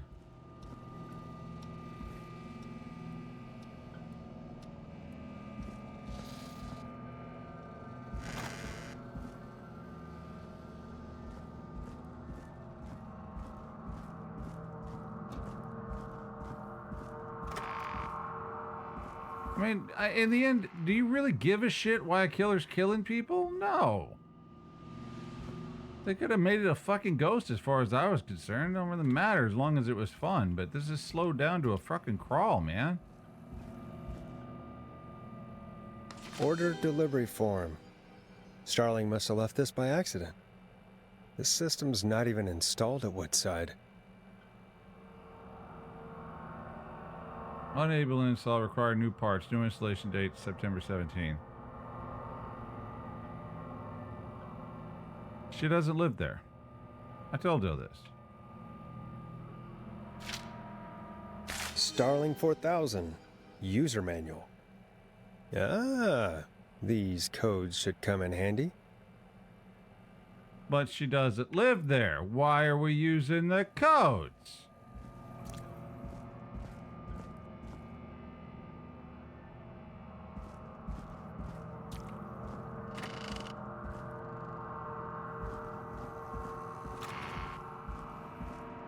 You're obviously helping someone break into somebody else's freaking house.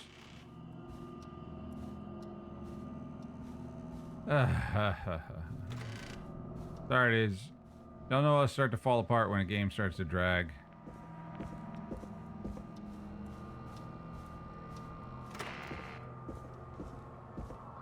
They went all serious, man. They went from like a cantankerous type of game that was kind of funny and aloof to, you know, freaking Mr. Scientific trying to be all serious and shit.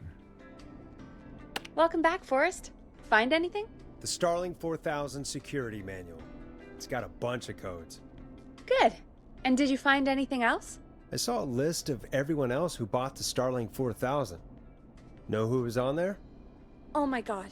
Roller Ricky! Do you think we should give him a call? Is that crazy? I don't know what you'd say, but... That might be a good idea. Okay, one moment. I got the number here. Patching you through.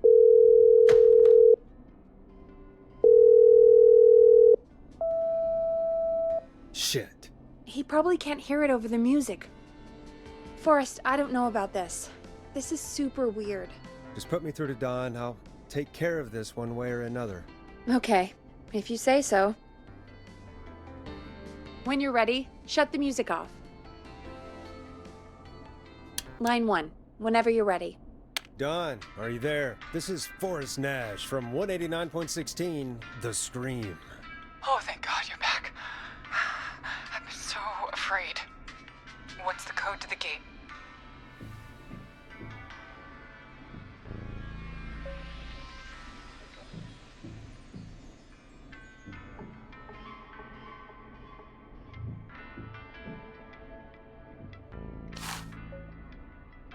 She doesn't live there.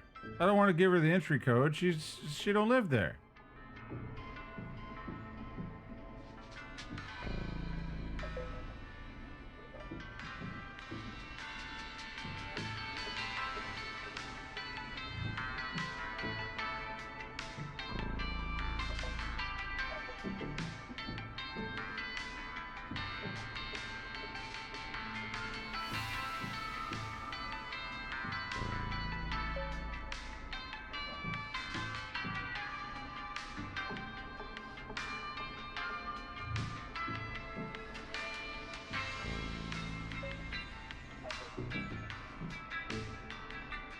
Fuck it.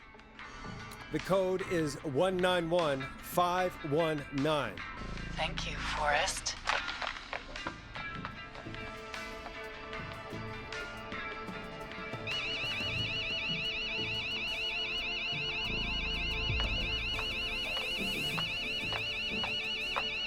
Son of a bitch.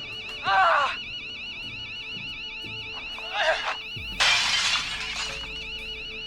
Is she?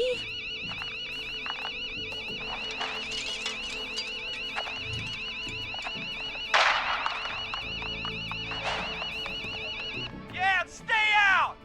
Nobody disrespects the sanctity of the ring! Don't ever come back here again! I'm calling the cops! Thank God. Hello? Is someone there? Ricky, get back inside and turn on the radio. Whoever that was, she was trying to break into the ring. She? Forrest, man, you got no idea. That was him! That was the whistling man! The alarm gave me just enough time to get my rifle. I don't like hurting folk, but I can't let anything happen to Maxie. He's my best friend, you know? Listen, man, I'm heading back inside. Gonna barricade that window. My man, thank you. You and Peggy can skate for free whenever you want, forever. That's a done deal. Thanks, Ricky. Can't wait. You got it. Talk to you soon. Okay, Gallows Creek, here's some music while we process what just happened.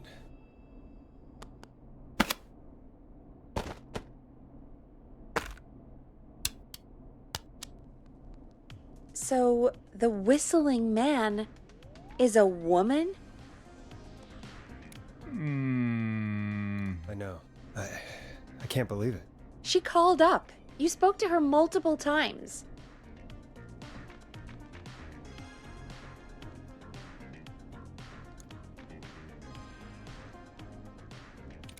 Yeah, she seemed pretty normal. Why do you think she requested that song?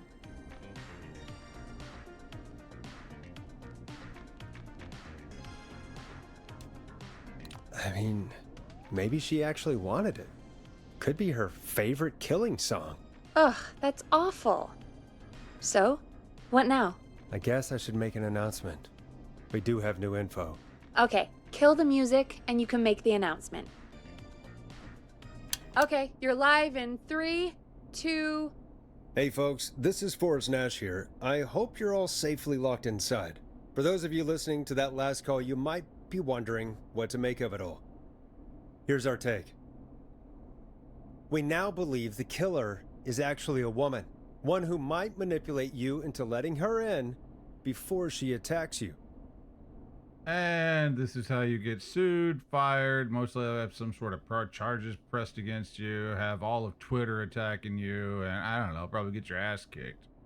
Wow, this guy's a dumb shit. We're neighbors. Look out for each other and stay safe. The killer was calling themselves Dawn. This could be a fake name. If anyone needs help or you have info on the killer, please call in. You folks have my new number, right? It's 911. Hopefully, our next caller can help shed some light on our killer. Hey, we had a call come in. Okay, folks, time to take a call. This is Forrest Nash, and you're listening. Please help me. My name is Casey Moore. I'm at 25 Nancy Drive. My best friend's been stabbed. He's bleeding everywhere. I don't know what to do. Please help me.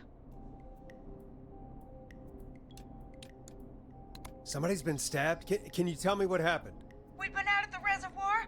We were heading back to his place when we heard this whistling all of a sudden. He just started freaking out. He screamed at me, told me to hide. I'd never seen him like that, and I just panicked and ran and hid in a bush. Oh no. Forrest. Then what happened? He went up the road and talked to someone.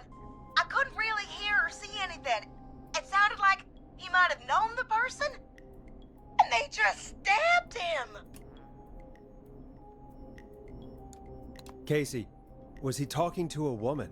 I don't know. They had a mask and wore all black. That's all I know. Please, we need help here. I'll get you help, but I need to know. Where did the masked person go? They left. They left him to bleed out. I waited until they were gone, then dragged him into the garage and called 911. Wait, why didn't she make sure he was dead? I don't know. I think I heard them say something like, "It's not so funny now, is it?" before they left, but please, he needs to get to the hospital.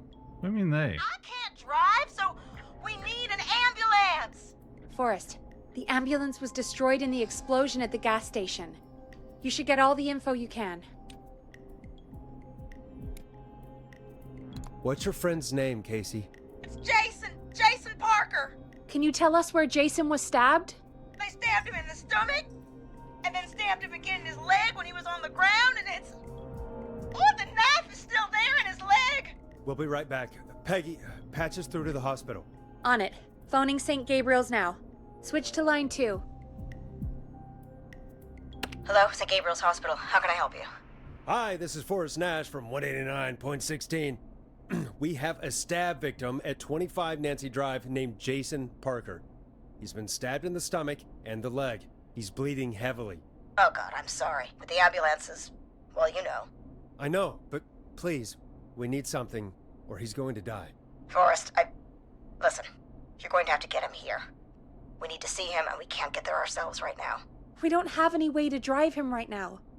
And even if we did, he's bleeding out fast. All right, listen. We need to buy him time to get here. That means stopping the blood first, and then finding someone to stabilize him. To stabilize him, you really need someone with first aid training. Do either of you have any? No. Me neither. Damn it. I'm really sorry about this, but I have other patients who can't wait. All I can do is talk you through the procedure as quick as I can, and then leave the rest to you. You think you can handle that? I don't have much choice. Hit me. Okay, from the top.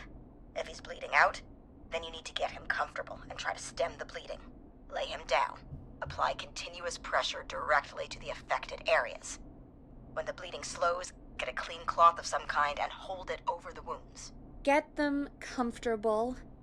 Apply pressure. Clean cloths when slowed. Got it, I think. You said he was stabbed, right?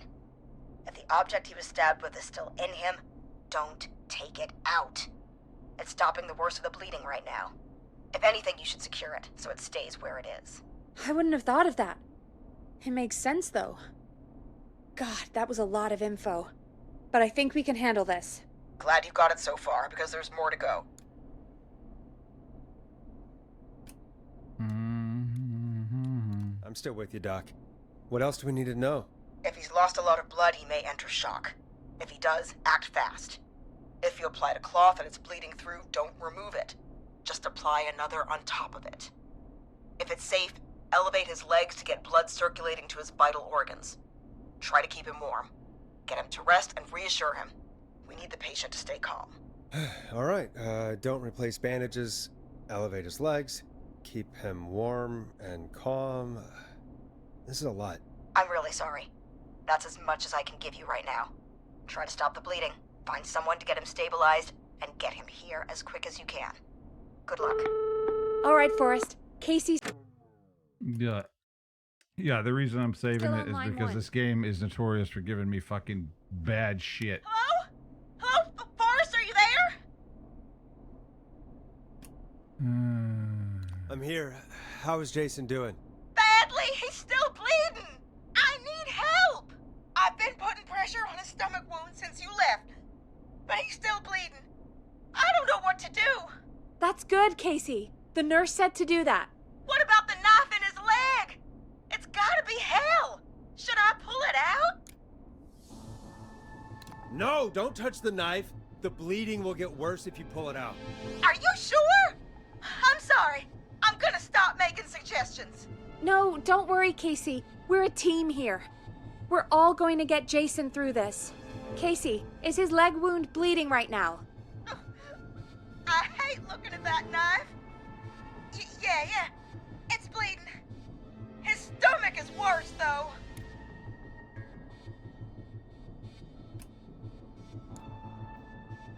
All right, I think we need to leave that knife alone. All right. I'll just keep putting pressure on his stomach for now. Forrest, can I have a word? Now isn't the best time, Peggy. Can it wait? Forrest, it's kind of important. All right, give me a second. Casey, I'm gonna have a quick word with Peggy. Keep putting that pressure on and let us know when the bleeding is under control. You're doing great. But what if something happens? We'll still be here. Just shout if you need anything, and we'll be there. I promise. Okay. I'll wait. Jason, please be okay. What's up, Peggy? We can't stay on the line with her all night. Dawn is still out there. What if other people need us? You're right. She's probably on her way to her next target right now. Exactly. And you heard the nurse. We need someone there with training who can stabilize him. He's got to get to the hospital somehow.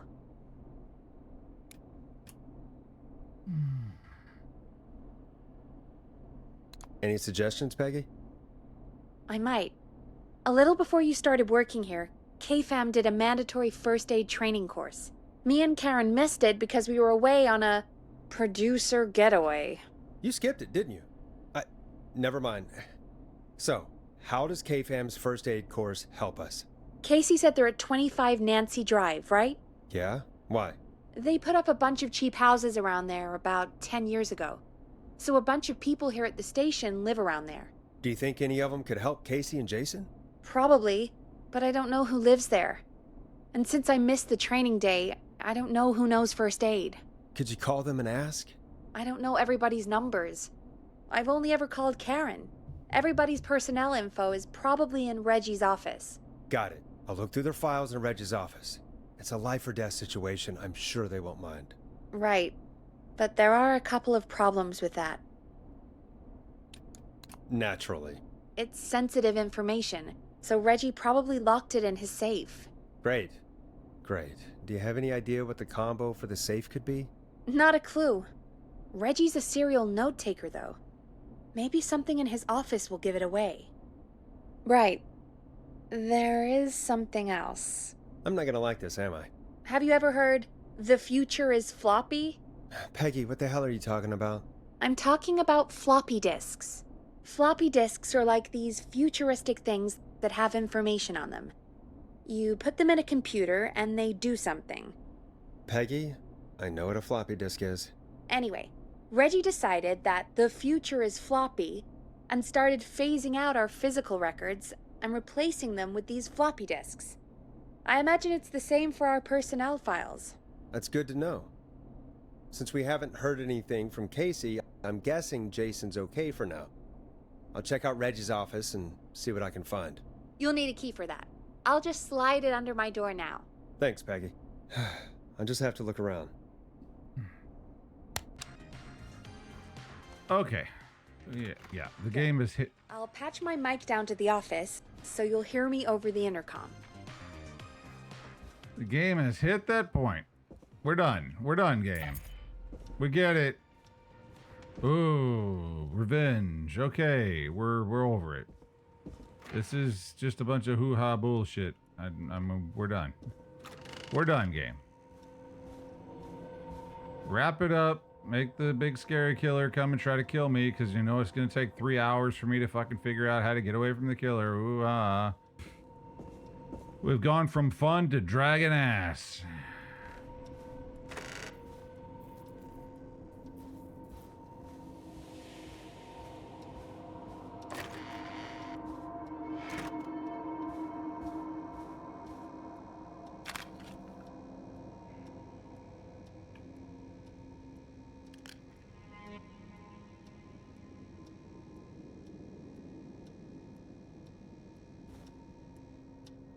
Looks like I need a 4-digit code. The fuck is the... No. Very important date.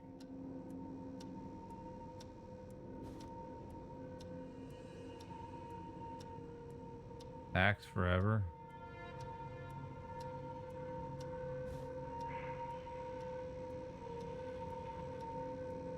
Ask Jeannie where these tapes are. Overdue.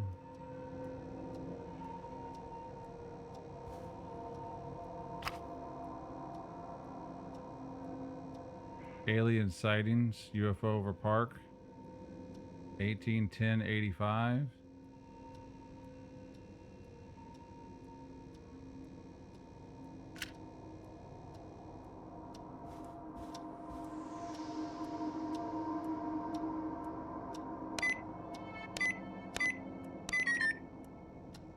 Okay. I mean, he's obviously a fucking believer.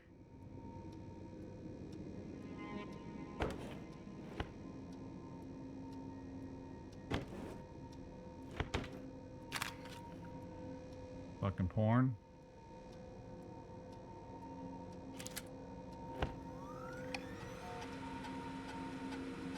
Could this be it?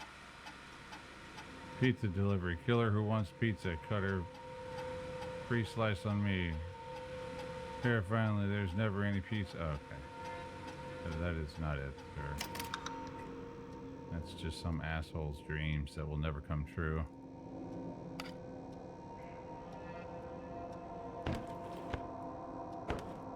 Remember, guys, those who can't write and those who can't also stream.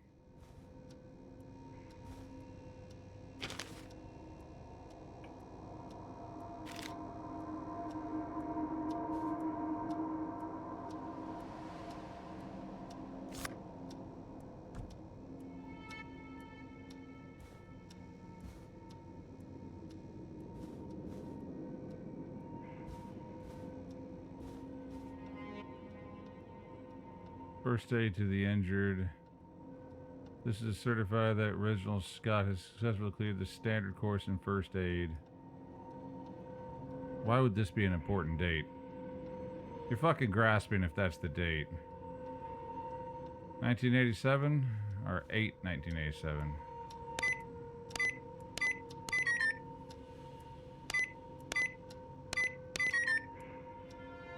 Okay. You gotta love this random shit that they do in games where it's like, oh, this is an important date. Okay, is there any fucking wedding photos? Something that's actually an important date? Or is it just some random date that somebody thinks is important? You never know. Jimmy's first steps. Hey, that's an important date.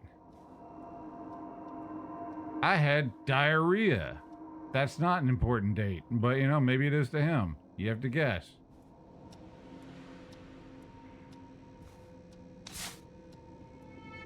The future is now.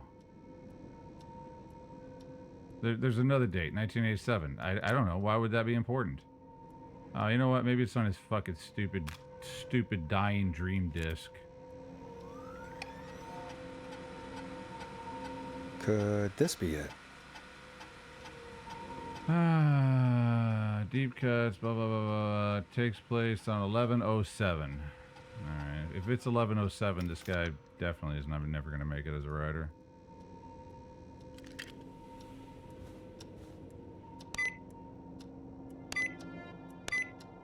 Nice. Yep. Your dreams will never come true, dude. Sorry. Fuck me. Personnel file. Personnel file. Personnel file. Karen Lawson. Who the fuck am I looking for? I already figured out the safe conversation. Who the fuck am I looking for? I'm in, Peggy. I found the floppy disks. Just put it in the slot, right? You got it. Remember, we need somebody with medical training who lives near 25 Nancy Drive. Let me know when you've got somebody. And don't waste time on anybody that can't help us. Great.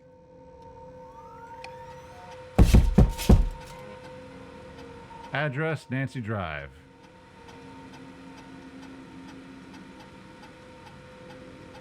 John refused to engage with the first aid trainer during the course. I know he was a war medic, but it was station policy to send everyone regardless. John apparently has a bunch of medical equipment in his home that he procured from the military at the end of the service.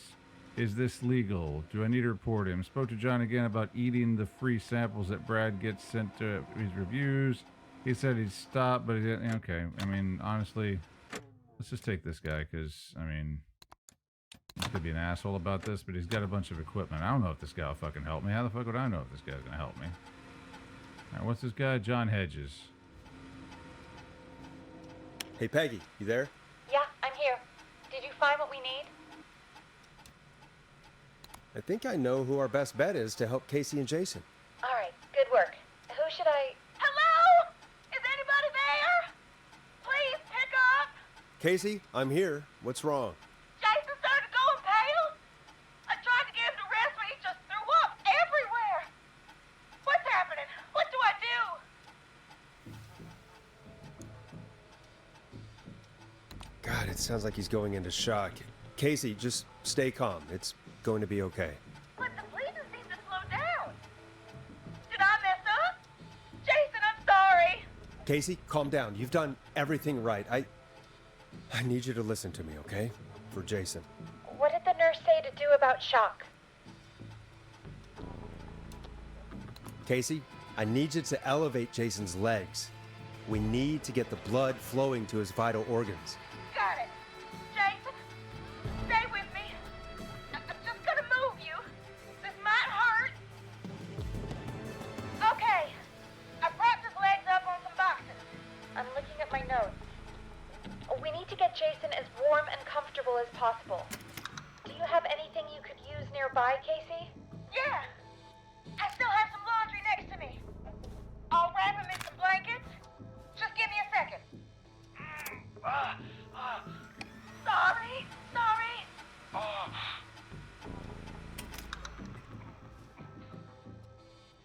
Sorry. I'm done.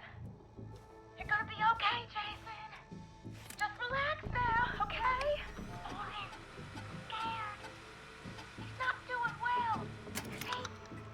Is he gonna...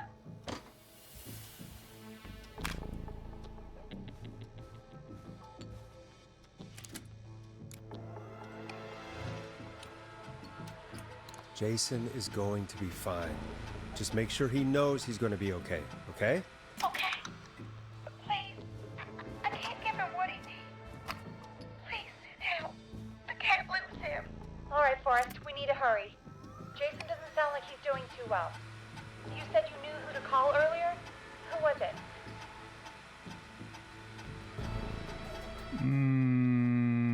She's still taking on the Hamas show alongside her Timberline twins ever since she left us. Hopefully she doesn't get any ideas about being paid double. Karen has started at mentoring Peggy Update. I'm starting to suspect that these producer training getaways are being strategically timed. Yeah, okay. She lives on Nancy Drive. It's not going to work.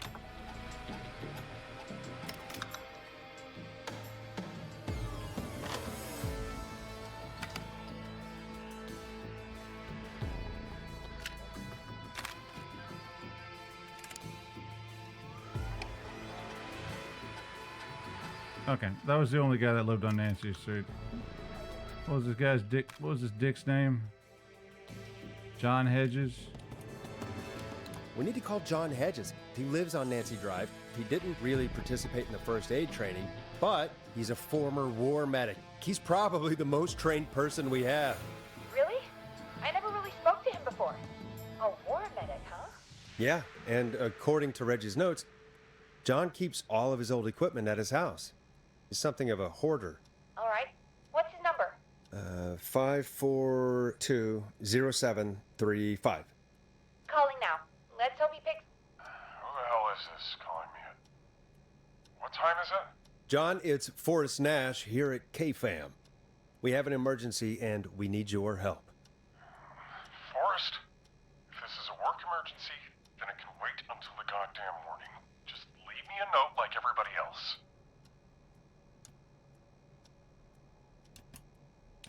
A man has been stabbed by the Whistling Man, or... Never mind. He's lost a lot of blood, and he's passed out. We need you to help him. The Whistling Man? What kind of joke is this? John, we're not kidding. A man is gonna die if we don't help him right now. Seriously? I haven't been called on for over 10 years. Where's the patient? What's his condition? He's at 25 Nancy Drive. I think we got his friend to stem the bleeding, but he's gone into shock. He's passed out right now. You say he was stabbed? Do you know the extent of his injuries? From what we were told, he has 2 major stab wounds. One to the stomach and one to the leg. The knife is still in his leg, and the stomach wound is open. Understood. Let me grab a few supplies and I'll head right over. Damned if he dies on my watch. Thank you, John. We'll let him know you're on your way. Good luck. Hello, Casey. Are you there? How are we doing? Bad. Jason seemed really weak and then just started thrashing. Well, that's his brain losing oxygen. Yeah, he'll be dead in a few minutes, and then you can go home. What about now? Is he still thrashing? He's passed out. Please tell me you found someone to help. Casey, help is on the way. My colleague will be there soon. You hear that, Jason? Someone is coming. You're gonna be just fine. Just hold on for me, okay? Just hold on. Come on. Hello, Casey. This is John Hedges. I'm here about Jason. Please let me in. I'm guessing that's Jason there. Casey, I'm gonna need your help. Forrest, Peggy, don't you two worry. We've got this from here. Okay. Forrest, we'll call you back later. I have to go now. Good luck, everyone. Oh no, you don't. You really don't have to call me back. It's gonna be all right. And with that, the show moves on. We're sending our best wishes to Jason. Hey, Whistling Man. I will suck your dick if you come to kill me. I think we could use some music. Oh, fuck me. God. Come back upstairs when you're ready. One of those never-ending games. It wore out its welcome a long time ago. Come on. Send the motherfucker to the studio to kill me. We could kill him. They could kill us. I don't know. He could give me an espresso enema. I don't really care at this point. Let's wrap this shit up, man. Fun is not being had anymore.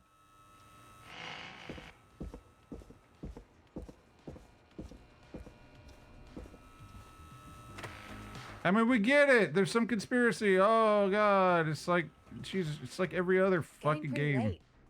This might be your last break for the night, so try to enjoy it. Listen, breaks a happen buzz when you halfway wanna go through the back on it. shift. Please tell me we ain't halfway through this motherfucker. This shit better be like, we're talking the last fucking 15 minutes here. Let's roll. You got it. We've got another call coming through, too. When you're ready, shut the music off. Please tell me this is the end. Please, Welcome please. back to 189.16, The Scream. I believe we have another caller on the line. How are you tonight, caller? Forrest, it's me, Roller Ricky. Oh, and Maxie's here too. Good to hear from you again. How are you both doing? Oh, we're good, man, thanks to you. You're like our guardian angel. That wouldn't be a bad look for you, Forrest. A little white wing halo number? Maybe something for the K-Fam Halloween party. All right, everyone, let's calm down. Ricky, I'm just glad we could help you and Maxie. Is there anything else we can help you with, Ricky? Actually, I think I have some info that might help you. Oh? What's that? See, man, me and Jason know each other. You know each other? Yeah, we went to Gallows High and played on the football team together. He was a gnarly offensive linesman, and I was our star wide receiver. Runner Ricky, they called me. All right, and what does that have to do with tonight? Well, because George, the guy who drowned, he was on our team too.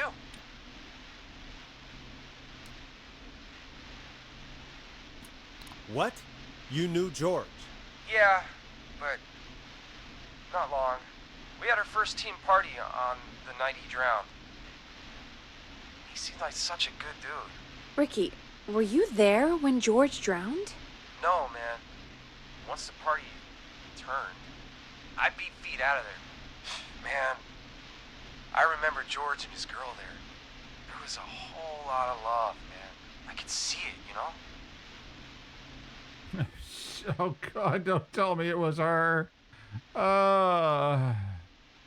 Ricky, listen, this is very important. I need to know everything about her. I didn't really know her before, or see her after that. I never even got her name, man. I just remember he called her Bean. Then what did she look like? Please, tell us anything you remember. I just remember a pretty girl, man. I'm sorry. Ricky, you said the party didn't last long. What happened? We were just having a good time, and then the next thing I knew, everyone was running for their life. I looked up and saw a goddamn whistling man in the trees. And I never ran so fast in my life. I ran straight home. Didn't know about George until next morning at school. I'm guessing it was whistling night, wasn't it? That the whistling man was just another kid. Yeah. I don't know how George died, but I always felt like if anyone deserved to die that night, it should have been me. And Ricky, it wasn't your fault. You're not a bad person. I know that now, man. It took a long time to learn, but yeah, just thought I'd tell you all what I know. Thank you, Ricky. This helps. Thank you. You got it, man. Anyway, I think it's time for me and Maxie to free up your phone lines. Thanks for listening, man. I'll let you to it. Night, Ricky. All right, folks. Looks like we got a new lead in the case. If anyone has any info about this mysterious being, please call in. If she was George's girlfriend back then, she's probably in her mid to late 30s now. Huh. Oh, we have another call coming in, but hang on. What's up, Peggy? The caller from inside the station. Peggy? You're gonna want to take this call off the air. Who is it? Just do it. All right, folks, it's time for another track. Here's one to help you sit back and relax. We'll be right back after this.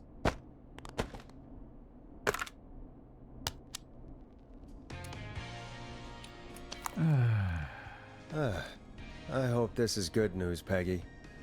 Who have we got? Find out for yourself on line 1. If they pull something sleepaway camp bullshit, you know, oh, I was George's girlfriend and the bullies scared him and he fell into the fucking reservoir and he died and I'm here 30 years later to take revenge. Please, come on. Hello? Forrest, I'm glad Sounds like it's been a busy night, huh? Surprise! It's Leslie, our 911 operator, leading the charge from Henderson to come save us. It's so good to hear from you. Are you okay? We're doing okay. Sarah and I are both happy to be headed back home. We're happy to have you too. Wait, Sarah? Oh, yeah, I mean Deputy Martinez. Anyway, we got back into radio range a little while ago. We've been listening in, but haven't been able to get through until now. It's been non-stop since you left. Please tell us you're bringing help. You bet! I'm leading a whole goddamn squad towards Gallows Creek as we speak. Turns out somebody had cut the phone lines. They had no idea what was happening. That's great news! That's crazy about the phone lines, though. Do you think the Whistling Man cut them? I'm guessing so. I don't know how the Whistling Man did it. But that doesn't matter right now. Listen, we're coming in hot, but we need your help. I know Gallows Creek isn't a big town, but if we don't know where the Whistling Man is, we can't get him. Her. That's where you come in. Fall for this shit. You can count on us. What do you need? It might be a long shot, but here goes. The Whistling Man already called up a few times. I bet she calls again. We're still a little ways out of town, so if she calls, stall her. Buy as much time as you can for us to get in. And while you're talking to her, try to figure out where she is. We'll be listening in, so once her location is known, we'll head straight there and end this nightmare. I'll do my best. I know you will. Heck, I can see the headlines now. Forrest Nash's interview of a lifetime. Anyway, I'll radio the other cars and tell them the plan is a go. Hopefully the next time I see you, it'll be with our killer behind bars. Take care now. We'll see you soon, Leslie. Oh, thank God. It sounds like this is almost over. We're nearly through this. Why is the 911 operator leading the cops? I mean, I'm not going to say a cop can't be a 911 operator, but... Alright, I don't even want to get into it. Shit. Anyone can be a 911 operator, guys. You just go and interview. You don't even need a fucking education. I mean, well, I think they prefer you to have at least a GED, but, I mean... Just go in and fucking interview. If you pass the test, you can be a 911 operator. They'll teach you everything you need to fucking know. On the job. You get paid. They teach you how to do CPR. They teach you all that shit. Doesn't take a genius. I hope you're right. The sooner this is over, the better. I am right. Trust me. Anyway, we should get you back on air. Taking callers is the only way to see this through. Yeah. Okay, Forrest, shut the music off. Bringing you back live now. Welcome back to The Scream with me, Forrest Nash. The line is lit up, but before I get to our next caller, I just want to say, things are looking up. It's almost over. But for now, let's bring in our next caller.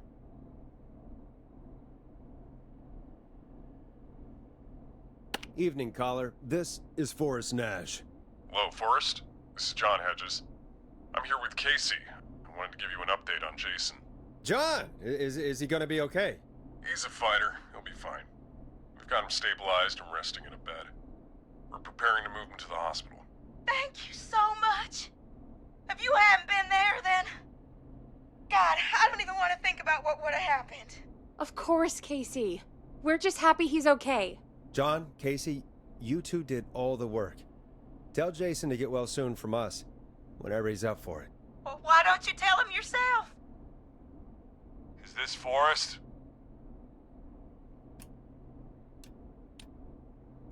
It is. I hope you're feeling better now. It's good to hear you, Jason. How are you? Oh, well, you know. I've got a hole in my stomach, and there's a knife in my leg, but John gave me something to take the edge off. So, I might feel even better than either of you.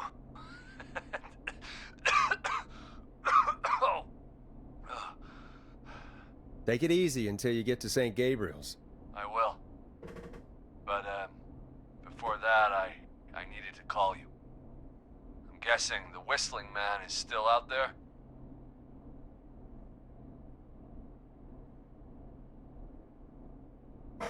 Oh, I actually have to respond to this? Yes, the Whistling Man's still out there. Why do you ask? You know something about the Whistling Man, don't you? Yeah, I do. Can we talk about what happened earlier? Go for it. We spoke to Roller Ricky not long after you were attacked. You spoke to Ricky? Is he alright? He is now. I mean, he was attacked earlier, but this call came after. Hey, guys, I'm really sorry, but there's a call on the other line. I just need to make sure we don't have another situation brewing. You fill Jason in on what happened. I'll be right back. Sure, Peggy. Sorry, Jason, where was I? Ah, yep. Ricky's fine. You don't need to worry about him. That's a relief. He told us about George. Sounds like everything's finally coming out now. It's been tough to hold it all in. Sounds like you've been holding back about something awful, Jason.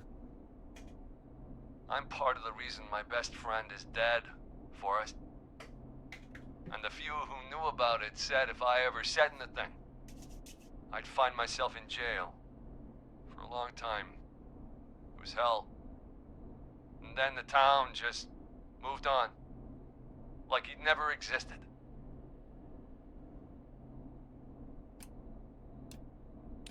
What happened that night? I went along with the stupid prank, that's what.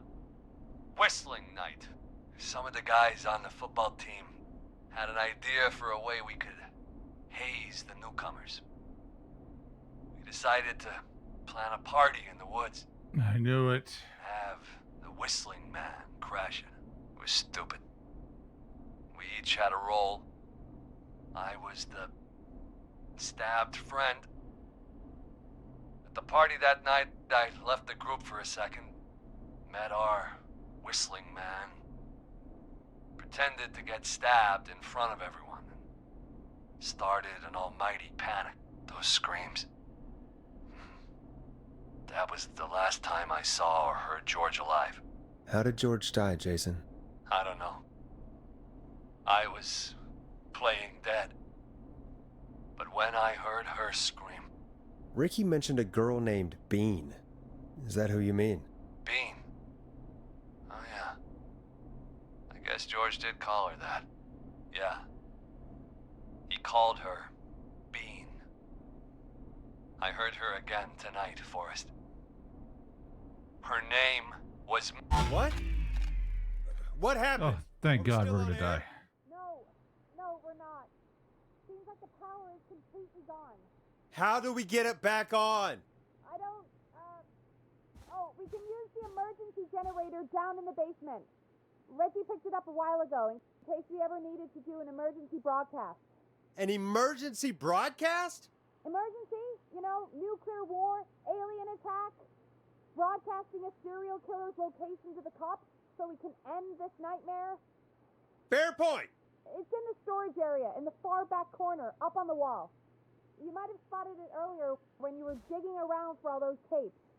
It'll have a big red button. Just press that. I'll see you when you're back.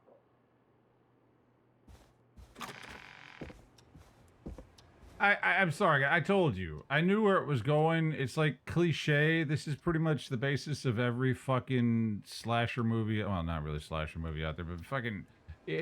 you know, anytime there's a bunch of murders, it always comes down to revenge. Someone killed my daddy, killed my mommy, killed my girlfriend, killed my dog, fucked my dog, whatever.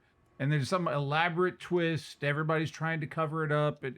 I mean, I'm just, Jesus Christ, when you're a horror buff like me, you've seen this thousands of times. It's like, I'm kind of pissed off because the gameplay was original and it was funny, and then all of a sudden it just takes this twist at the end and we're like, hey, we're not going to do anything funny anymore, and it's just going to be dark and serious, and like the game was not set up for that. Like it didn't set me... I started playing this thinking I was going to have a great fun time, and then halfway through it stops being fun and just starts being cliche and shit that I've seen before. So yeah, I'm a little bit bent. wasted a lot of time out of this. And I know anybody who's made it this far watching it, they saw this ending coming a mile a fucking way. And the only way you could change this is because you got the alternate as well, is that when you got these type of endings, they can always flip it again. And oh, here's another twist. It's really not his girlfriend. It's her daughter. Her mom went nuts and killed herself because she was so distraught. And it turned out that daddy impregnated her in high school and she had a kid and she had a horrible life growing up in the orphanage. It's going to do something stupid that we've all seen before. And it's just like, fuck. So yeah, I'm a little bit bent.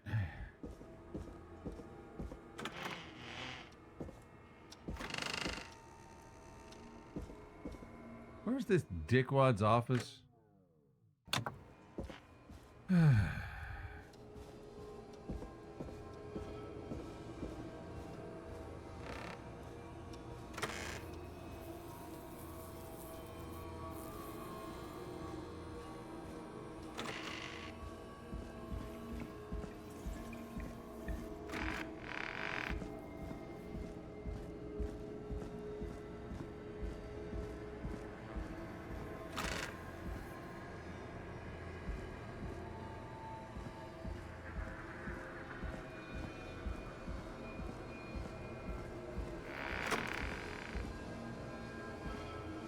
And yet the other way they could end it would be basically everything I just said, except they're going to try to twist it completely to try to be original. They're going to try to twist something, one little thing.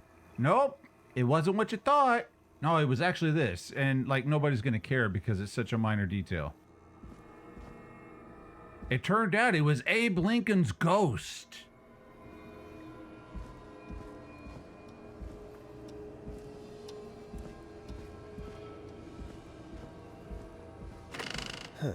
Far back corner. Why is this station so big?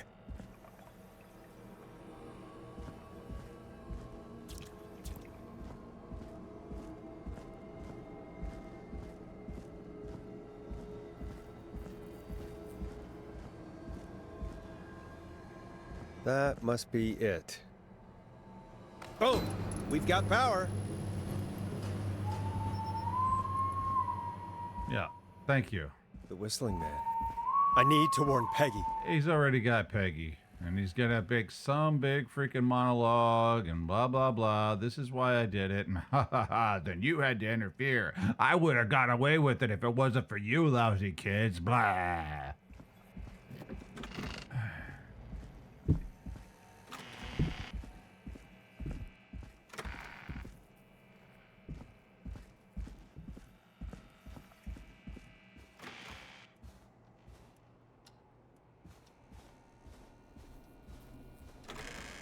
What the hell? Yeah. I mean, you know, look, it was funny even when people were dying and I was making the wrong choices. All right, some of that shit kind of ticked me off because like not sending the thing to the power plant or whatever and it burned down. They had yellow Post-it notes on a yellow background. That one kind of annoyed me. My fault. I didn't see it. But hey, it was still kind of funny because people died. Hey, whatever. That was cool. But now they've turned it all dark and serious and shit. And it's just not fun. I mean, this shit is not fun. This is boring. Peggy's hostage. Yeah, told you. Oh, no. Peggy! Where'd you go? Ah. Now start monologuing. No way. This can't be happening.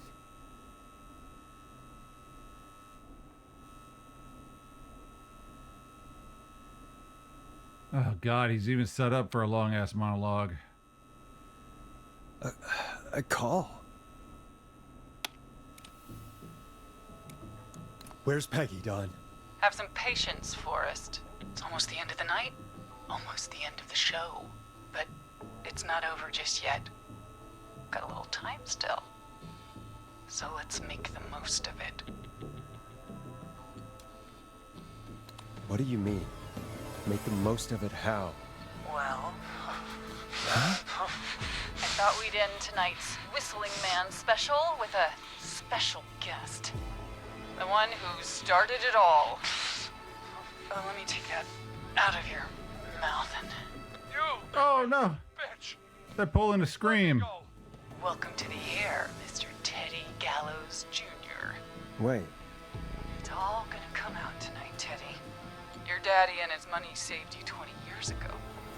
But even if he crawled out of his coffin with all the money in the world, wait. Where the hell is Teddy? How are you talking to him if you're here with me? because I'm not there with you, Forrest, I'm here with Teddy. And if he says where that is, well, he knows he'll get it. We all go a little crazy sometimes. I can see you. You're standing right in front of me. Oh, I get it. You're wondering who's there at the station with you. Forrest Nash, let me introduce you and all of Gallows Creek to my boy, Henry Barrow. Hi, Henry. Hi, Henry. Nice to meet you. Don't mind him. He's just shy. So there were 2 whistling men tonight. Of course. That explains how you were always able to get around town so quickly. Hang on. Did you say Barrow? Then are you? Let me just get this mask off. It's Peggy. Damn uncomfortable thing. No wonder Mooney went crazy wearing this. There we go. Marie Campbell? George's old girl. Oh, Nope, never mind. well, it sure has been years since I last saw. Oh, God damn it.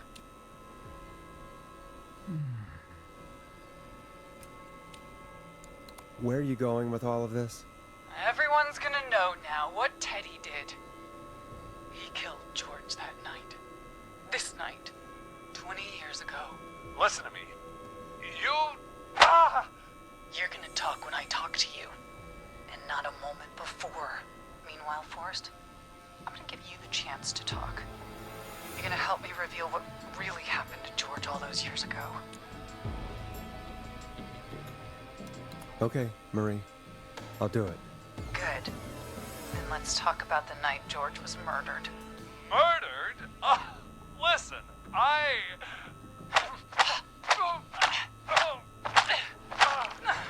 It's duress, lady. Speak when you're spoken to. Now, I know you've done some good work tonight in piecing together what happened to George 20 years ago, and that's why I want you to interview us. Interview you? All right. I can do that. Thank you.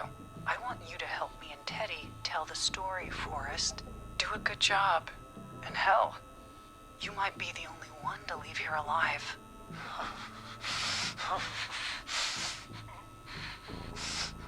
I need to drag this out.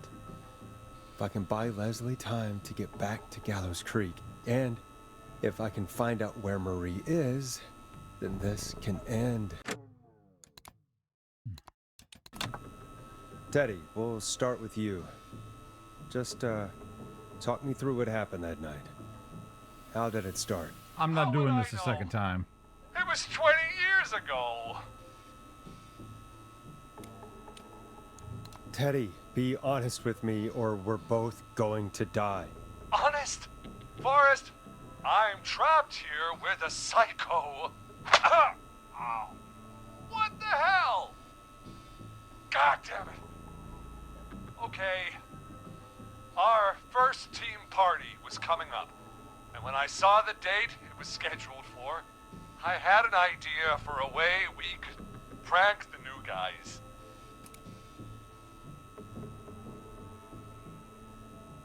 I understand that kids in Gallows Creek know tonight as Whistling Night. I'm guessing that's what you mean? Well, we didn't have a name for it then. It was just the night that Mooney went missing. But Whistling Night is what they'd call it later. Wait. You mean this was the first Whistling Night? Keep talking, Teddy. We went up near Whistling Point. God, who was there? Me, Jason, and George, of course. But George didn't come alone. He brought Marie. And Roller Ricky, he was there too, wasn't he? Yes, Ricky was there too. Runner Ricky, our wide receiver. I helped him off the bottle, you know. Because I'm a decent man. Is that so? Yes, it is. He came apart one day. Some people do. He had some issues. Wasn't stable. I didn't want him to hurt his chances in life. So, I helped him keep himself together. You were afraid he would talk about that night, weren't you? Keep talking. About midway through the night, we put the prank into action. We looked up at the trees and saw Jason there, bloody, like he'd just been stabbed. And the whistling man, everyone ran screaming. George and I and Ricky, we got left behind. But Ricky was in on it too. I know he was. He and Teddy were as close as anybody. Teddy must have told him the plan.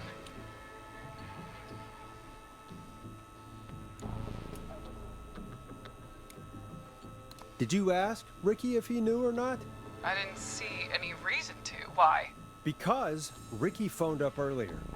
He didn't know anything about it, Marie. What? He had no idea what was happening. He said he was as terrified as anybody. Isn't that right, Teddy?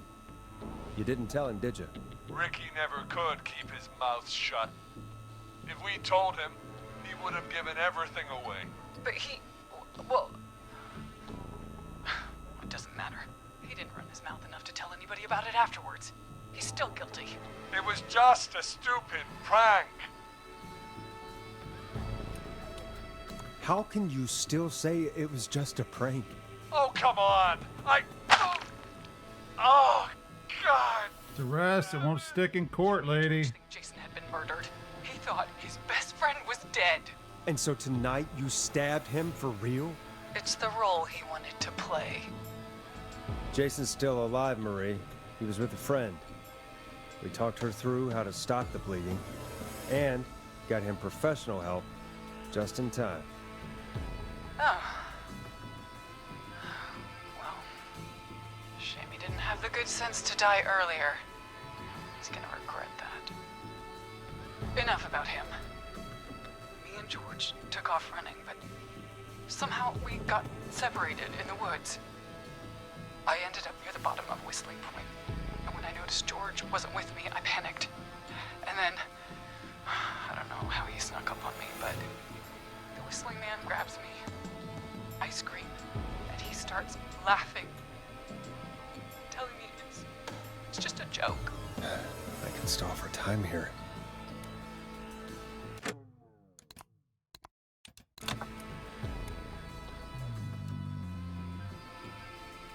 Tell me, what happened next?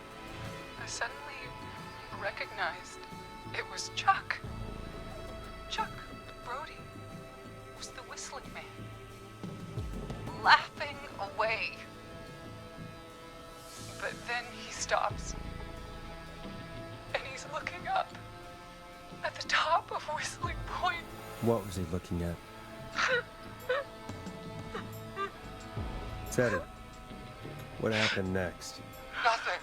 I mean, it was just... Teddy? George fell off Whistling Point.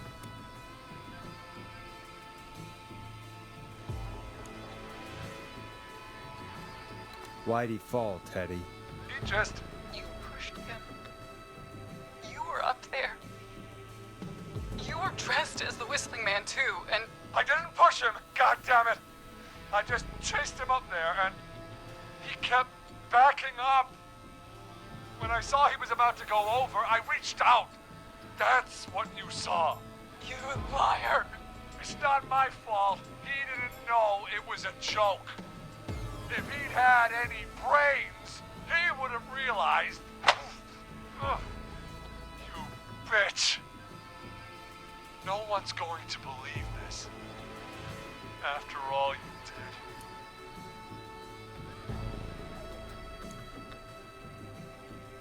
if she's lying, why the cover-up? My future was at stake, Nash. You know what it's like. People like us are bred for bigger things. I'm going to be the mayor of this town, Forrest. And then governor. And then, who knows? What happened that night was tragic. It should never have happened. But it was a mistake. It was just a stupid joke gone wrong. So my father sent Clive out to clean it up. Why should a blip ruin my future?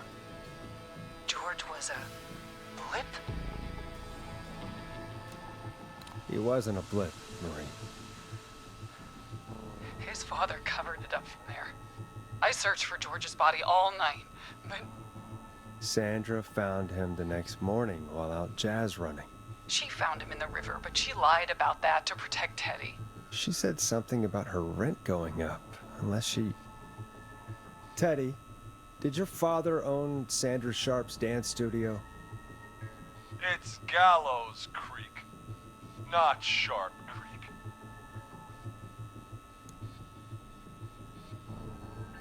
I'd answer the question if I were you, Teddy. Yes, okay. We own most of the town. That's it then. Your father was going to run her out of business, unless she lied and said she found him in the reservoir instead of the river. What my father did in his business dealings is nothing to do with me. The false reports. That's why you killed Sheriff Matthews too, isn't it, Maria? Not just to get him out of the way, but... Everyone was in on it, Forrest. Even the coroner wrote a fake report. Said George was drinking. That he just got himself into trouble. And... I saw. I'm sorry. If Dr. Sullivan had survived, then maybe... There's no excuse for what she did, Forrest. I did my part. I tried everything I could think of. I even went to the newspaper, but no. That coward killed the story. But Maurice Russell is dead now.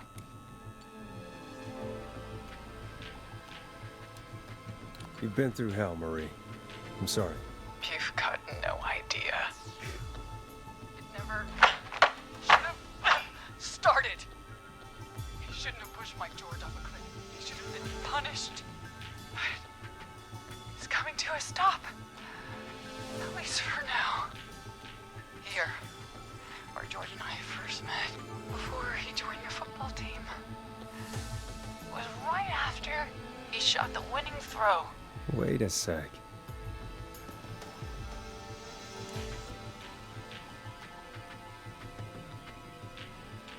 You're at the football field.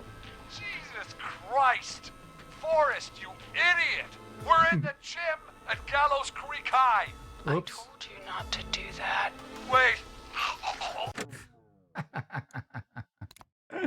It's because I'm not paying attention. It's blah blah blah blah blah. I missed it because I'm not paying attention. I'm sorry. If Dr. Sullivan had survived, then maybe... There's no excuse for what she did, Forrest. I did my part. I tried everything I could think of. I even went to the newspaper, but no. That coward killed the story. But Maurice Russell is dead. Because honestly, guys, I don't even remember. I don't even remember what ball this guy hit. Like, I haven't even been paying attention because I just don't give a shit. Never should have started. He shouldn't have pushed Mike George off a cliff. He should have been punished. He's coming to a stop. At least for now. Here, where George and I first met, before he joined your football team, was right after he shot the winning throw. Wait a sec. Oh, school gym, so it must have been basketball. You're at Gallows Creek High, in the gymnasium. That's right, Forrest. Not that it matters, but yes, we're here. Anyway, I think that about wraps up the interview with Teddy. So... Marie? Where? Oh my Peggy! Teddy? You've got to help me. Quiet. You'll talk more later. Now I have to talk to someone who mattered more than you ever did. Peggy. It's been so long since I've seen your face. I worried you wouldn't come. Marie! Oh my god. I thought you... And here I was, thinking you'd forgot me. I'd never forget my own sister.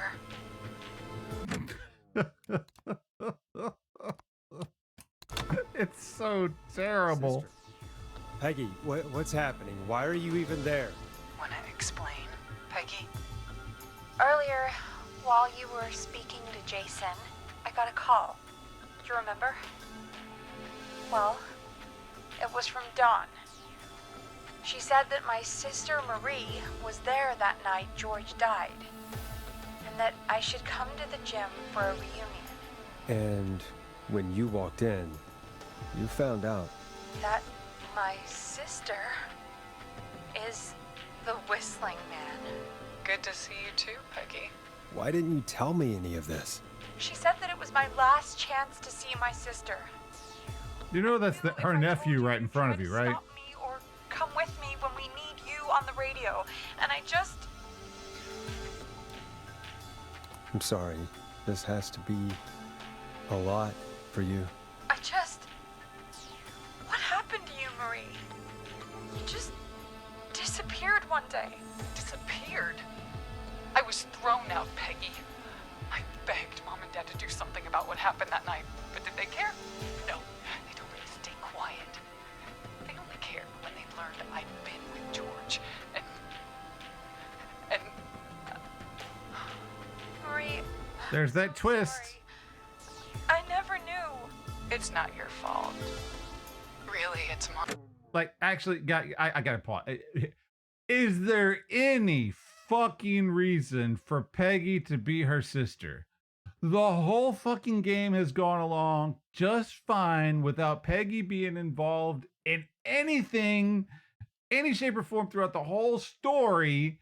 And then right here at the very end, what a twist. Let's just throw her in. She's the sister for some fucking reason. There's no reason.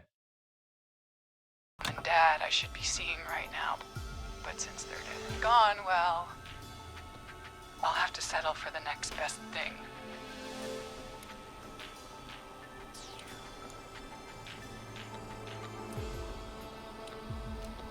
Next best thing? Do you mean? Someone has to pay for what they did. Marie, please. Mom and Dad are gone, Peggy. Besides, you forgot me. Just like the rest.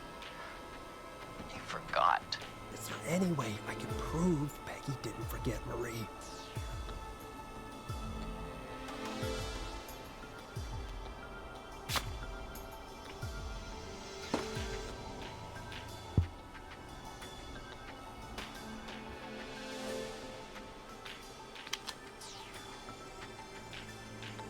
Marie, Peggy never forgot about you. Keep your mouth shut. She kept a card from you. She kept it here on her desk. What card? The card you made me for my 8th birthday. What does it say then? Happy birthday, Peg. Now you're great and 8. Love, M.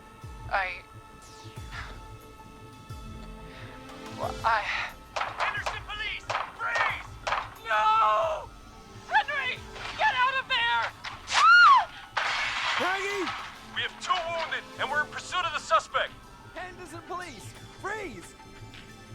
Forrest! Leslie, how's Peggy? She's been cut pretty bad, but we're here now. I'll be okay. God, Marie! Hey, Zara! I need you to look after Peggy. She needs help. Now. We got here just in the nick of time. Where's Marie? She bolted right as we got here. The police are right on her heels. It won't be long now. It's over, Forrest. It'll never be over. There's 2 more hours. Well, folks, it was a long night, but we made it through together. I'm gonna head off to go check on Peggy. This has been Forrest Nash.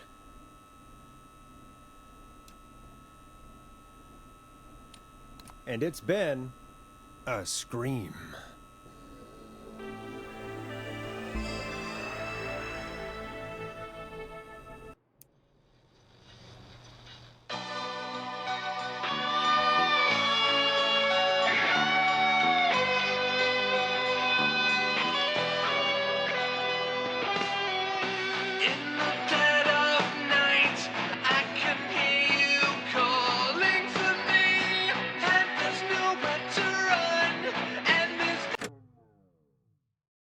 DMCA strike. Well, this one ain't gonna be monetized. Okay, dudes, listen. I know a lot of y'all are probably fucking young as shit. Okay, but if you ever saw the original Scream, oh my god, that whole thing at the end was Billy Loomis to a fucking T.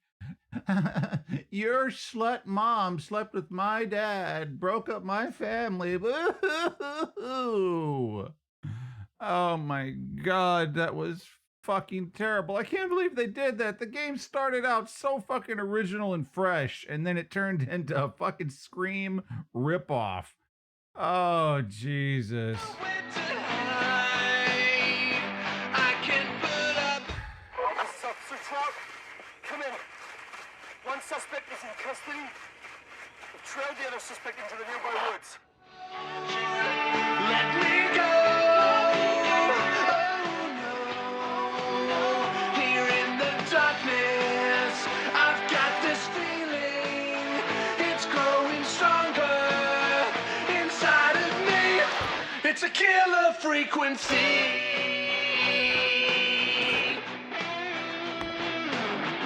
And if you guys don't get the joke, by the way, back in the 80s, it was really popular to make fucking theme songs that had the title in it. You know, that was a big thing. It's a joke. I can feel my heartbeat, and it's bursting out of my chest. But the radio's on, and it's playing the song we love best. I can put up a fight, but you just gotta stay. And you won't let me go. Oh no. Here in the darkness, I've got this feeling. It's growing stronger inside of me. It's a killer frequency. Oh, it's a killer frequency.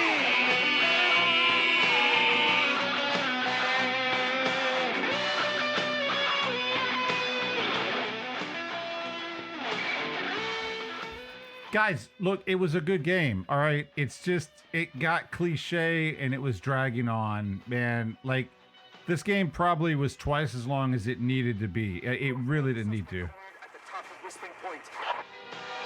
Oh, God. She's at the top of Whistling Point. She's going to jump off and they're not going to find the body, right? Are we going that way?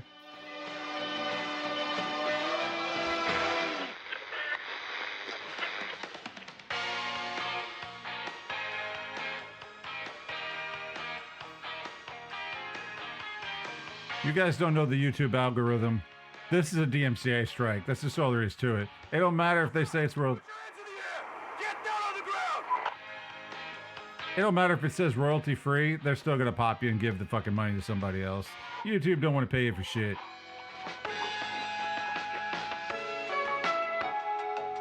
Don't move.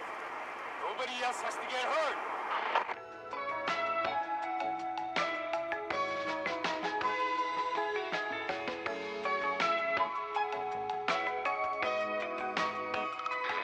No, stop! Suspect has jumped! And now they can't find her. Officer Lugo, do you have a visual? Negative. No sign of the suspect anywhere. How did he know?